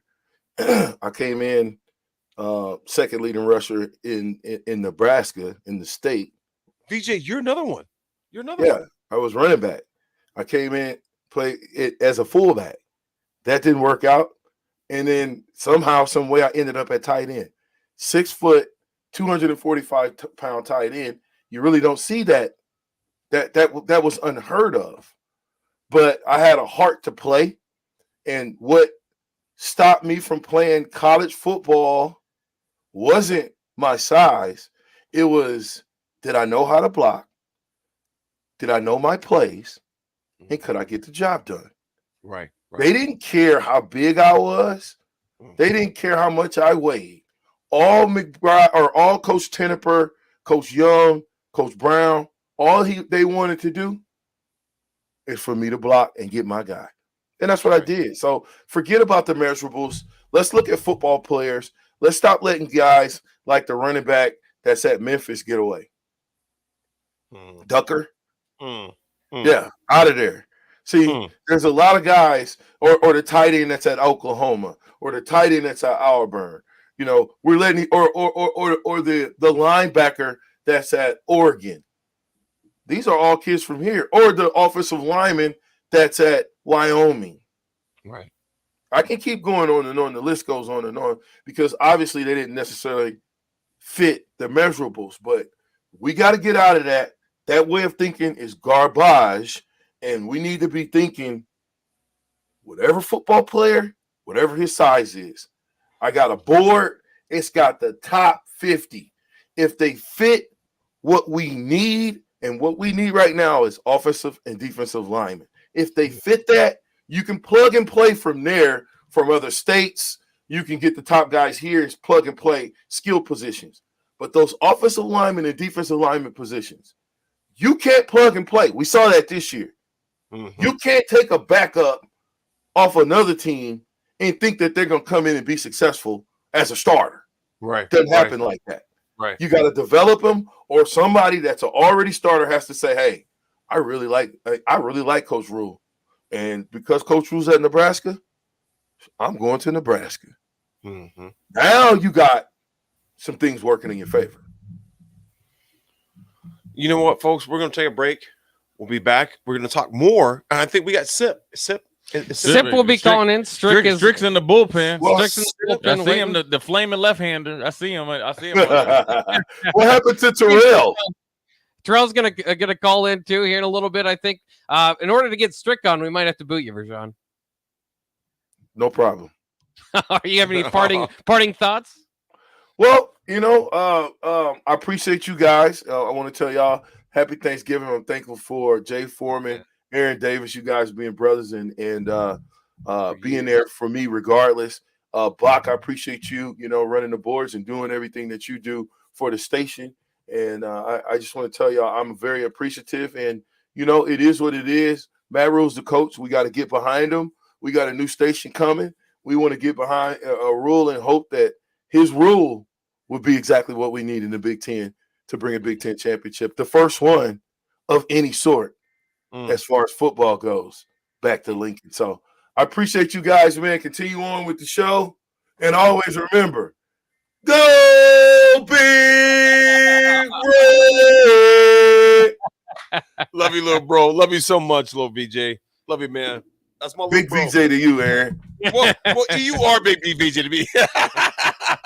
All right, we'll be right back with more breaking news coverage. Matt Rhule hired as Nebraska head coach. We'll be back after these messages. At Koppel Chevrolet GMC, we are thankful for so many things this year, starting with our great employees, a generous community, our military personnel, and most importantly, our loyal customer base that continues to drive that money-saving mile of Louisville. Hi, this is Sean Callahan, and on behalf of everybody at Koppel, we want to wish you a happy Thanksgiving and safe travels to wherever they may take you. Happy holidays from Koppel Chevrolet GMC. This is Todd Riley with American Senior Benefits. If you qualify for Medicare, then you're probably getting bombarded with information right now about different options during the annual election period. It can all be incredibly overwhelming. We're here to help. The experts at American Senior Benefits can help you navigate all of your options and make the best decision for you. You can reach out via our Facebook page, American Senior Benefits Lincoln, or call me directly at 402-413-9510. Let us help you make an informed decision at American Senior Benefits.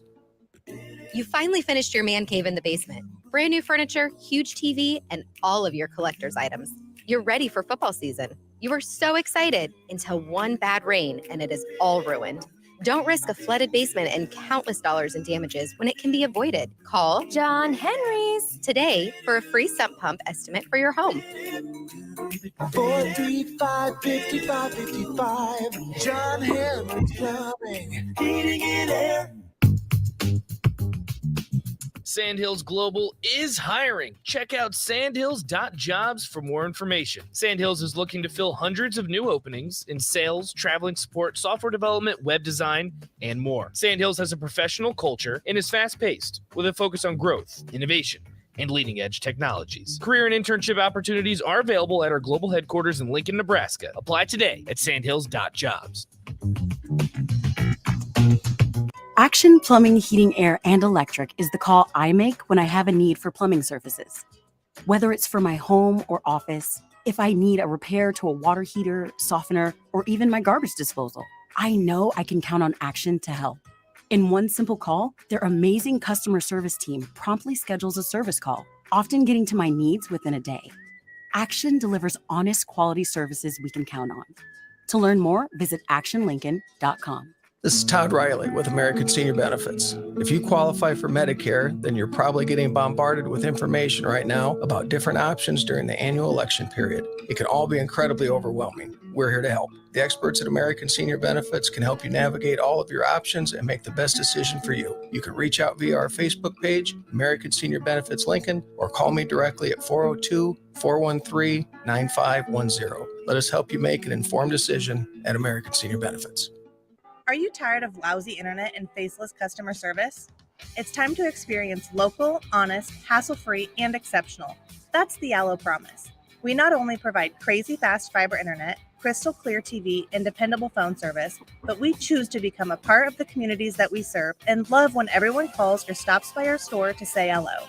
So don't settle for mediocre, settle for exceptional with Allo. Visit us at allofiber.com/local.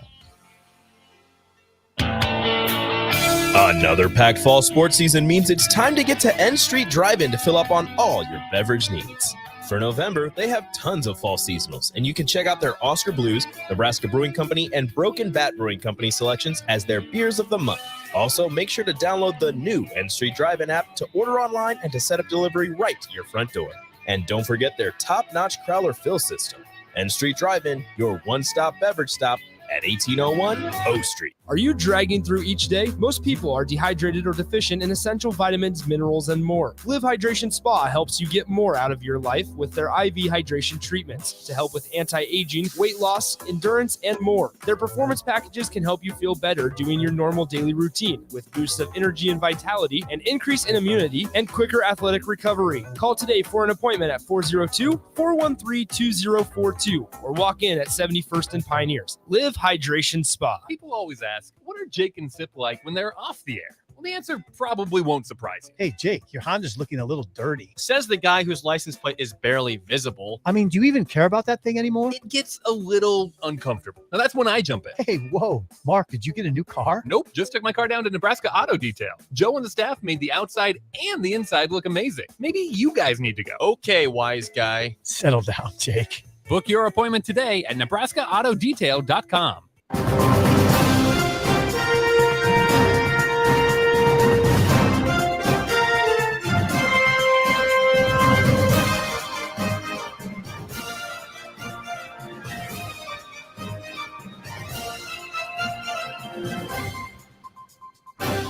We are back here with our live breaking coverage of Nebraska deciding to hire Matt Rhule. Of course, it is official, and they will have the press conference coming up on Monday at 1:30. Very excited to see what that brings. By the way, our breaking news coverage sponsored by Live Hydration Spa at 70th and Pioneers. And we're doing a lot of shuffling, get a lot of ticket personalities on as we go out throughout this thing. We might get a call here from Steve Sipple momentarily. We're having AD jump back in the building here. And we also have Strick now joining us via stream. Strick, what are your initial thoughts to the news today? I mean, it's something that's been in the rumor mill for a while, in the consideration of Rhule being one of the top guys that they're looking at. So now it's done.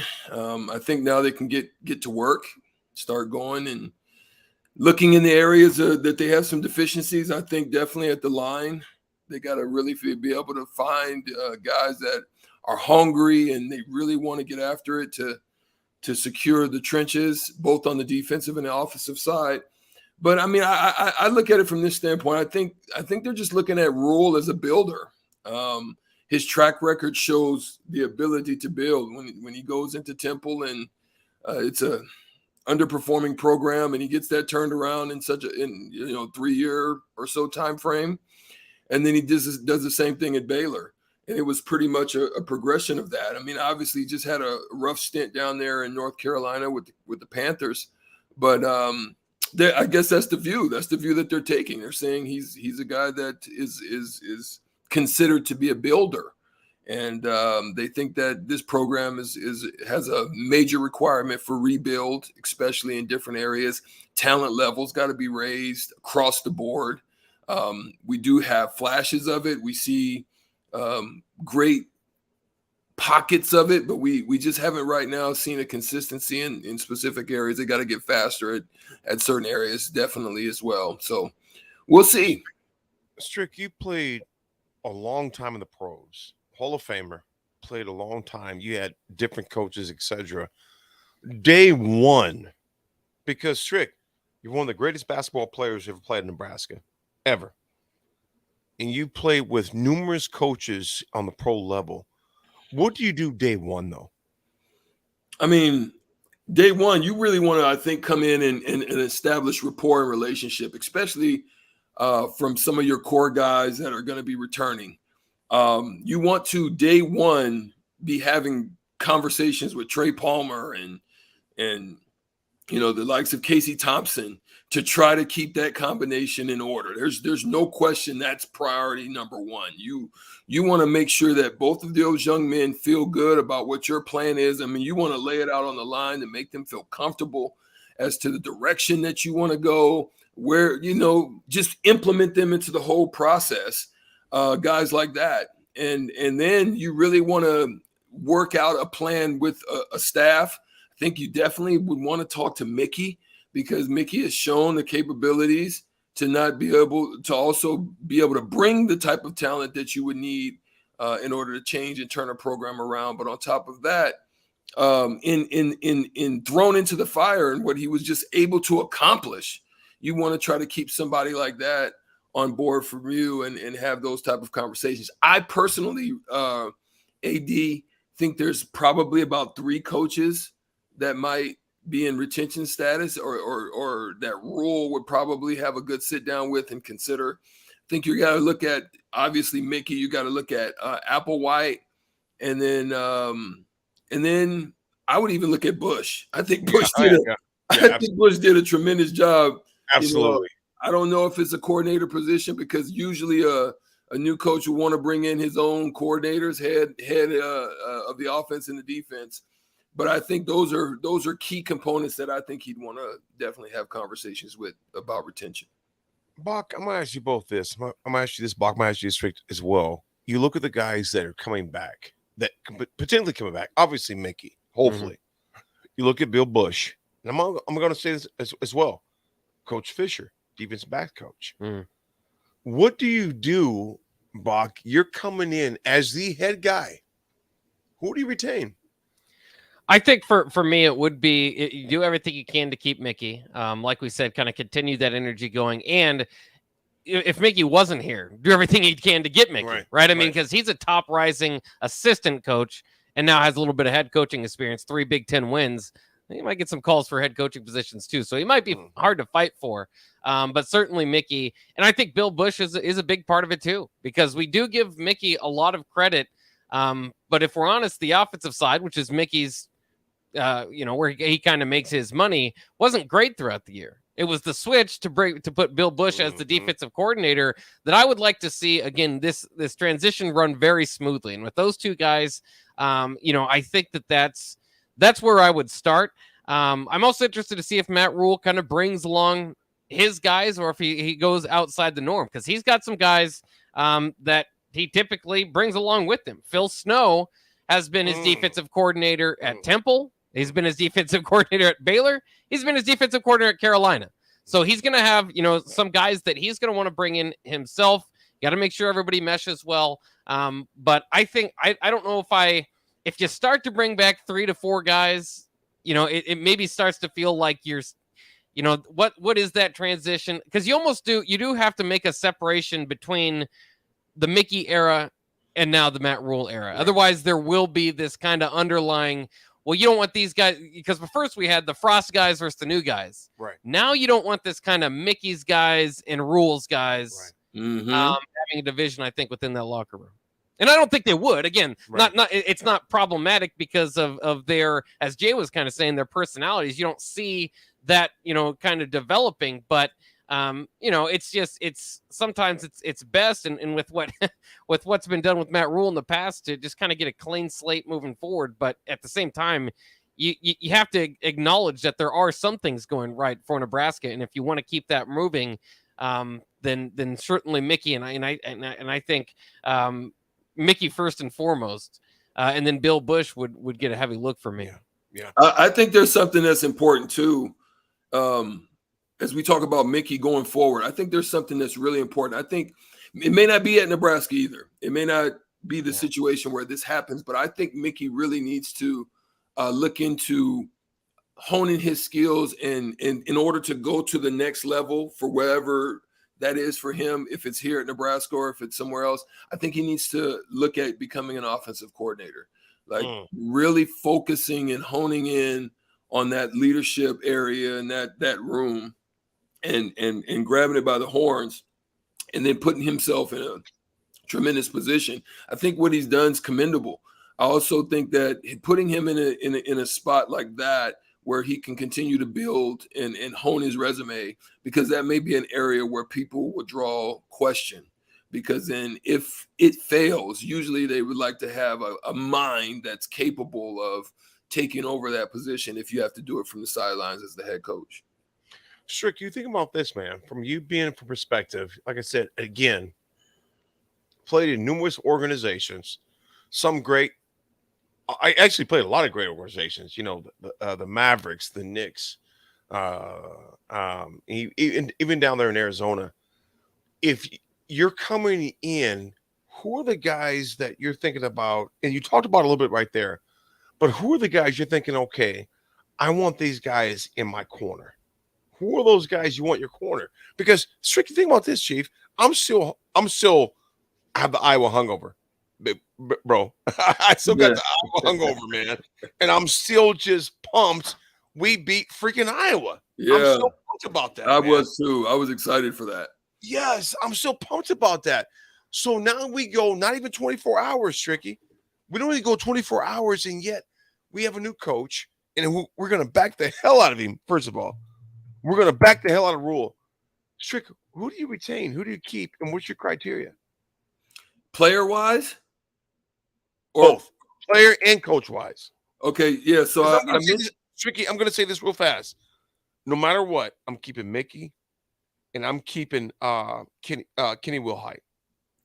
I think Kenny Wilhite. Coaches. Yeah, I think Kenny Wilhite is a great liaison, and he does a wonderful job in keeping his ear to the ground of what's going on, both on both sides of that form, in the locker room as well as out. So I think that's phenomenal as well. I definitely think Mickey's a key.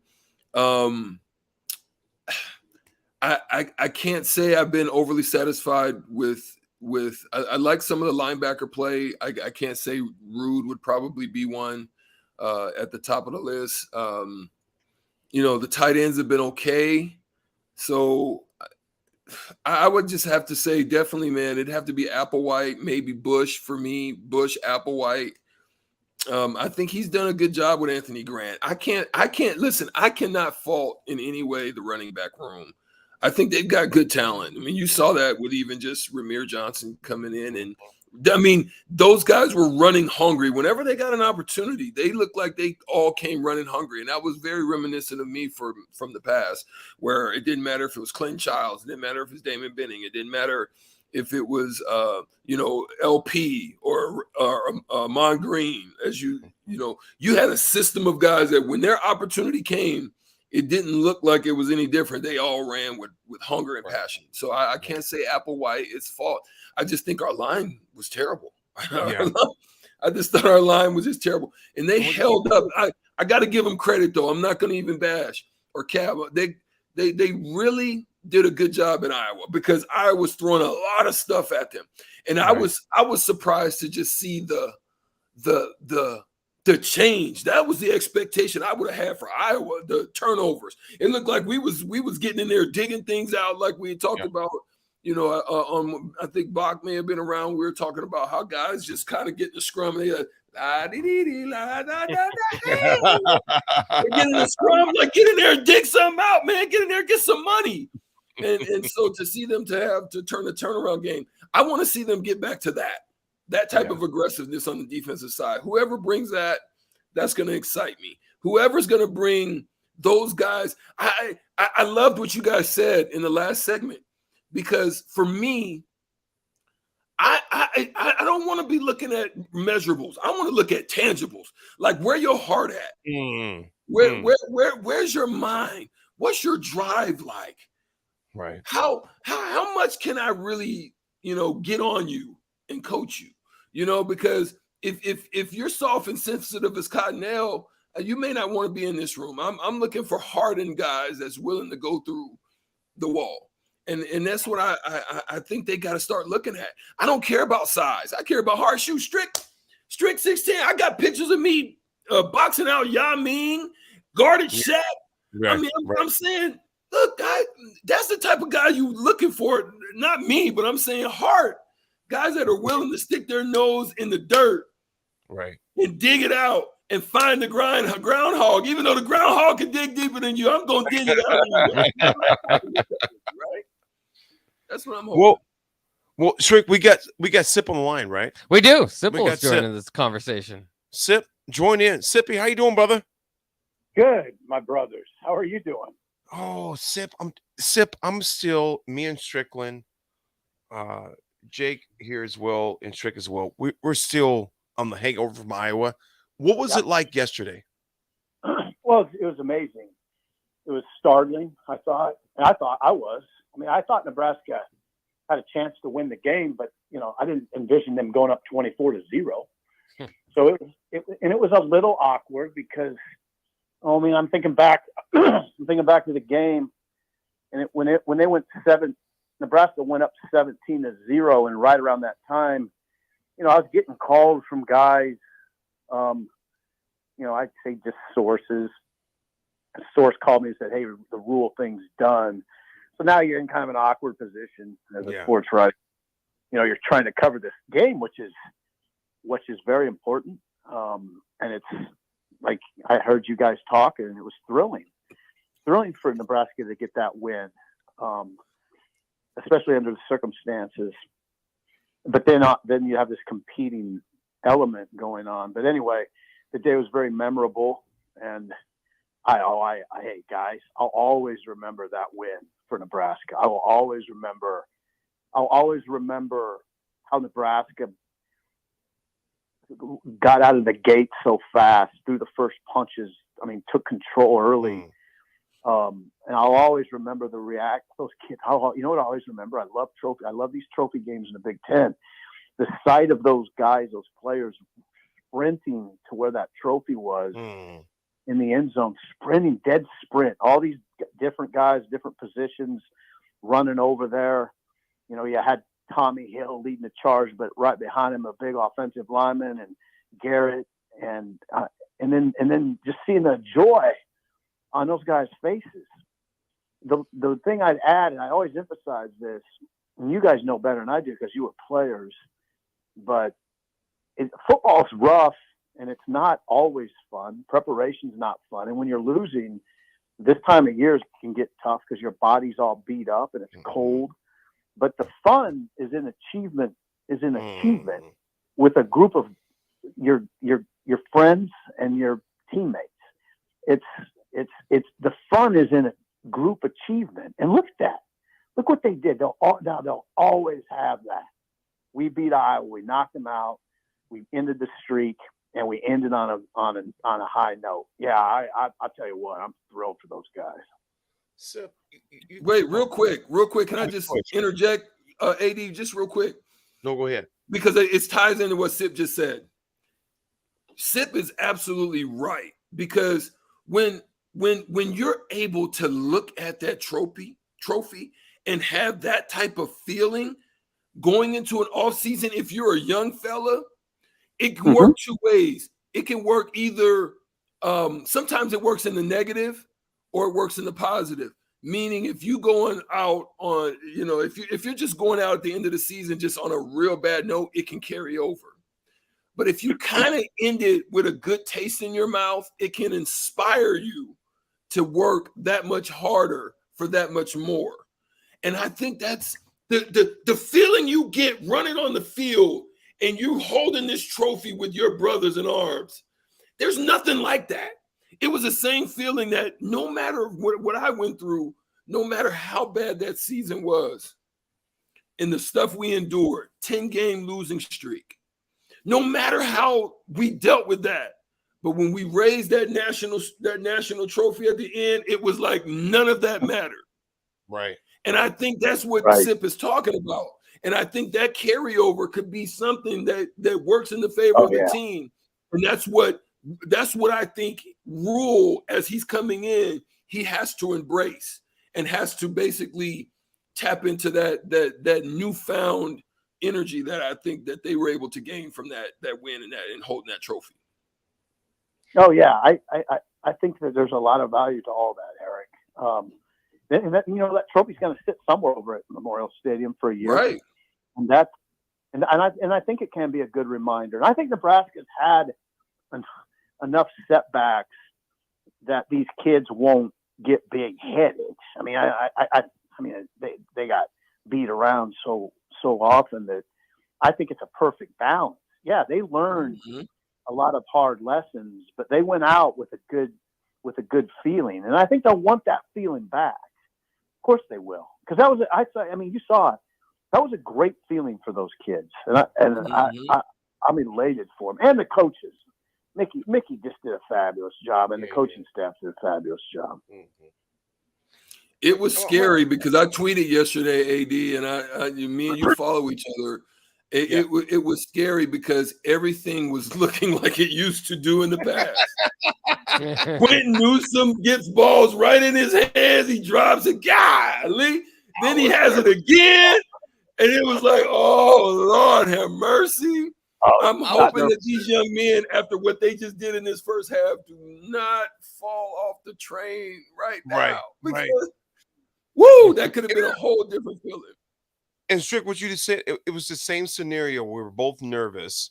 Sip, I'm gonna ask you this because me and Strick, like I said, we follow each other. We go back a long time. We're both like, are we gonna, pardon my language, are we gonna piss us down our legs again? Sip, my man. I'm across, and I was thinking, and I'm sitting there nervous. Sip, Strick, I'm nervous. Bach, I'm nervous. I'm thinking, are we gonna piss us down our leg? Yeah. We're up 24 points. Sip, let me ask you this. You're in the press box, and I know you have to be just indecisive. You don't, if not indecisive, you just be impartial. Yeah, impartial. Yeah, impartial. How did you feel sitting in the box? We're up 24-0. Iowa has everything, Sip, to play for. Nebraska doesn't. How did you feel sitting in the press box? And I'm gonna ask you the two parts, Sip.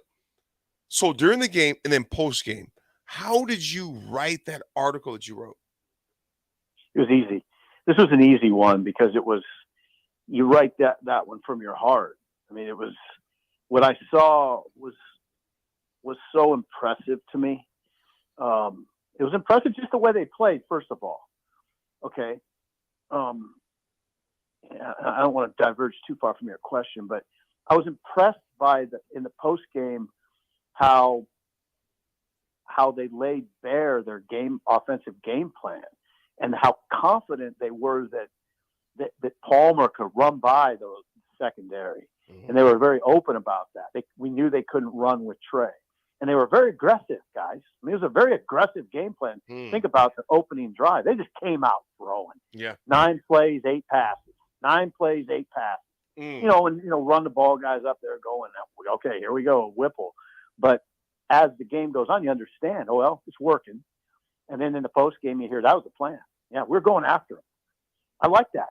I think that makes a lot of sense. As far as hard to ride, it was easy because it was a very fascinating day. I mean, for them to close that way against a good Iowa team and there's a loud crowd, it was, like you said, a lot at stake. Great college football scene. And for Nebraska to go in there and take it to Iowa, I was sort of flabbergasted by how poorly Iowa played early, but I think Nebraska deserves the credit for that. So there's all that. Now, when that ball got taken away from Ramir, I thought trouble. I didn't think they're going to lose. Nebraska was going to lose, but I thought this is going to get dicey. And you're right. Newsome had a couple in his hands, but I thought the defense. I wasn't worried when Iowa got the ball with a minute left deep in its own territory because I thought the defense was playing really well. They were dialed in. I didn't think Alex Padilla could lead them down the field. I didn't think he could lead Iowa down the field in that circumstance. So, Strick, I'm gonna ask both of you guys this, but I'm gonna ask you this, Sip. Sitting in the press box yesterday during that moment, though, you're sitting there. What was the atmosphere like, though? Yeah, you know what? It was interesting, AD. The Iowa writers kind of seemed like they half expected what was going on. Like, they didn't feel like this team was all that convincing. That it was sort of eye-rollish with the Iowa writers. With the Nebraska writers, there was so much going on. Trev was up there. And, he's in a box that's right near right borders the press box. So he's walking around though. Trevor's very calm. He is, and I figured he must have this in hand. But I got to tell you, and there was some buzz among the Nebraska media that early in the day there was some talk that this wasn't going to happen, and so there was some degree of tension before kickoff and early in the game. But then, for instance, I got a call. I told you Yeah. It was right when, in fact, it was right. It wasn't, they hadn't got to 17-0. It was right when, I think it was Ativa Marga Clements forced the fumble, and Garrett Nelson picked it up. And then that's when I got a call from somebody, what I would call a key source, that said, "Hey, it's done. It's done." And now you're in a bind because, okay, Trev's not going to confirm this. What do I do? And now my focus is off the game a little bit. So there's for the media, the Nebraska media, there was sort of this competing element. But then that kind of subsided. And in the last, I'd say, quarter and a half, it was just, okay, can Nebraska do this? And I thought it was great theater. I mean, the whole day was pretty much great theater. It's great theater. But yeah, it was great theater. It was fun. I mean, I'll always remember it as a fun day. And it was tense. But that's what you kind of want. I mean, I don't like, I know you guys don't like boring. I don't like boring. And it was fascinating. I'll always remember the day. Simple. Are we privy to the information or know what, because it wasn't just yesterday, this is kind of weeks on and off with Matt Rhule. What has been kind of the back and forth that's been going on there, or do you know? Because it seems kind of odd that Nebraska was kind of in it and then reportedly out of it, and now it's here. Yeah. Now here's what was going on. I mean, from my point of view, and I wrote a little bit about it, is that it was November 13th when Trev drove to Lawrence and met with Lance Leipold. Met at his house. So that was November 13th, the day after the Michigan game. Now, right around that time, and I think it was November 15th or 14th when the talks, I'll call them talks, with Rhule broke down. So there's talks with coaches simultaneously going on, and something happened around that time with Rhule that I was told that those talks are on life support. They're not dead. Keep an eye on it, but it doesn't look good. So that was November 14th or 15th, Bach. And then I was told to keep my eye on it, and I did. And I talked about it on our show, wrote about it a little bit. Don't take your eye off Rhule. It doesn't look great. That ship's out to sea, but maybe it'll come back. Well, it wound back, and I don't know exactly what happened. But I'm trying to, so for my purposes, I don't know when other people were hearing, but on Wednesday, so this past Wednesday afternoon, one of the sources that knows what's going on in that world said, "Hey, it's back to Rhule, and if it's not going to be Rhule, better keep your eye on Dave Dorn." So that's where I was. So that's where I was on Wednesday at about 2:30, 3 o'clock, and then I had to write something. I mean, because it was back. It looked to me like I made a couple other calls, and it looked to me like this is all on Wednesday pointing at Rhule. So that's kind of now exactly why it wound back to him. Bach, I don't know exactly why. I have some hunches, and I think I kind of know, but I don't want to put details out there. I'll tell you what I don't want to do is try to recreate what these negotiations were like, because how do you do that? Yeah. Hard to do it and be irresponsible. Strick, I'm gonna think about this and everything that Sip said right now. Because Sip, you're sitting in the press box yesterday. You're watching that game take place. Strick, and we asked it before. You're the coach coming in. You've seen what took place. Does it bother you that there's so much fan support for Mickey? Do you keep Mickey? Because for me, I'm just telling you right now, Sip and Bach, I'm telling you, Bach, Sip, Strick, I'm telling you right now, I'm keeping Mickey no matter what. I'm like, you know what? We freaking get him a contract, because the recruits, the relationships, what he has in the locker room, for those kids perform like they did last night was remarkable. Strick, how do you do that? How do you navigate those waters? Whew, you've really got to look at the heart of the man. And understand that this man is not there to sabotage you. He's not there to hurt you, because he wants more for the program than the program even wants for itself. And so so believe that, without a doubt, that's what Mickey wants. He wants Nebraska, either from near or far, to still be successful, period. Even if he played against him, it'd break his heart to, beat us if he happened to be a head coach going against us, but he would do it. But he was still, after that, he'd want you to win every game. So I think sometimes, and I found it sometimes on the basketball side, that guys like Mickey, when people have so much, you can look on the outside and think that there can be a split, a schism, so to speak. You can look on the outside and see that. But I will say this. One of the things that supersedes that schism is GBR, Go Big Red. And the fans, the folks, anybody connected that actually loves it, not trolling or not, we don't have very fair weather bandwagoners. That's not the type of program we have. We have people that love it.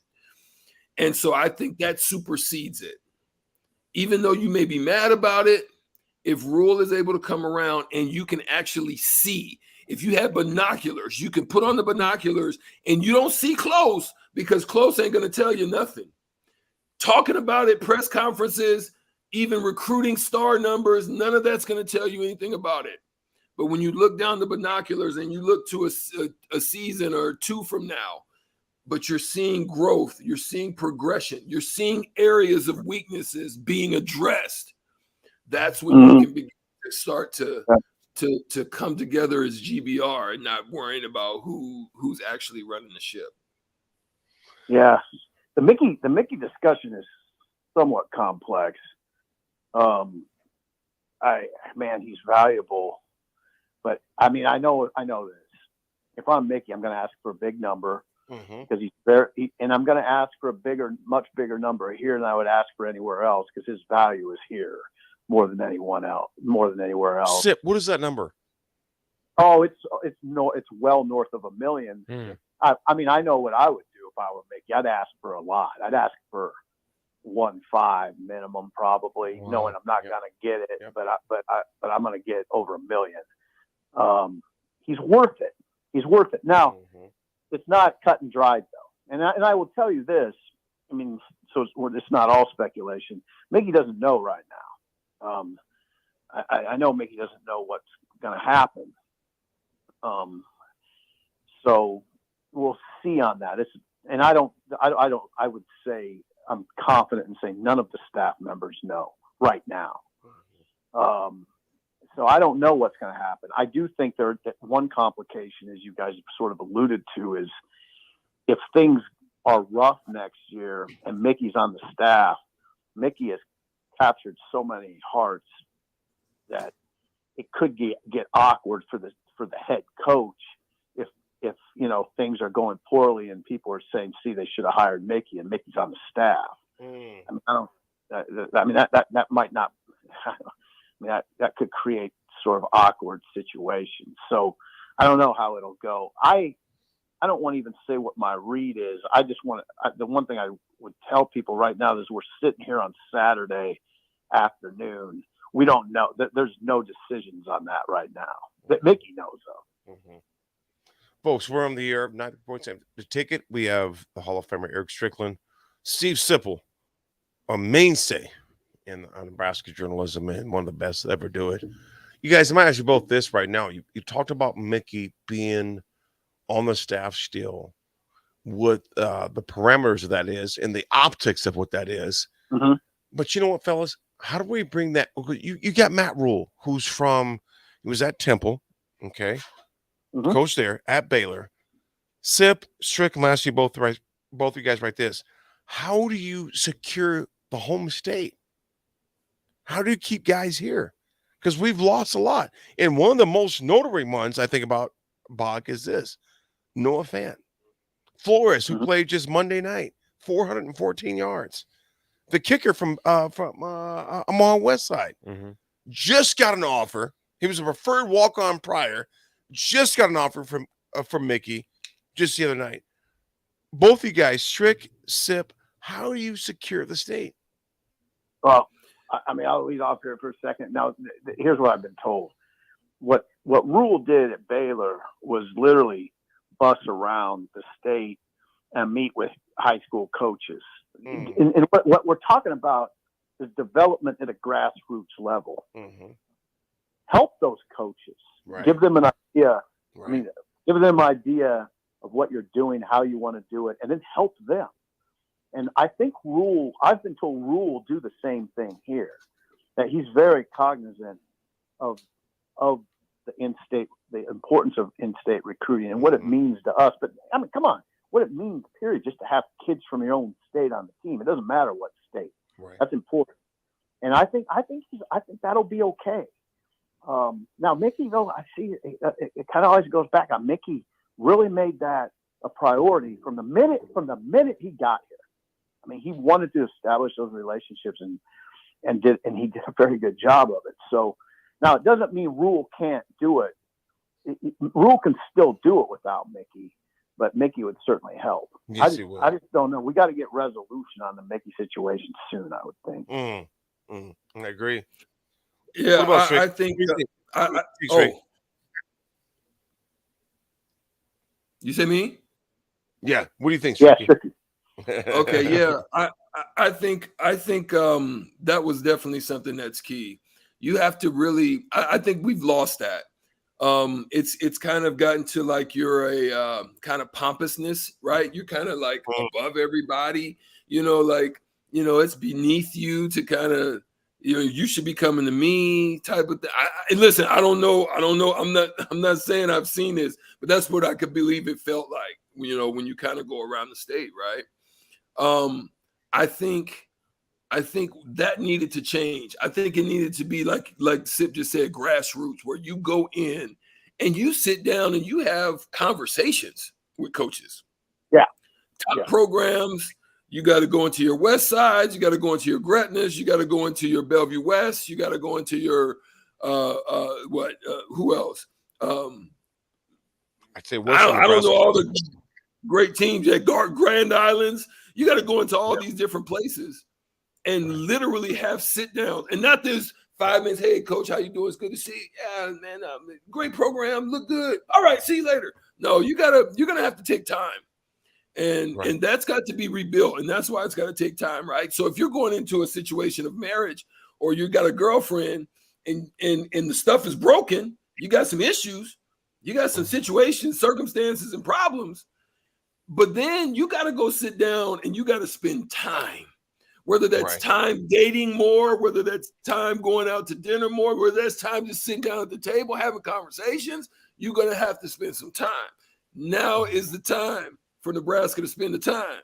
That's what they're going to have to do. And it's going to be probably multiple coaches, or you're going to have to, put a certain amount of coaches into that realm. And then you as a head coach also got to make yourself present in those situations as well. And I think that's where we lost our focus and we've had problems. You know what, Strick, both you and Sip both had great breakdowns. We're going to take a break. And I want to get you guys back for one more segment. Because Sip, can you hang on for one more segment? I got to run right now, but I appreciate being on. Okay. Guys. I really Sip, appreciate you, man. Safe travels back. Strick, I'm going to get you for one more segment, man. To talk about one more point before we dip out. I will be here, but I may have to grab something real quick. But I will be here. It's my birthday weekend. I'm just so excited. I was so excited just to be here. It was last night, man. Happy birthday, Strickland, y'all. Yeah. A big shout out to Eric Strickland. Eric, 48 now? 48? 42. Whoa. No, you're not. It's Strick. You're not 42. Yeah. I was a smart kid. Strick, you're 42? I'm 6 years older than you? No, he's not 42. He's not 42. He's not 42. He got you. Because he beat me all the time in receiving records. I'm 49. I'm 49. He's 49. Yeah. He turns 49. because every time, Bach, that I would have like a huge game, I would see Strickland's numbers come up like 300 yards receiving. I'm like, no, he's not 42. He's 49. Big shout out to Strick. You guys, we're going to take a break. We'll come right back. We'll have Strick for a little bit. Me and Bach will be right back.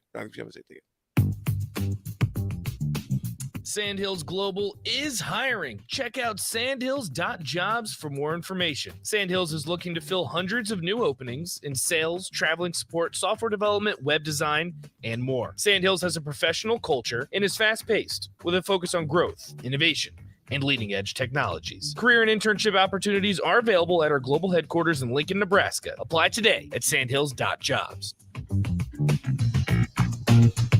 You finally finished your man cave in the basement. Brand new furniture, huge TV, and all of your collector's items.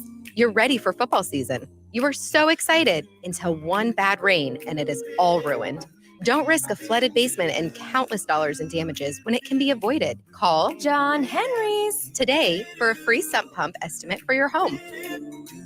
435-5555. John Henry's Plumbing, Heating and Air. At Koppel Chevrolet GMC, we are thankful for so many things this year, starting with our great employees, a generous community, our military personnel, and most importantly, our loyal customer base that continues to drive that money-saving mile of Louisville. Hi, this is Sean Callahan, and on behalf of everybody at Koppel, we want to wish you a happy Thanksgiving and safe travels to wherever they may take you. Happy holidays from Koppel Chevrolet GMC. Action Plumbing, Heating, Air, and Electric is the call I make when I have a need for plumbing services. Whether it's for my home or office, if I need a repair to a water heater, softener, or even my garbage disposal, I know I can count on Action to help. In one simple call, their amazing customer service team promptly schedules a service call, often getting to my needs within a day. Action delivers honest, quality services we can count on. To learn more, visit actionlincoln.com. Eustace Body Shop, where our customers send their friends. That's the greatest compliment we can receive. If you've been in an accident, we'll get you back in your vehicle as quickly as possible. Our technicians care about you and your family and repair your vehicle to factory standards. We handle your claim from start to finish and provide a free loaner car. Stop by for a free estimate. Eustace Body Shop, just south of 88th and Highway 2. The most recommended Eustace Body Shop. That's who we are. It's here, the day you've all been waiting for.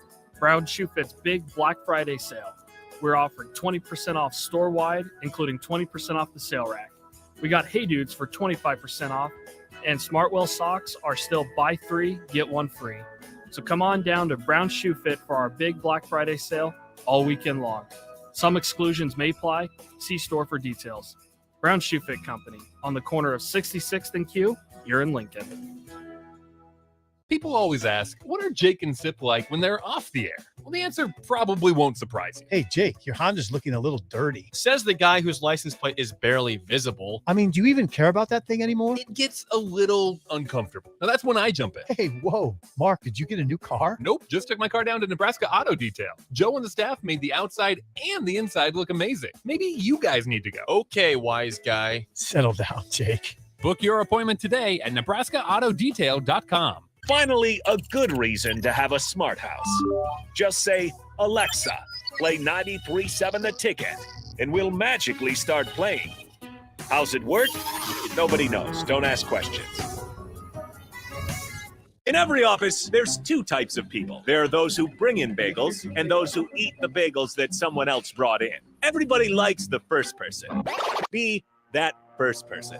Weekday mornings at 7:30, you have a chance to win a business box of bagels from Bagels and Joe. All you have to do is shut up, Sipple. 2 questions for you, 2 for Sip. Win, and the bagels are yours. Lose, well, you don't want to lose. You lost Monday, you lost Wednesday, you're a loser. Shut up, Sipple. Weekday mornings at 7:30, brought to you by Bagels and Joe. Are you dragging through each day? Most people are dehydrated or deficient in essential vitamins, minerals, and more. Live Hydration Spa helps you get more out of your life with their IV hydration treatment. supplements to help with anti-aging, weight loss, endurance, and more. Their performance packages can help you feel better doing your normal daily routine with boosts of energy and vitality, an increase in immunity, and quicker athletic recovery. Call today for an appointment at 402-413-2042 or walk in at 71st and Pioneers. Live Hydration Spa. Mary Ellen's Food for the Soul. It's soul food right here in Lincoln. Ribs, wings, catfish, coleslaw, cornbread, grits. I mean, I'd say it's food like your grandma used to make, but my grandma never made food like that. If you haven't already, you've got to give it a try. Check out their location across from South Point at 27th and Pine Lake, or find their food truck at events all over town, or visit them online at maryellens.com to see the full menu. Mary Ellen's Food for the Soul. Let them fix you a plate. Holiday baking. Sounds fun, right? Except, do I really need a special kind of flour? And how much of a difference does it make if I use a different size pan? And the recipe says this should only take me 30 minutes to prepare, but I've been at this for 2 hours and it doesn't look anywhere close to anything edible. So what if this weekend you got your baking done for the entire season? Done. Beatrice Bakery is here for you with special prices from 25 to 40% off and free shipping on orders over $65 this weekend only from Black Friday to Cyber Monday. Check them out online at beatricebakery.com. Beatrice Bakery, welcome to our world of yum.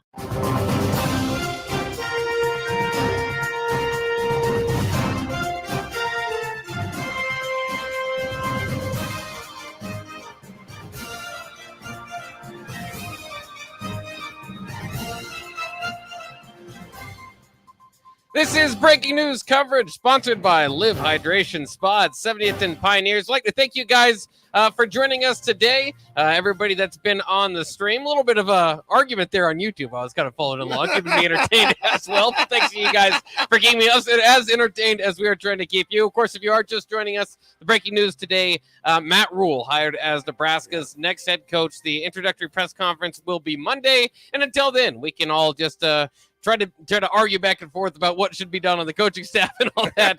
A lot of speculation. Other news to report, though, today, too, and I've been trying to stay on top of Twitter to see if any other announcements were made, but Timmy Bleakroad, Brian Buschini said they're coming back. They're excited to be back as part of the program. Excellent special teams additions this year. And Trey Palmer, the big news, is looking to go to the NFL. So he made his intentions there. Well, you know what, Bach, you think about what Trey Palmer did yesterday in the whole season. His body of work is very good. I'm pumped for him. I'm pumped for the kid. I'm pumped for him to get it done. And we got some on the streamline here right now. Goes Tiny Pig 6 and 6 goes, gents, thanks for doing this today. Do you think Rhule can flip or try to flip Flores? I don't know. I think that's going to be after something to be said. What do you think, Bach? I think it's probably too late for that. I mean, potentially, I would just think at this point in the process, Flores, as it seems like, has a pretty strong connection at Oklahoma State. So you just kind of thinking a bit about it from the outside. If Nebraska had locked in on a kid and he was just kind of, his home state, his home team kind of looked the other way, it might be a little bit too late. But for what it's worth, and it's hard. It's hard to see a talented quarterback, a Power 5 quarterback, leave the state. But I don't, you can't put that on Matt Rhule. I mean, he's just inheriting, the situation as it is. So that might be a frustrating one down the line. But hopefully, I really do feel good, and it's kind of interesting with, his classes all the time haven't been top 25. I think Nebraska, I've said this for years, pretty much recruits itself to top 25. And I say that just because all the coaches that have been here, whether it's Frost or Riley or Pelini, Callahan did a little bit better, but all these guys were able to get top 25 classes. So I don't really have that fear with Matt Rhule. I am interested to see what the ceiling is, or like what the expectation are for his recruiting classes now at Nebraska. And you look at his past, maybe didn't recruit supposedly the best, but he was still like developing guys in the NFL. And of course, development is going to be a lot more important. And that's what he is prideful on kind of his coaching resume. So I'm interested to see, but the other thing too, is it might be hard to recruit to Baylor, who's close to the death penalty. Like we said, it might be more difficult to do that, but he made the best with what he had. And of course, you're not going to get a top 25 class at Temple. I'm going to big shout out to Eric Strickland. Happy birthday, Strick. Stricky always, as you know, Box talks in third person. You guys had the show together for years. It's so Stricky. Happy birthday, big bro. Actually, not big bro. You're little bro. I'm 48. You just turned 48, Stricky. But Strick, I mean, a Hall of Famer, playing the pros for a number of years. So a big happy birthday, my brother. And I'm gonna tell you something, Bach. As we get older, there's a lot of me and Strick's guys that we grew up with who are no longer here. No longer here, man. Yeah. So a big shout out to you, Strick. Strick, have a great birthday. Celebrate it. Have a great time. Part of the Ticket family. But more importantly, before the Ticket family, me and Strick were tight for years, man.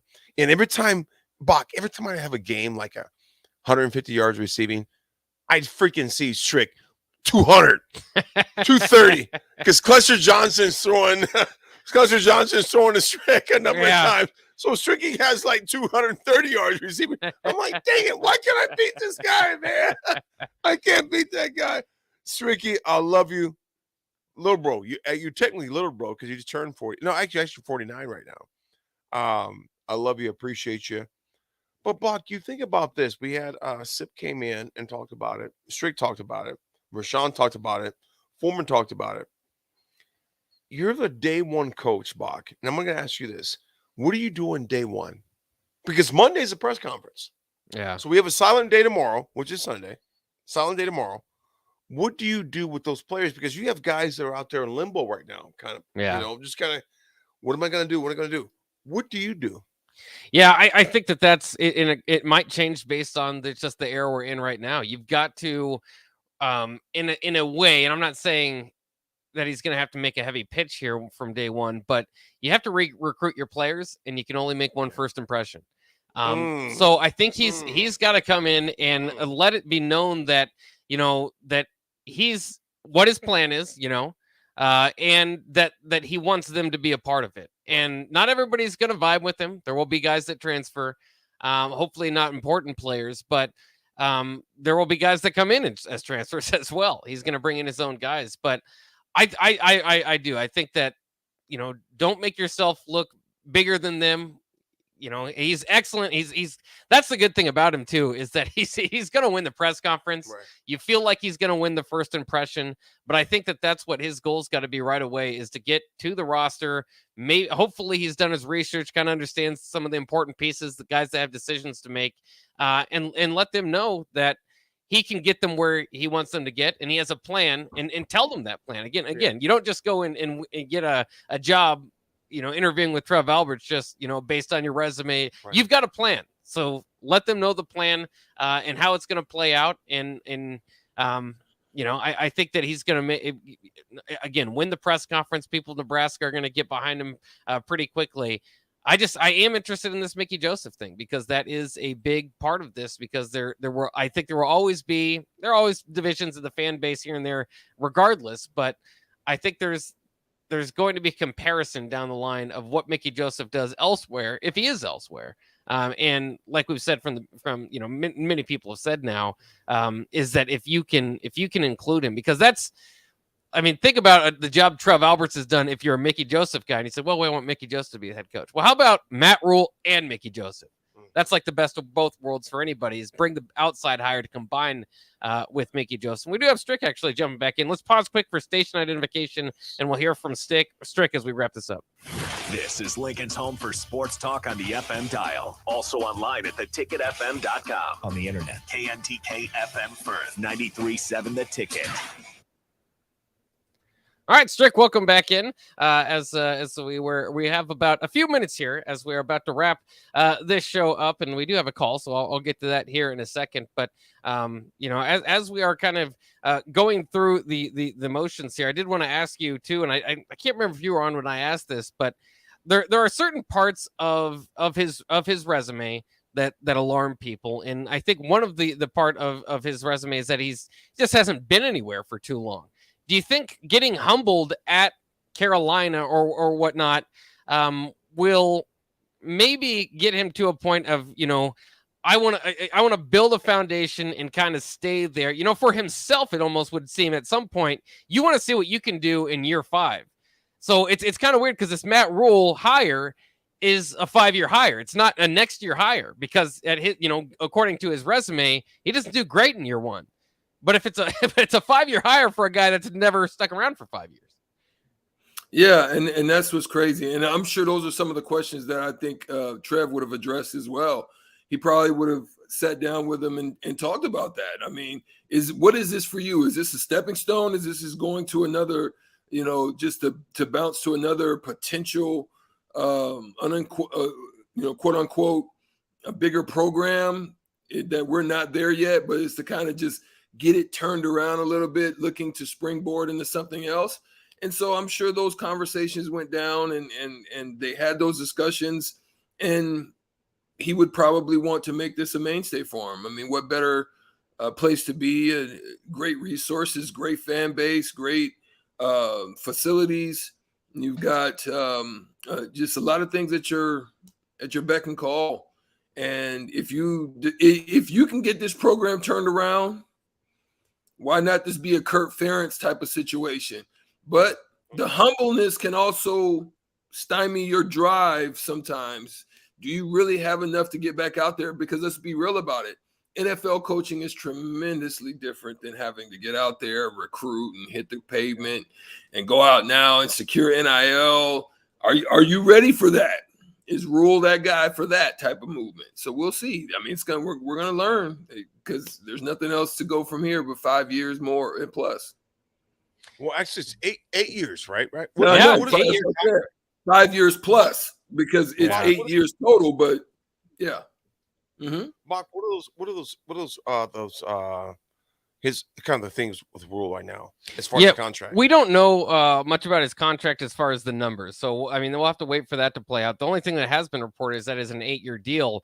And that's interesting because typically college coaches have the 5-year deal so that you can kind of return, tell recruits that you'll be there for their 5th year. I mean, they kind of know what happens, but that's just kind of the industry standard is to at least have 5. I wonder if it's 8 years like roll over, renew 8 years every year, because that's a lot. It's a lot. And it's interesting. And you wonder too, just how much that Carolina Panthers money has to play in it. 40 million, which again, it also is interesting because, we've had guys like Johnny Mitchell call into the station before and say they want a guy that's hungry, that maybe that needs the money.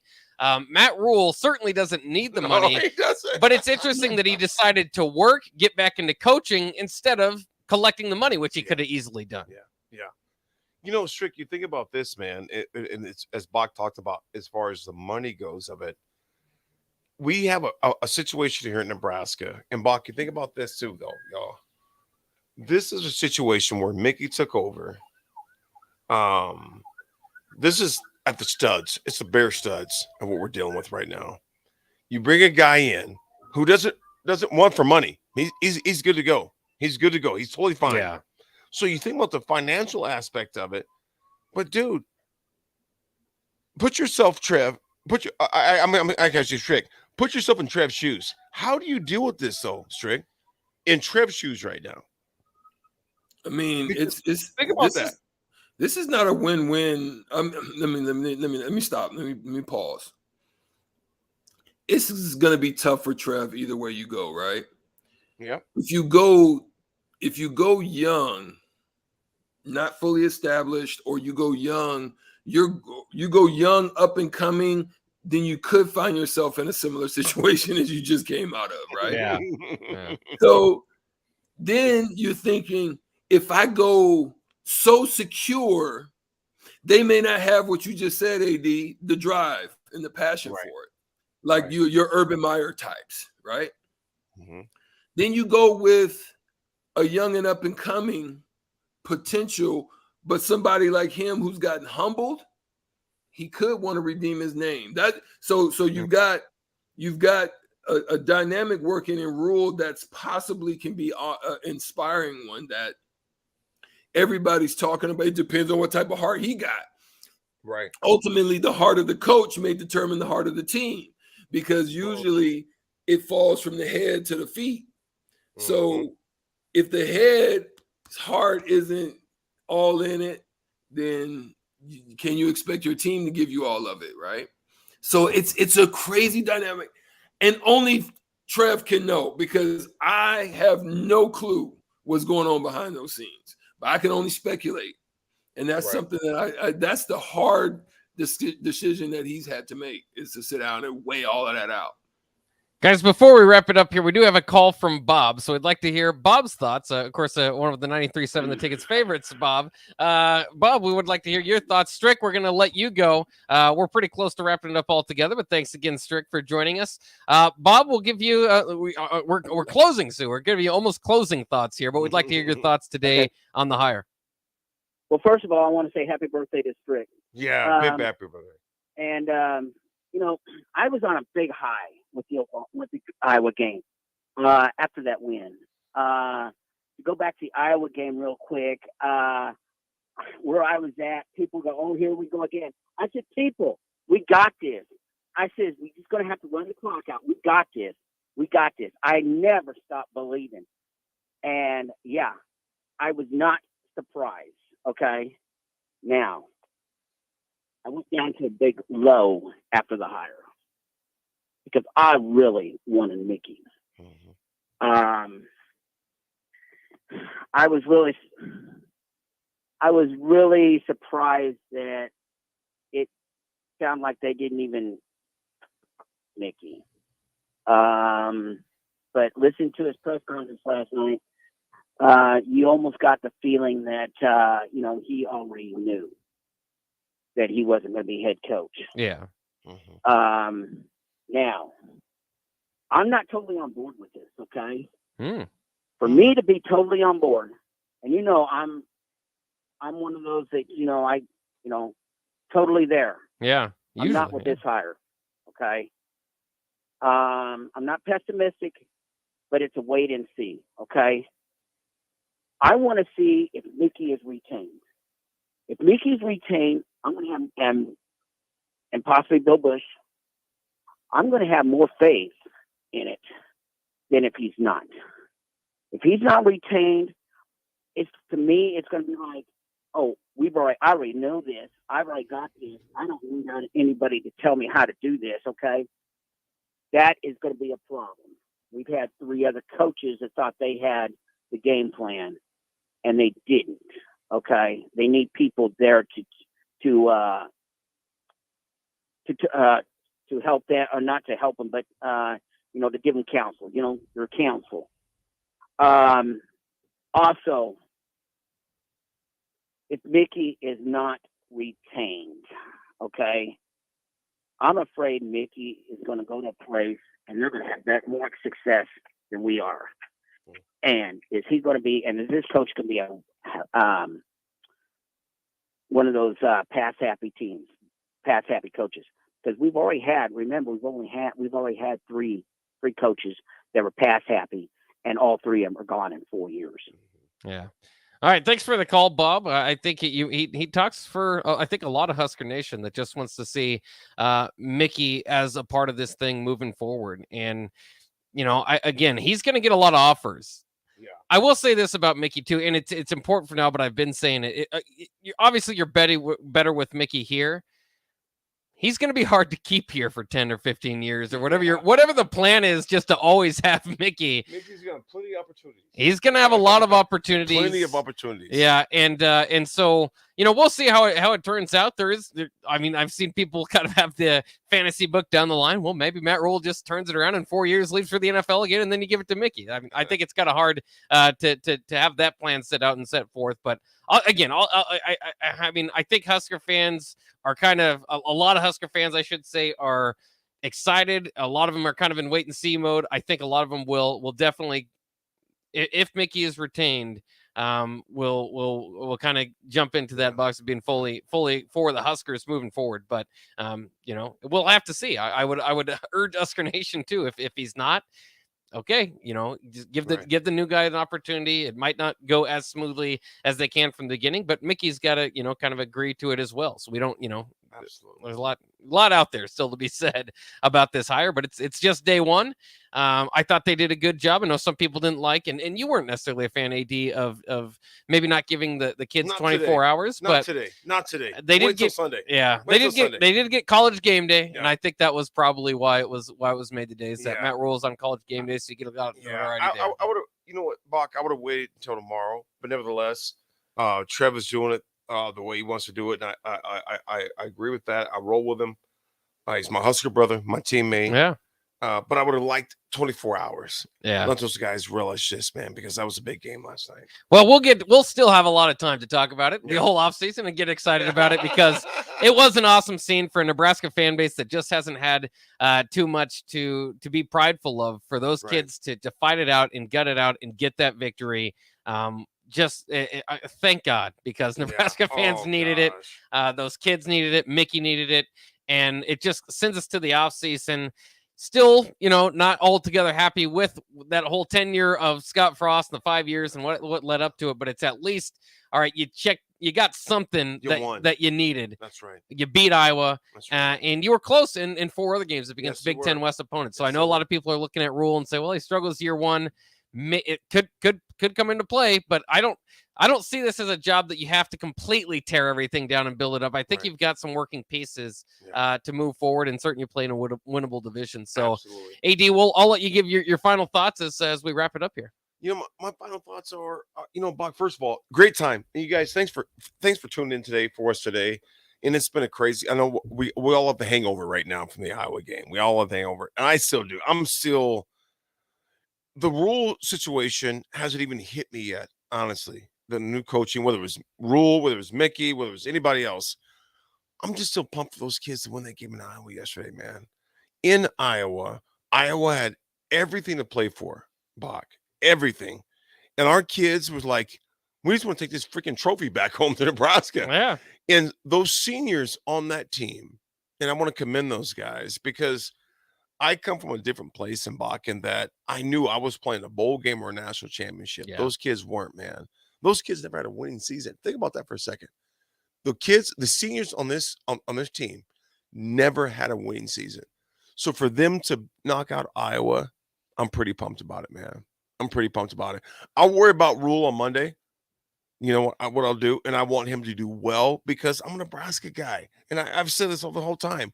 Regardless of who the coach is, my guy was Mick. But you know what? If it's Rhule, I'm rolling with Rhule. It's the rules. Yeah. Pun intended. Pun That's intended. right. I'm rolling with the rules. But I just want to relish those kids that got that game done last night, and Coach Mickey Joseph and those guys on that staff. So I'm pretty pumped for them still, man. Yeah, it was an exciting Black Friday. I'm glad that tradition continues. An exciting morning here as we wake up, and it'll be exciting throughout the week. And we wait till Monday. We'll get to know more about the details. Thanks to all the ticket personalities for coming in. We've done a great job coming together and breaking down this story. Thanks to you guys for being out there listening to us and throwing in your thoughts here on the text line. On YouTube, Facebook, Twitch, Twitter. We've got all that for you guys. Breaking news coverage, by the way, sponsored by Live Hydration Spa at 70th and Pioneers. So thanks to them as well. It's been a big day for Nebraska, for Husker Nation. Matt Rhule, the next Nebraska head coach. So whether you're on board or not, get on board because you don't have a choice. Matt Rhule's your next head coach. It's the rules. Yeah, that's the rules. All right. Thanks for joining us. We will have plenty more coming to you throughout the weekend and into the week. That'll sign off for now, though, for 93.7 The Ticket. Go Big Red. Great job, Buck. I happened across Prevagen.